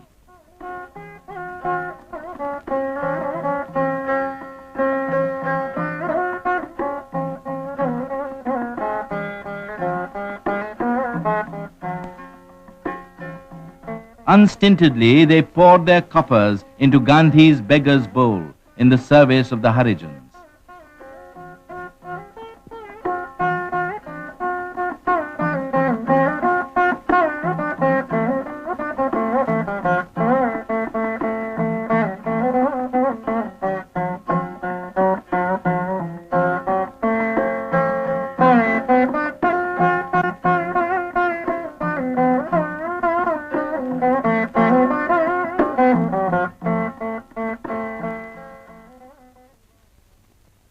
At the vast meeting held at Palni under the shadow of the temple, strongly condemning the ulcer of untouchability that pervaded national life, Gandhi argued, "Why should we not all be the children of one Indian family, and further, of one human family? When untouchability is rooted out, no one will consider himself superior to any other."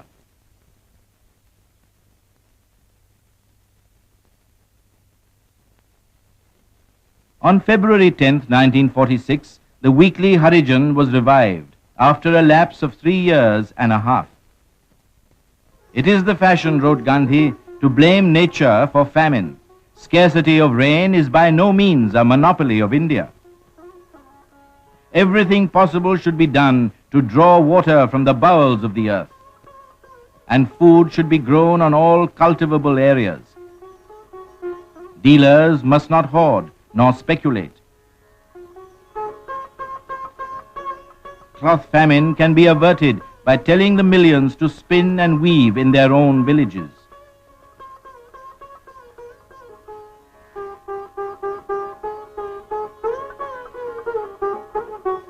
Gandhi subscribed to the view that all ailments are due to the violation of nature's laws, and that return to nature is the road to health.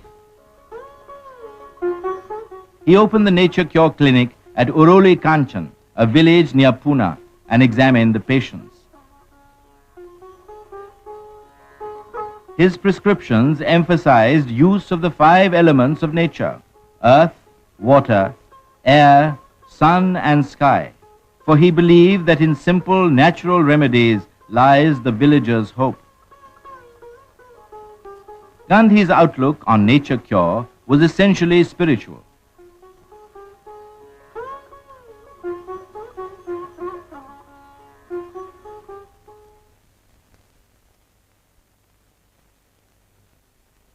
It was India's hour of destiny. The British Labour government's delegation, consisting of Lord Pethick Lawrence, Sir Stafford Cripps, and Mr. A.V. Alexander, arrived in India in March 1946 to discuss terms for the transfer of power. The cabinet mission began its work by interviewing leading representatives of the main political parties.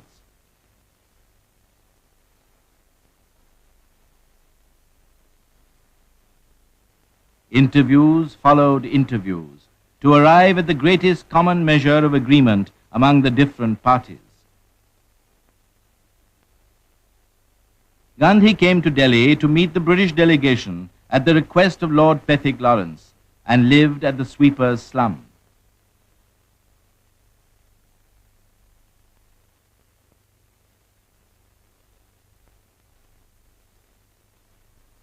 Day after day and week after week, the representatives of India poured in to meet Gandhi, and the obscure little sweepers' colony became the venue of many important meetings. Gandhi remained in touch with the mission during the progress of the constitutional negotiations.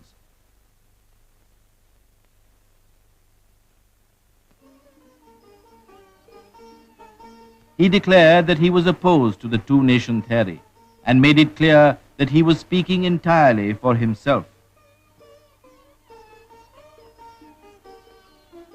In a discourse, Gandhi said, "There is little doubt that India is about to reach her cherished goal of political independence. Let the entrance be prayerful."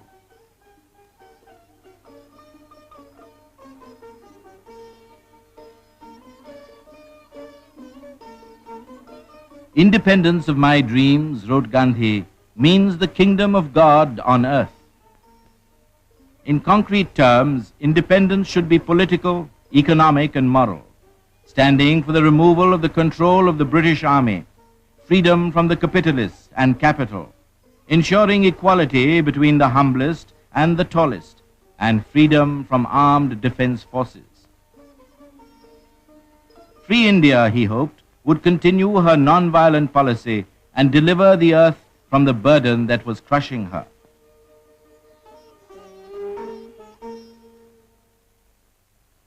Simla was fixed as the venue for further talks. Abul Kalam Azad, Jawaharlal Nehru, Khan Abdul Ghaffar Khan, and Sardar Vallabhbhai Patel arrived in the first week of May to represent the Congress viewpoint in the conference. Gandhi accepted the delicate role of advisor to the cabinet mission and came to Simla having full faith in the mission's intention. The pourparlers continued at the Viceregal Lodge, but the conference could not achieve an agreement between the Indian National Congress and the Muslim League and broke up on May 12th.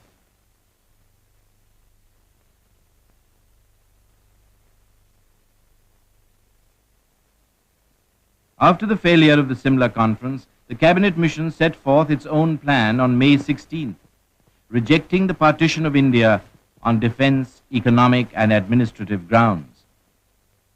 As the crux of the solution, they recommended a united India and the setting up of an interim government to be followed by the Constituent Assembly.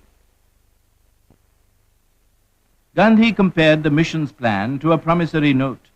Despite some vital defects, he saw in it the germs of the realization of his ideal of a land without sorrow and suffering, provided it was genuine and appealed to the people to think of the country and not of their petty selves, groups or communities.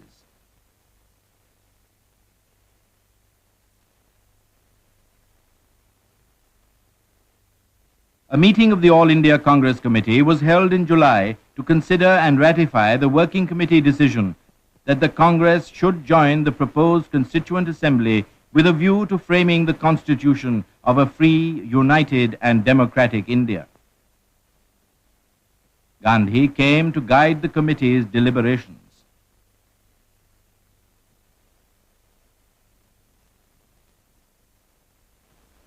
President Jawaharlal Nehru urged the people to be united and strong, so as to be prepared to face the new problems arising out of the ending of the foreign regime. Persuading the Congress to join the Constituent Assembly, Gandhi asserted it should be a challenge to combat and not a ground for rejection. Giving a picture of the independent India of his conception, Gandhi wrote, "Every village will have to be a republic or panchayat having full powers. In this non-violent society, life will not be a pyramid, but an oceanic circle whose center will be the individual, always ready to perish for the village." He made it clear that in such a society, every religion would have its full and equal place. A call by the Muslim League to observe August 16, 1946, as Direct Action Day to protest against the proposed formation of the interim government let loose an orgy of violence at Calcutta. Madness seized a section of humanity which killed, maimed, and burnt.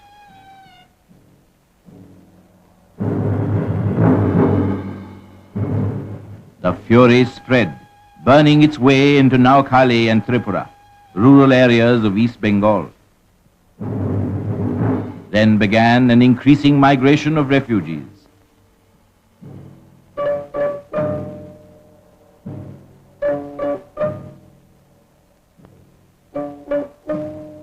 Communal hatred spread to adjoining Bihar and other parts of the country. Gandhi explained their duty to the ashram inmates.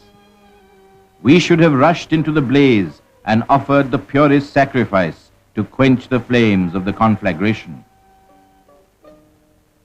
With these words, he took their leave and left for Delhi.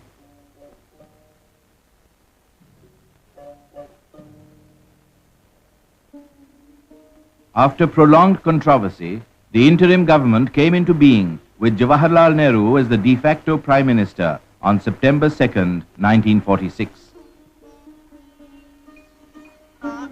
The ministers and members of the Working Committee assembled at the sweepers' slums to seek guidance from Gandhi.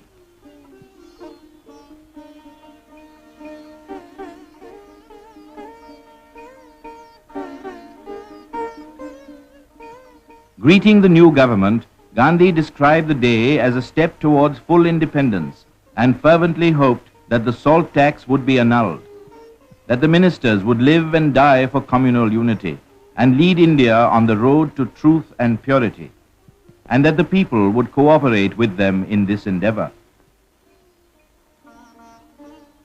Pouring out his soul's agony over the dark happenings in the country, Gandhi bemoaned, "The springs of life in India appear to be dry today.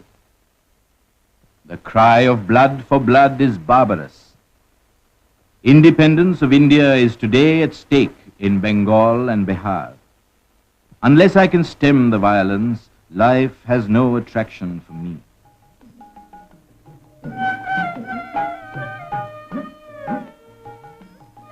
The cry of outraged womanhood called him to Bengal, and he came to wipe their tears and put heart into them.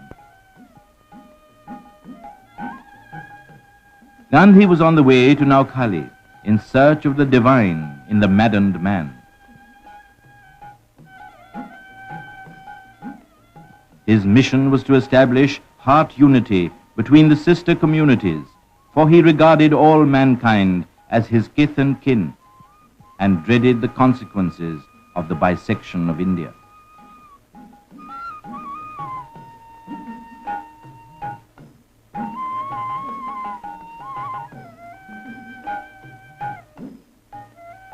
To justify his inheritance, man had to return good for evil, he declared, and added, love and tolerance between the unlike are greater virtues than between the likes.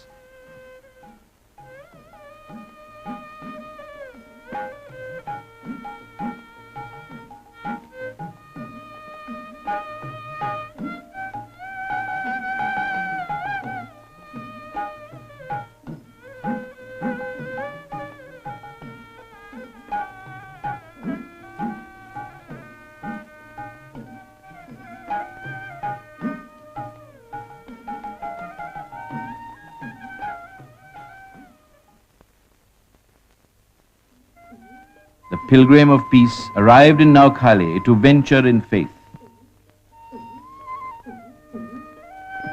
In the midst of the thick palm groves, Gandhi pitched his camp and buried himself in the devastated areas to purge the hearts of the people of hatred. The stink of death still hung over the place. Gandhi set out on his peace plan and talked to the downhearted. His technique of non-violence was on trial.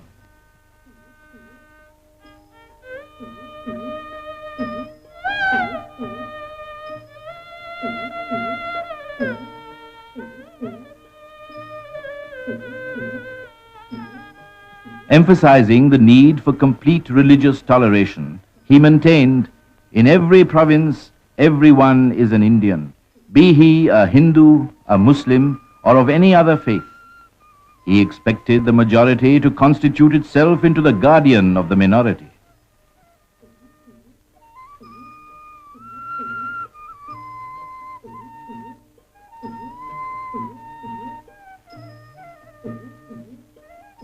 In Gandhi's presence, fear fled, and the hold of fanatical terror loosened. People flocked to him for advice and comfort. He was happy to see the dead souls return to life, and this was reward enough for his mission.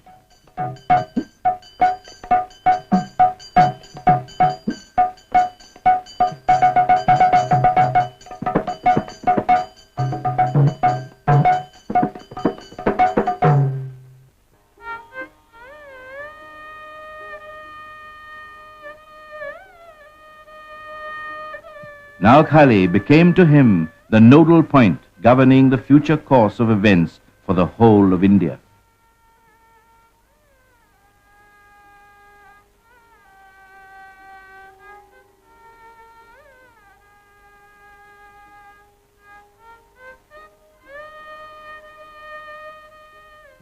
On December 27th, Jawaharlal Nehru came to Sri Rampur to seek Gandhi's advice on important political matters.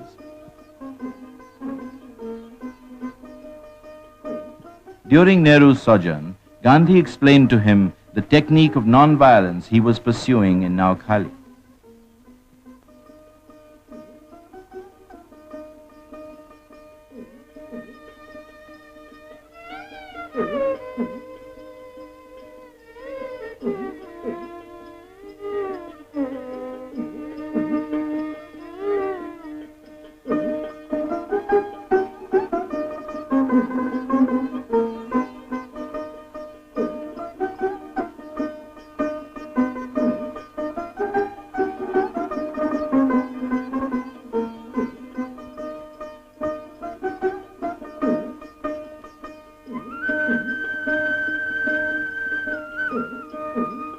Getting fresh inspiration from Gandhi, Nehru remarked, "I feel a little younger and stronger after meeting this young man of 77.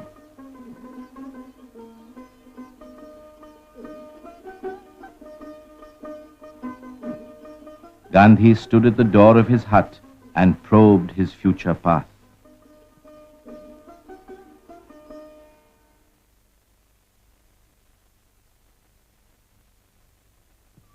On the morning of January 7th, 1947, the barefoot pilgrim commenced his historic one-night, one-village march from Chandipur. The way was dark, and he had naught but the twin stars of truth and non-violence to light his perilous trail.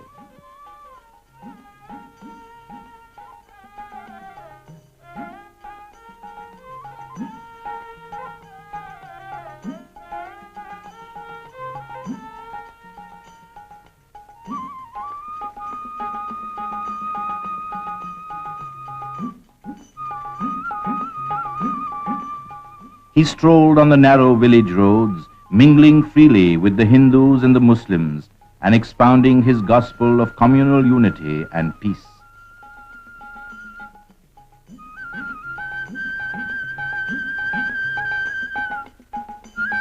Trekking from village to village and knocking from door to door, he sought close contacts with the people in his attempt to reinforce the human bond between the two communities and bring the shattered villages to sanity and composure.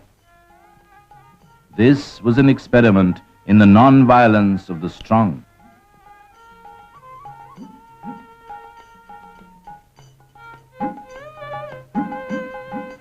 Touring through miles of difficult terrain, Gandhi finished the first stage of his tour after 28 days of walking, crowded by experiences both sweet and bitter.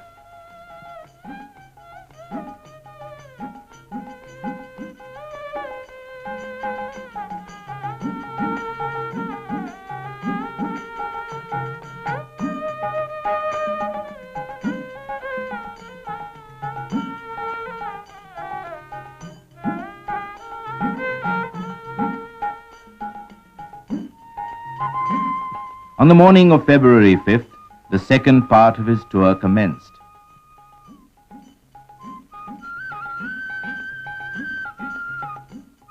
Tireless in his pursuit of communal harmony, the pilgrim progressed, making his way through the inaccessible delta of the Ganga.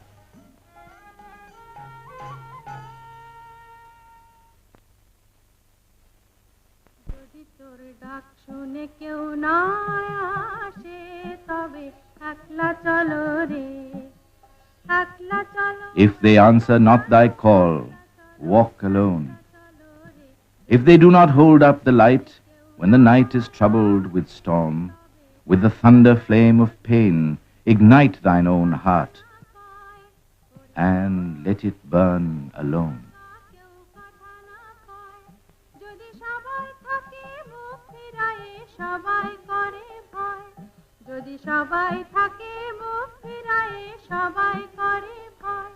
তবে পরাণ খুলে তুই মুখ ফুটে তোর মনের কথা একলা বলো রে যদি তোর ডাক শুনে কেউ না আসে তবে একলা চলো রে যদি সবাই ফিরে যায় ওরে ওরে ও অভাগা সবাই ফিরে যায় যদি গহন পথে যাবার কালে কেউ ফিরে না যায় যদি গহন পথে যাবার ফলে কেউ ফিরে না যায় তবে পথের কাঁটা তুই রক্ত মাখা চরণ তলে একলা দলরে যদি তোর ডাক শুনে কেউ না আসে তবে একলা চলো রে যদি আলো না ধরে ওরে ওরে ও অভাগা আলো না ধরে যদি ঝড় বদলে আঁধার রাতে দুয়ার দেয় ঘরে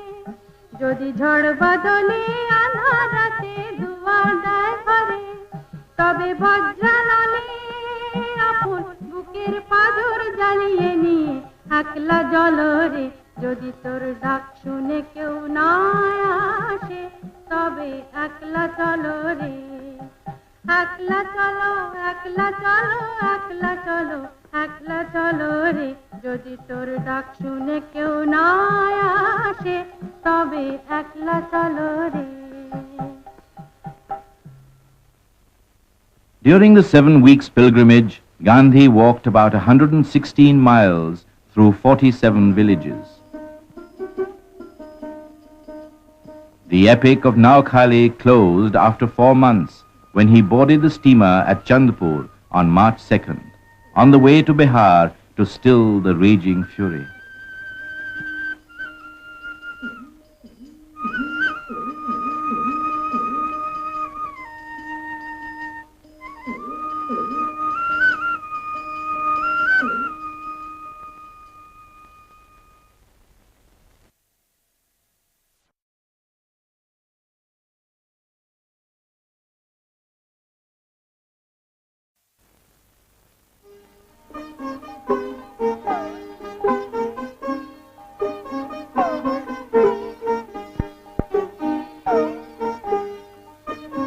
Gandhi came to Patna in sadness to comfort the bleeding hearts of the sufferers in Bihar. Khan Abdul Ghaffar Khan was his constant companion.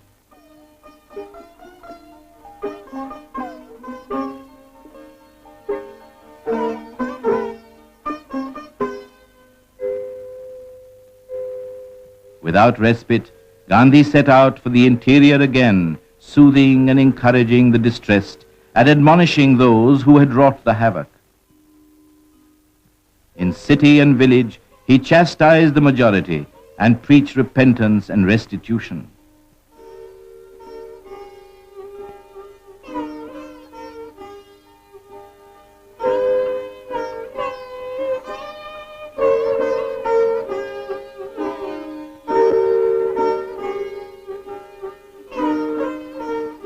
The deeper he probed the tragedy, the more it tormented him. As he moved into the afflicted areas, a new force moved the people, and they were rejuvenated. Gandhi was led through the ruins where humanity had been uprooted.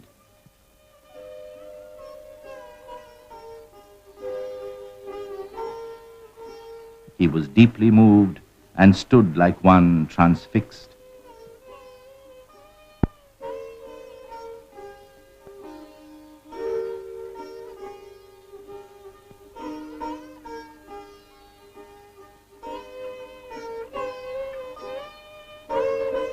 He roamed and gave a message of courage to the victims. Shed all fear except that of God. The leaven of goodwill was slowly but silently at work, repairing the breach in the people's unity. He brought love where hatred and cunning had ruled. His plan of rehabilitation was based on an unshakable faith in the fundamental goodness of humanity. He was sure that if the poison could be effectively neutralized, India might yet be saved from the desperate course of self-amputation.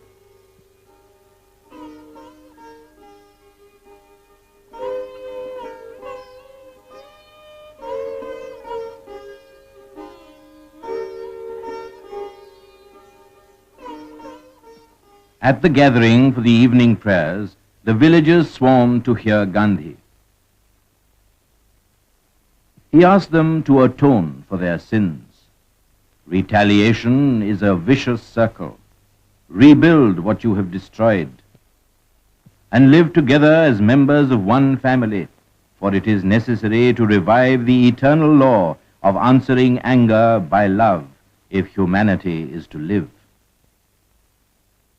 Bihar, over which Buddha roamed and preached, can radiate its effulgence over the rest of India. He very much feared that unless they woke up, India might lose the golden apple of independence.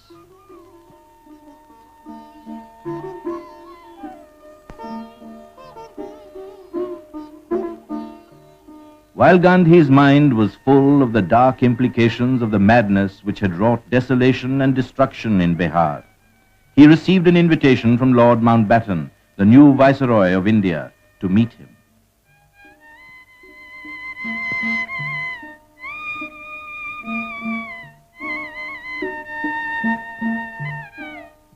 Gandhi soon arrived in New Delhi and lived amidst the sweepers' slums. In the Viceregal Gardens, he met Lord and Lady Mountbatten.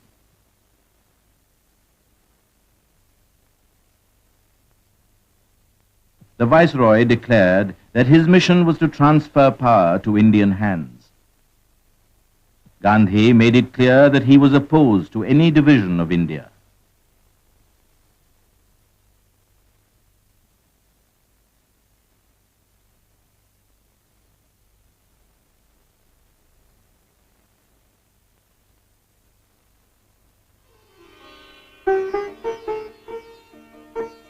The Purana Killa in Delhi was stirred into new life when the Inter-Asian Relations Conference held its first session here in the last week of March 1947.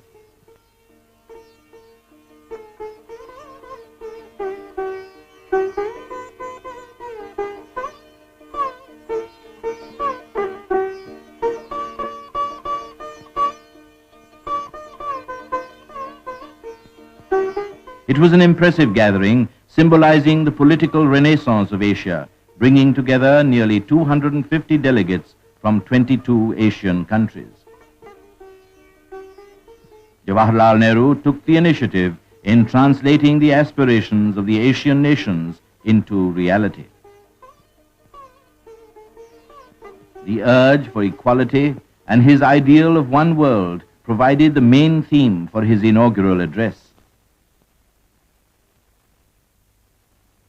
Friends and fellow Asians, we have arrived at a stage in human affairs when the ideal of that one world and some kind of a world federation seems to be essential. We should work for that ideal and not for any grouping which comes in the way of this larger world group.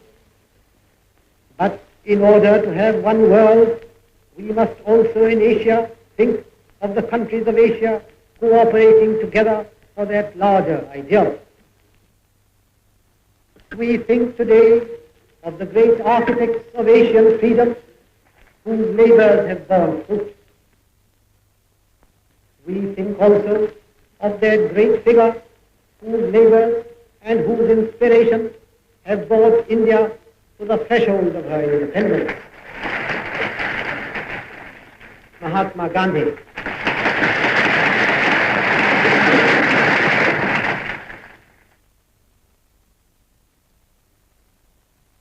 Sarojini Naidu welcomed Gandhi to the conference.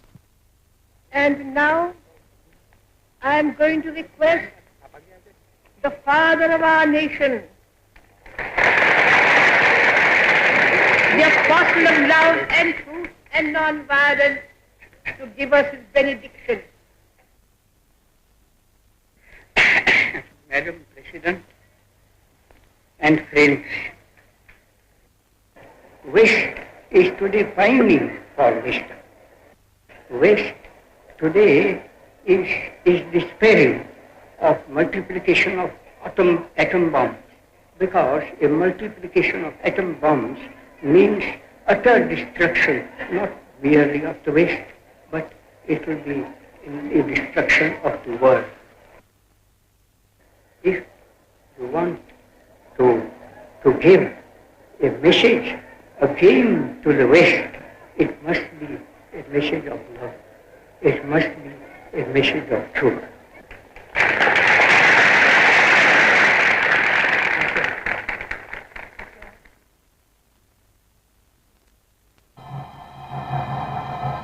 The terrible pendulum of violence was swinging wider and wider.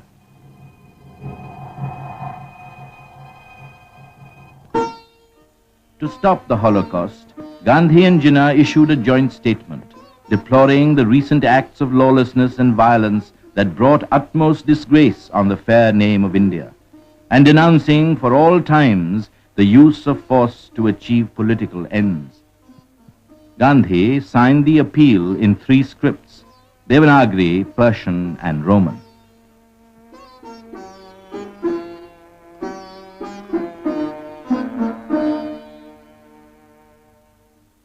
At a prayer meeting stressing the equality of all religions, Gandhi observed, "I believe in the message of truth delivered by all the religious teachers of the world. It is my constant prayer that I may never have a feeling of anger against my traducers. that even if I fall a victim to an assassin's bullet, I may deliver up my soul with the remembrance of God on my lips.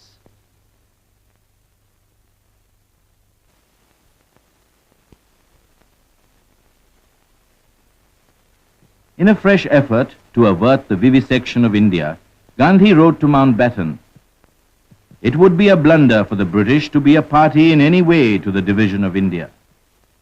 If it has to come, let it come after the British withdrawal. If you are not to leave a legacy of chaos behind, leave the government of the whole of India to a party of your choice." The impending division of India was a deep source of agony to Gandhi's tormented soul. Ploughing his lonely furrow, he mused in a low tone, "Let posterity know that Gandhi was not a party to India's vivisection." He remained on the periphery during the last stage of the negotiations.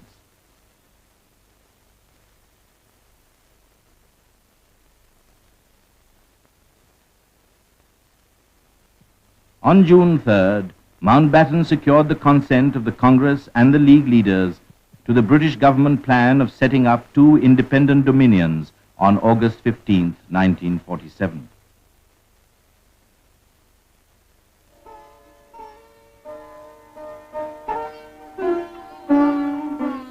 The Congress Working Committee disliked the partition of India, but it could not let India bleed continuously, and accepted the plan. An emergency meeting of the All India Congress Committee was convened on June 14th to ratify the decision to establish a strong government and arrest chaos.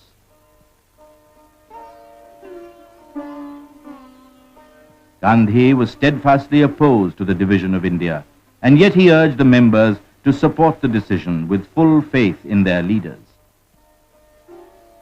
Appealing for communal unity, he said, "The plan puts both Hinduism and Islam on trial," and concluded, "Make India a land where there will be no discrimination and no inequalities." The Working Committee resolution was adopted, 157 voting for and 29 against.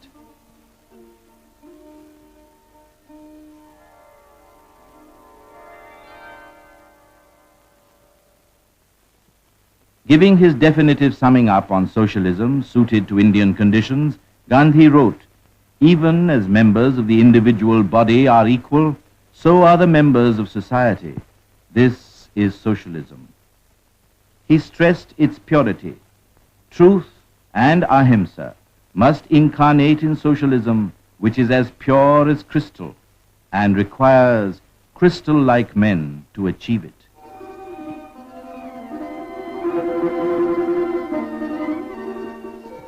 India was moving into a new orbit out of subjection. The Constituent Assembly adopted the banner under which the struggle for freedom had been fought. The spinning wheel was replaced by the ever-moving wheel of the divine law of love, symbolizing the dynamism and permanence of Indian culture. The sands of time were running out.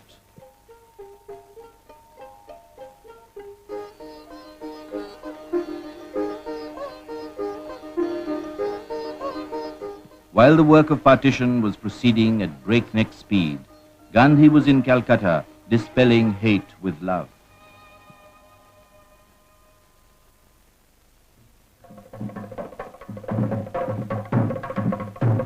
The midnight of August 14, 1947, symbolized the rebirth of a nation after the slumber of centuries and a long struggle for self-determination. India emerged from subjection to freedom. A new hope came into being. A long-cherished vision materialized as the ancient land took its rightful place in the community of the world.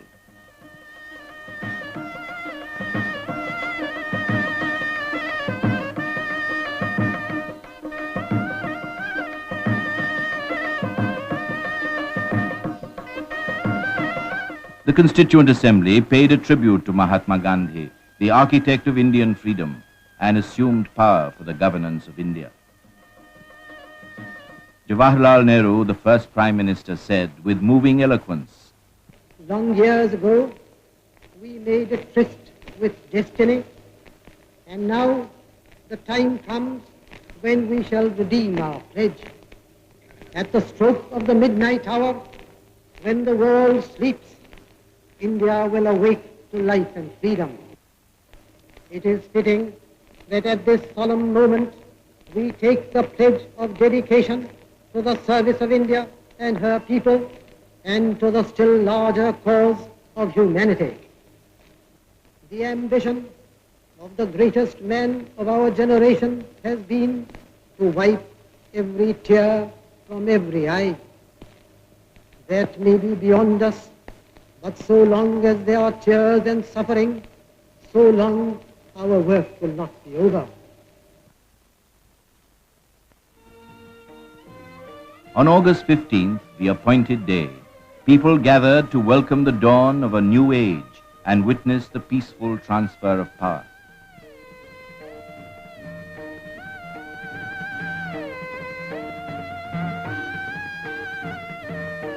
Lord Mountbatten became the first Governor-General of the Dominion by the will of the sovereign people of India.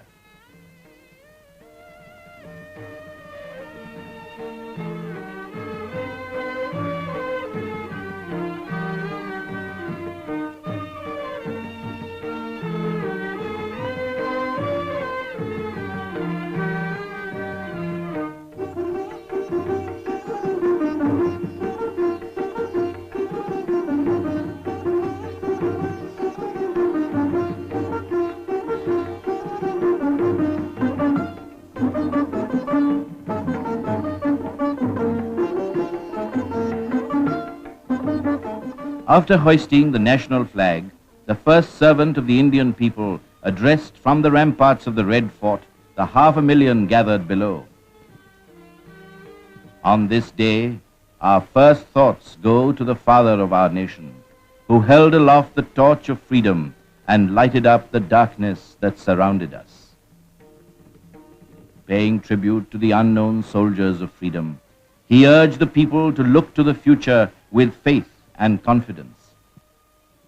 Concluding, he observed, "To the nations and peoples of the world we send greetings, and to India, our much-loved motherland, the ancient, eternal, and ever new, we pay our reverent homage."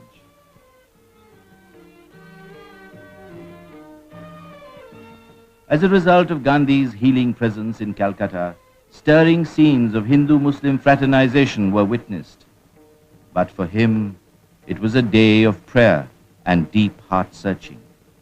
Mahatma Gandhi ki jai! Mahatma Gandhi ki jai! Mahatma Gandhi ki jai!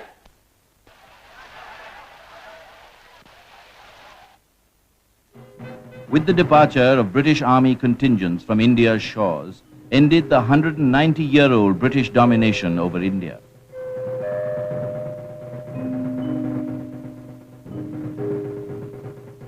Gandhi praised the British withdrawal as the noblest act of the British nation.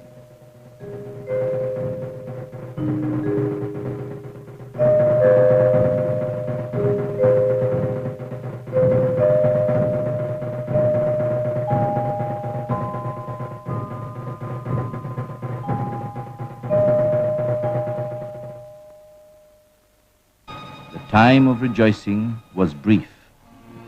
The rumblings of communal frenzy could be heard in the distance. A vast region was churning with hate. Minorities were tyrannized and persecuted. Millions of men, women, and children, uprooted from their settled homes and cut off from their old moorings, migrated on a dimension unprecedented in recorded history and trekked their way to safety. Migration was not a matter of personal choice for the migrants, but was forced on them by the hate of man.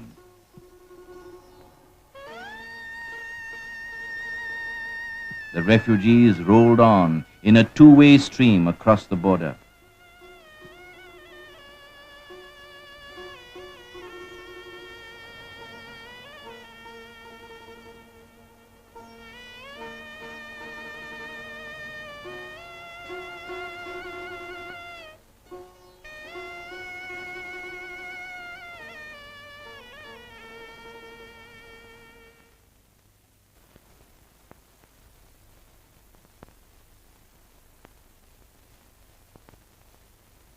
The continuing tension agonized Gandhi. Before leaving Calcutta for Delhi, on being approached for a message, he wrote in Bengali, "My life is my message." In Delhi, Gandhi saw ruptured human relationships.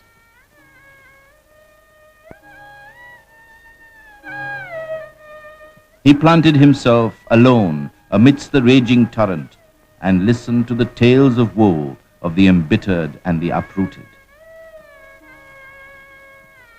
On his 78th birthday, Gandhi invoked the aid of the all-embracing power to take him away from the vale of tears rather than make him a helpless witness to the butchery of men, and cried in a prayerful tone, "Not my will but thine alone shall prevail."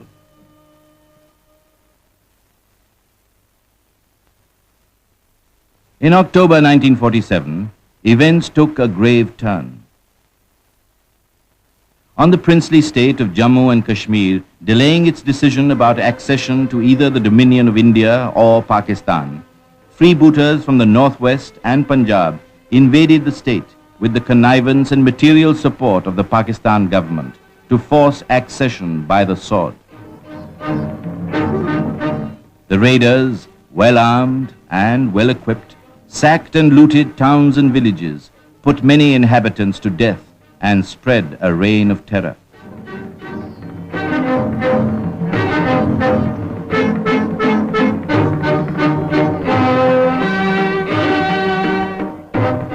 Under the guidance of the National Conference, the people of the valley defended their soil and their common heritage with courage and unity.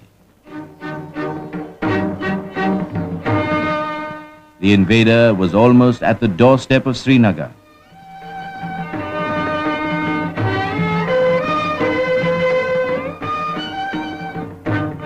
On October 26th, the state acceded to the Indian Union with the express consent of the people and sought military aid against the wanton aggression.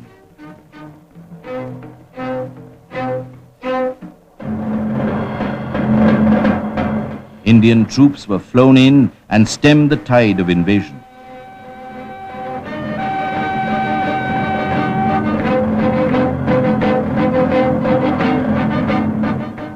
Kashmir occupied Gandhi's thoughts. Though he did distinguish between an aggressor and a defender, sending troops to Kashmir was not his way. The case of the defenders, he felt, was so manifestly just that if the people had resisted the unprovoked invasion non-violently, it would have won the admiration of the world.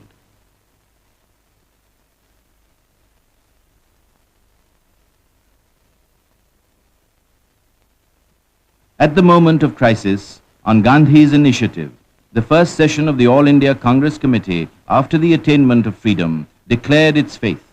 India as a nation is bound together by indissoluble cultural and historical links. It is also a land of many religions and many races, and must remain so.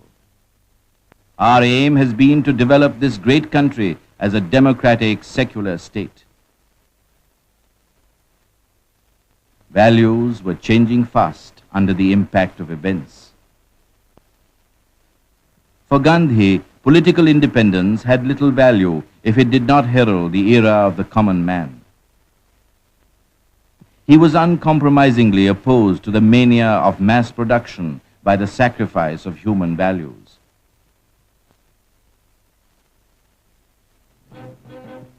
Gandhi denounced the craze for pomp and pageantry after independence and did not see any merit in hiding poverty.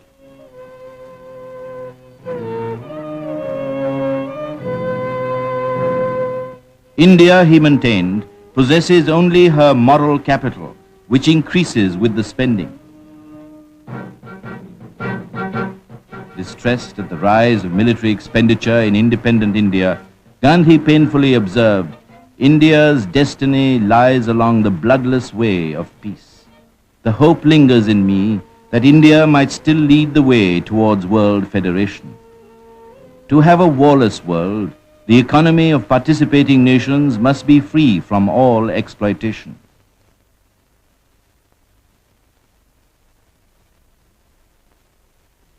Communal harmony and the secular state were in great jeopardy. Sporadic violence in Delhi continued. In the face of the moral challenge, Gandhi was groping for light. Out of the depths of anguish came the decision to fast unto death, to purge the city of Delhi of the communal virus and lay his head on God's lap. On January 13th, 1948, he began the fast and passed from tumult into peace.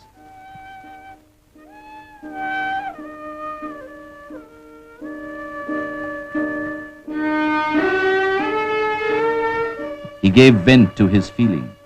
Death for me would be a glorious deliverance, rather than that I should be a helpless witness to the destruction of India. As the leaden hours crept by, and drop by drop, strength ebbed out of the frail body on the fasting bed, a deep heart-searching set in amongst all concerned.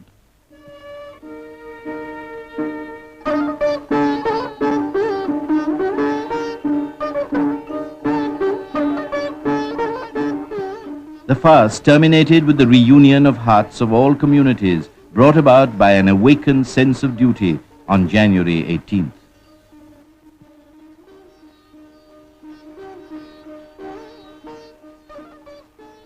Showering benediction on Prime Minister Nehru, who had been fasting in sympathy, Gandhi wrote, "Give up your fast.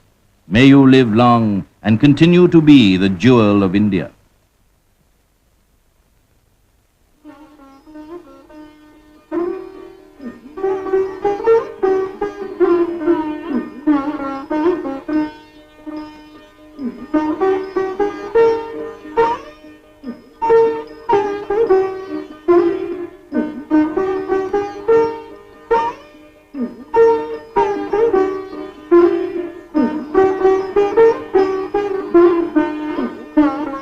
Though feeble, yet vibrant, Gandhi continued his after-prayer talk. आखिर की एक बात कहकर मैं खत्म करूंगा. The explosion was from a bomb thrown by a Hindu refugee to kill Gandhi. Gandhi remained unruffled. ऐसे हम डर जाएंगे तो सचमुच यहाँ कोई हो जाए तो हमारा हाल कैसा होगा? सुनो सुनो सुनो, सब सुनो, कुछ नहीं हुआ है. चलिए शांत रहिए.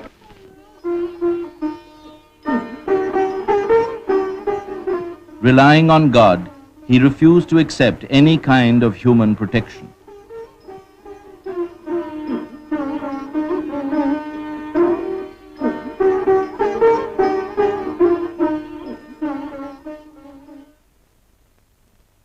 Discussing the question of the reconstitution of provinces on a linguistic basis, Gandhi observed, "Cultural autonomy had been our watchword, but such redistribution should not militate against the organic unity of India. Autonomy did not and should not mean disruption." Surveying the political scene in a tone of infinite sadness, he remarked, "I have to find peace in the midst of turmoil, light in the midst of darkness, hope in despair."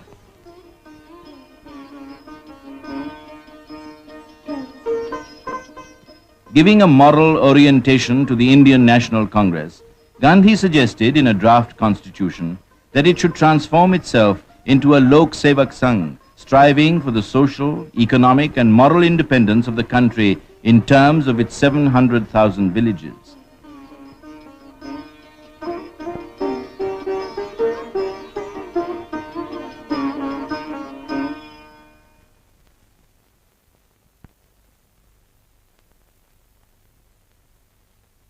On Friday, January 30th, Gandhi asked for pending letters.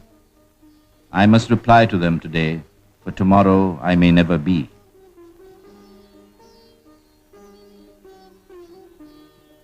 The day was a ceaseless round of interviews. During his conversation with Sardar Patel at 4:30, Gandhi had his usual evening meal.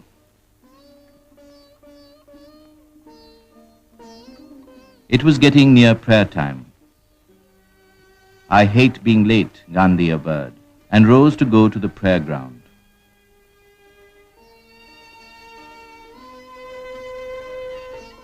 At the sunset hour, with thoughts of prayer in his mind, Gandhi walked along to seek communion with God, who had illumined his path all through life till his progress was interrupted. The perverse assassin of the ages came with his unholy design and accomplished the foul deed.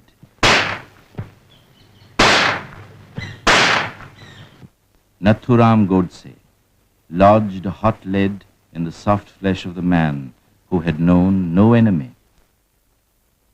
Once again, blood had flown for the salvation of mankind. That sin is not of one man, but a sin which floods the whole human world from age to age.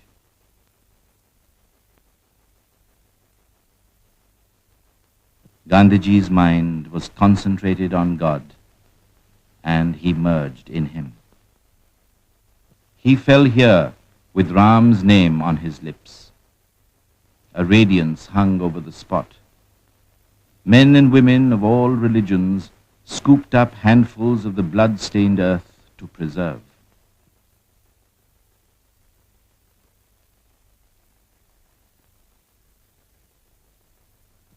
The 3 bullets that entered his body pierced the flesh of tens of millions and inflicted a wound in the vitals of the whole of humanity.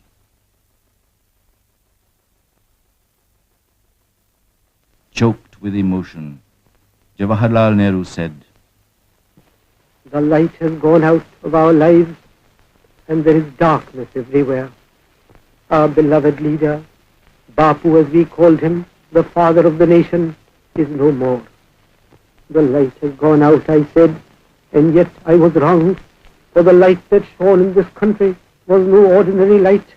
The light that has illumined this country for these many years will illumine this country for many more years.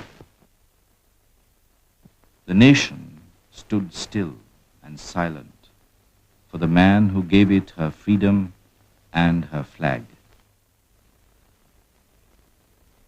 A great wave of grief swept over the world.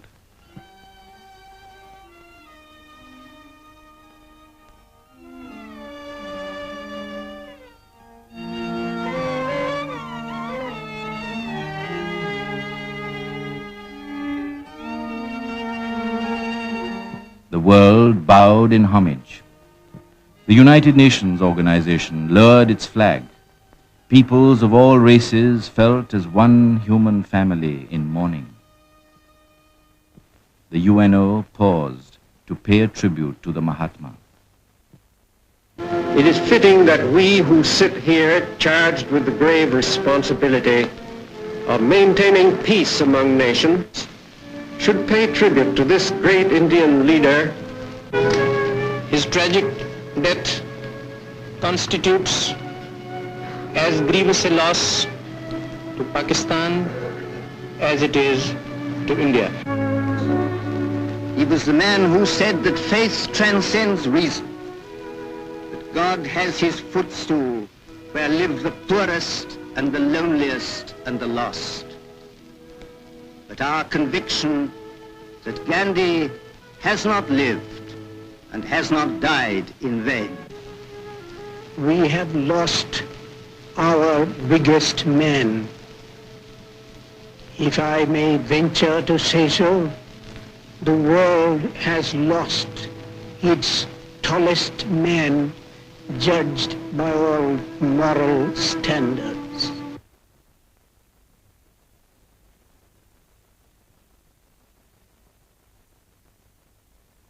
He lies wrapped in repose. Infinite peace and compassion are writ large on his face. Amidst encircling gloom, surging waves of mourning humanity besiege the place for a last glimpse. A glory has departed, Humanity may have to wait for centuries for such a one to walk again upon the earth.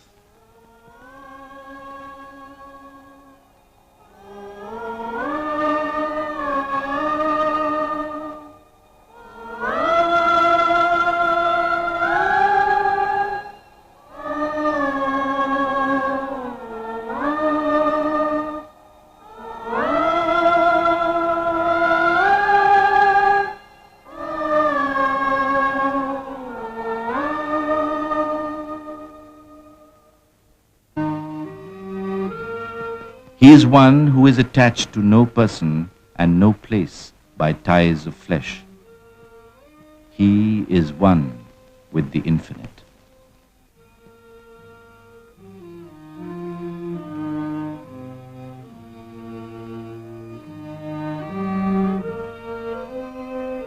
This man of divine mission laid down his life for the reconciliation of all men in brotherhood and love, became enshrined in millions and millions of hearts, and shone like a beacon for the whole world. He was perhaps the greatest symbol of the India of the past and of the India of the future.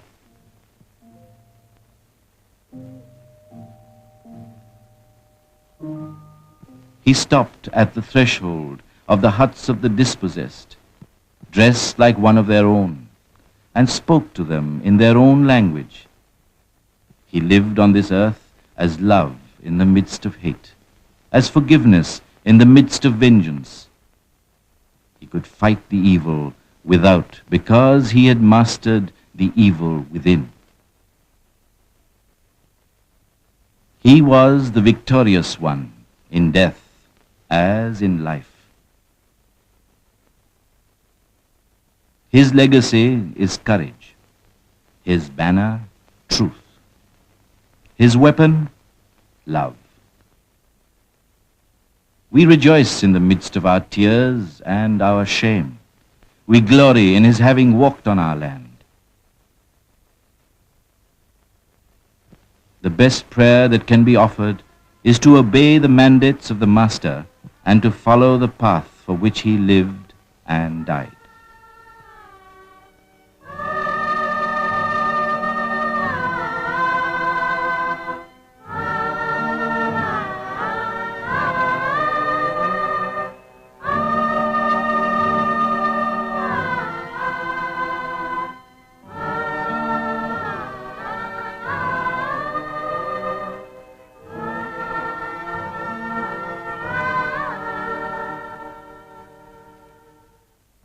We shall never see him again or hear his gentle voice, but his imperishable memory will ever remain with us.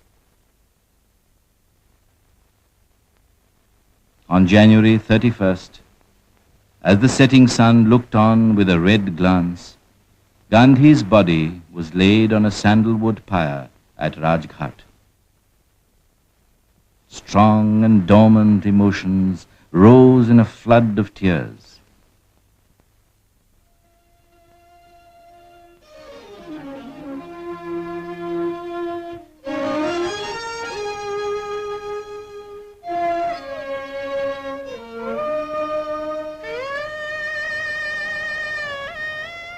Tiny flame was kindling in each of those million hearts.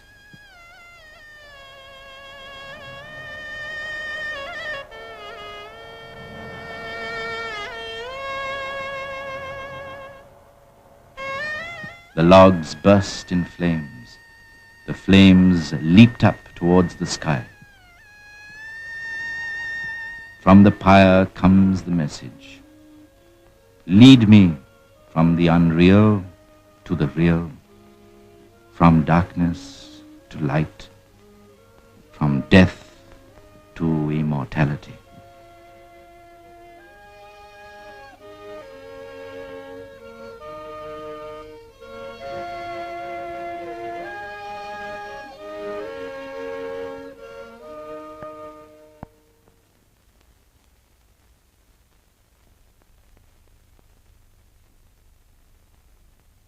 His physical body dissolved in the cosmic elements, but not his soul.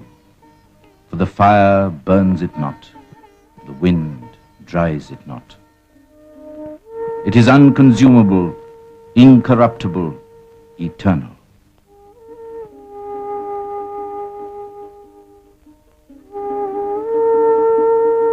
After 13 days of mourning, the urn containing the Mahatma's mortal remains was carried in a special train to his final resting place, the waters of the Yamuna and the Ganga, the equalizer of beggars and kings, of sinners and saints.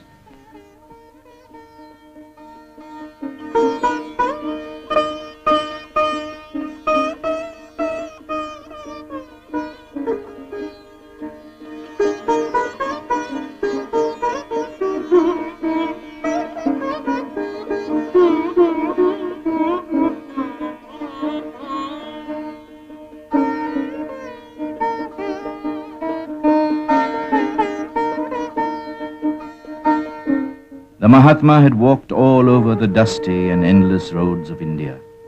He no longer treads the silent plains and dales.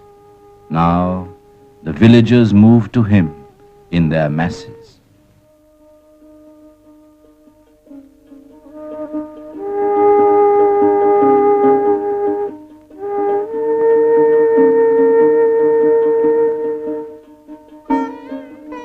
The lonesome and weary train steamed into Allahabad railway station.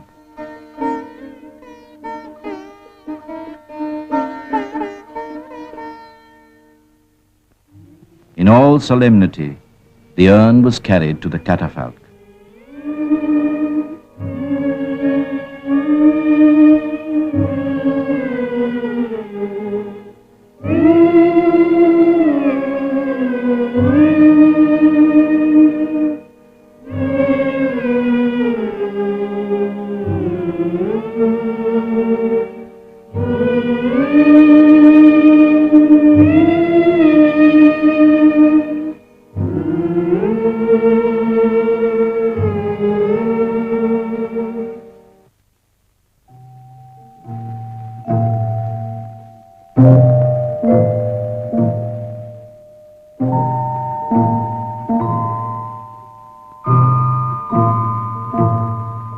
Slowly, the catafalque moved towards the Sangam, the sacred confluence of the Ganga, the Yamuna and the Saraswati, the three rivers whose names are interwoven in the web of Indian culture.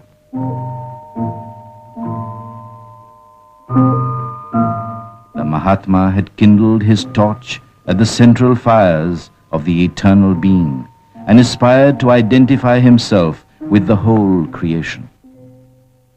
Who else but the elements can be the custodian of his physical remains? No place could be better as his final resting place than the bosom of India's lakes and mighty rivers.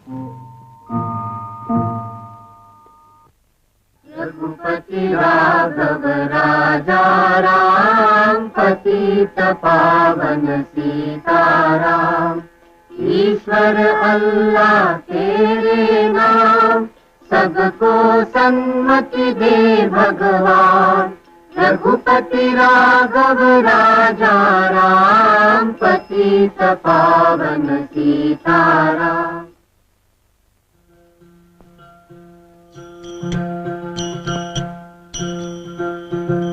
वैष्णव जन तो तेने कहिए जे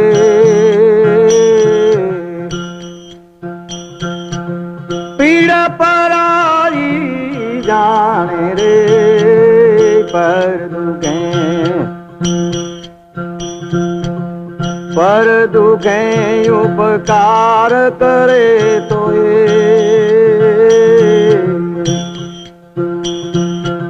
मन अभिमान no जाने रे वैष्णव जन दो सकल लोक मा सौने वौने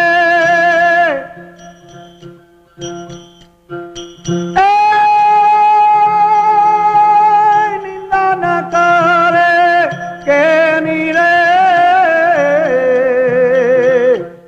सकल लोक मा सौने वौने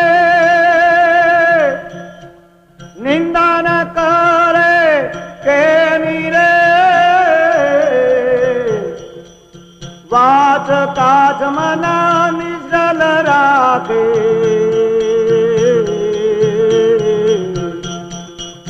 धन धन जननी तेनी रे वैष्णव जन तो वैष्णव जन तो तेन कहिए जे पीड़ पराई जाने रे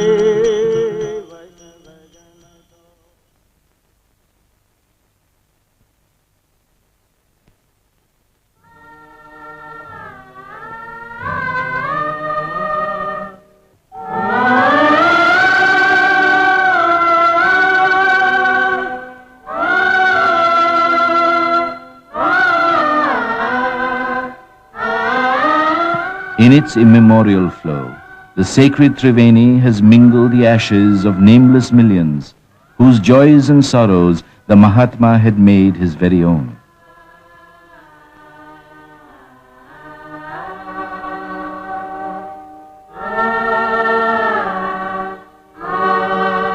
The last journey ended. What was left of his earthly remains was consigned to the sacred waters.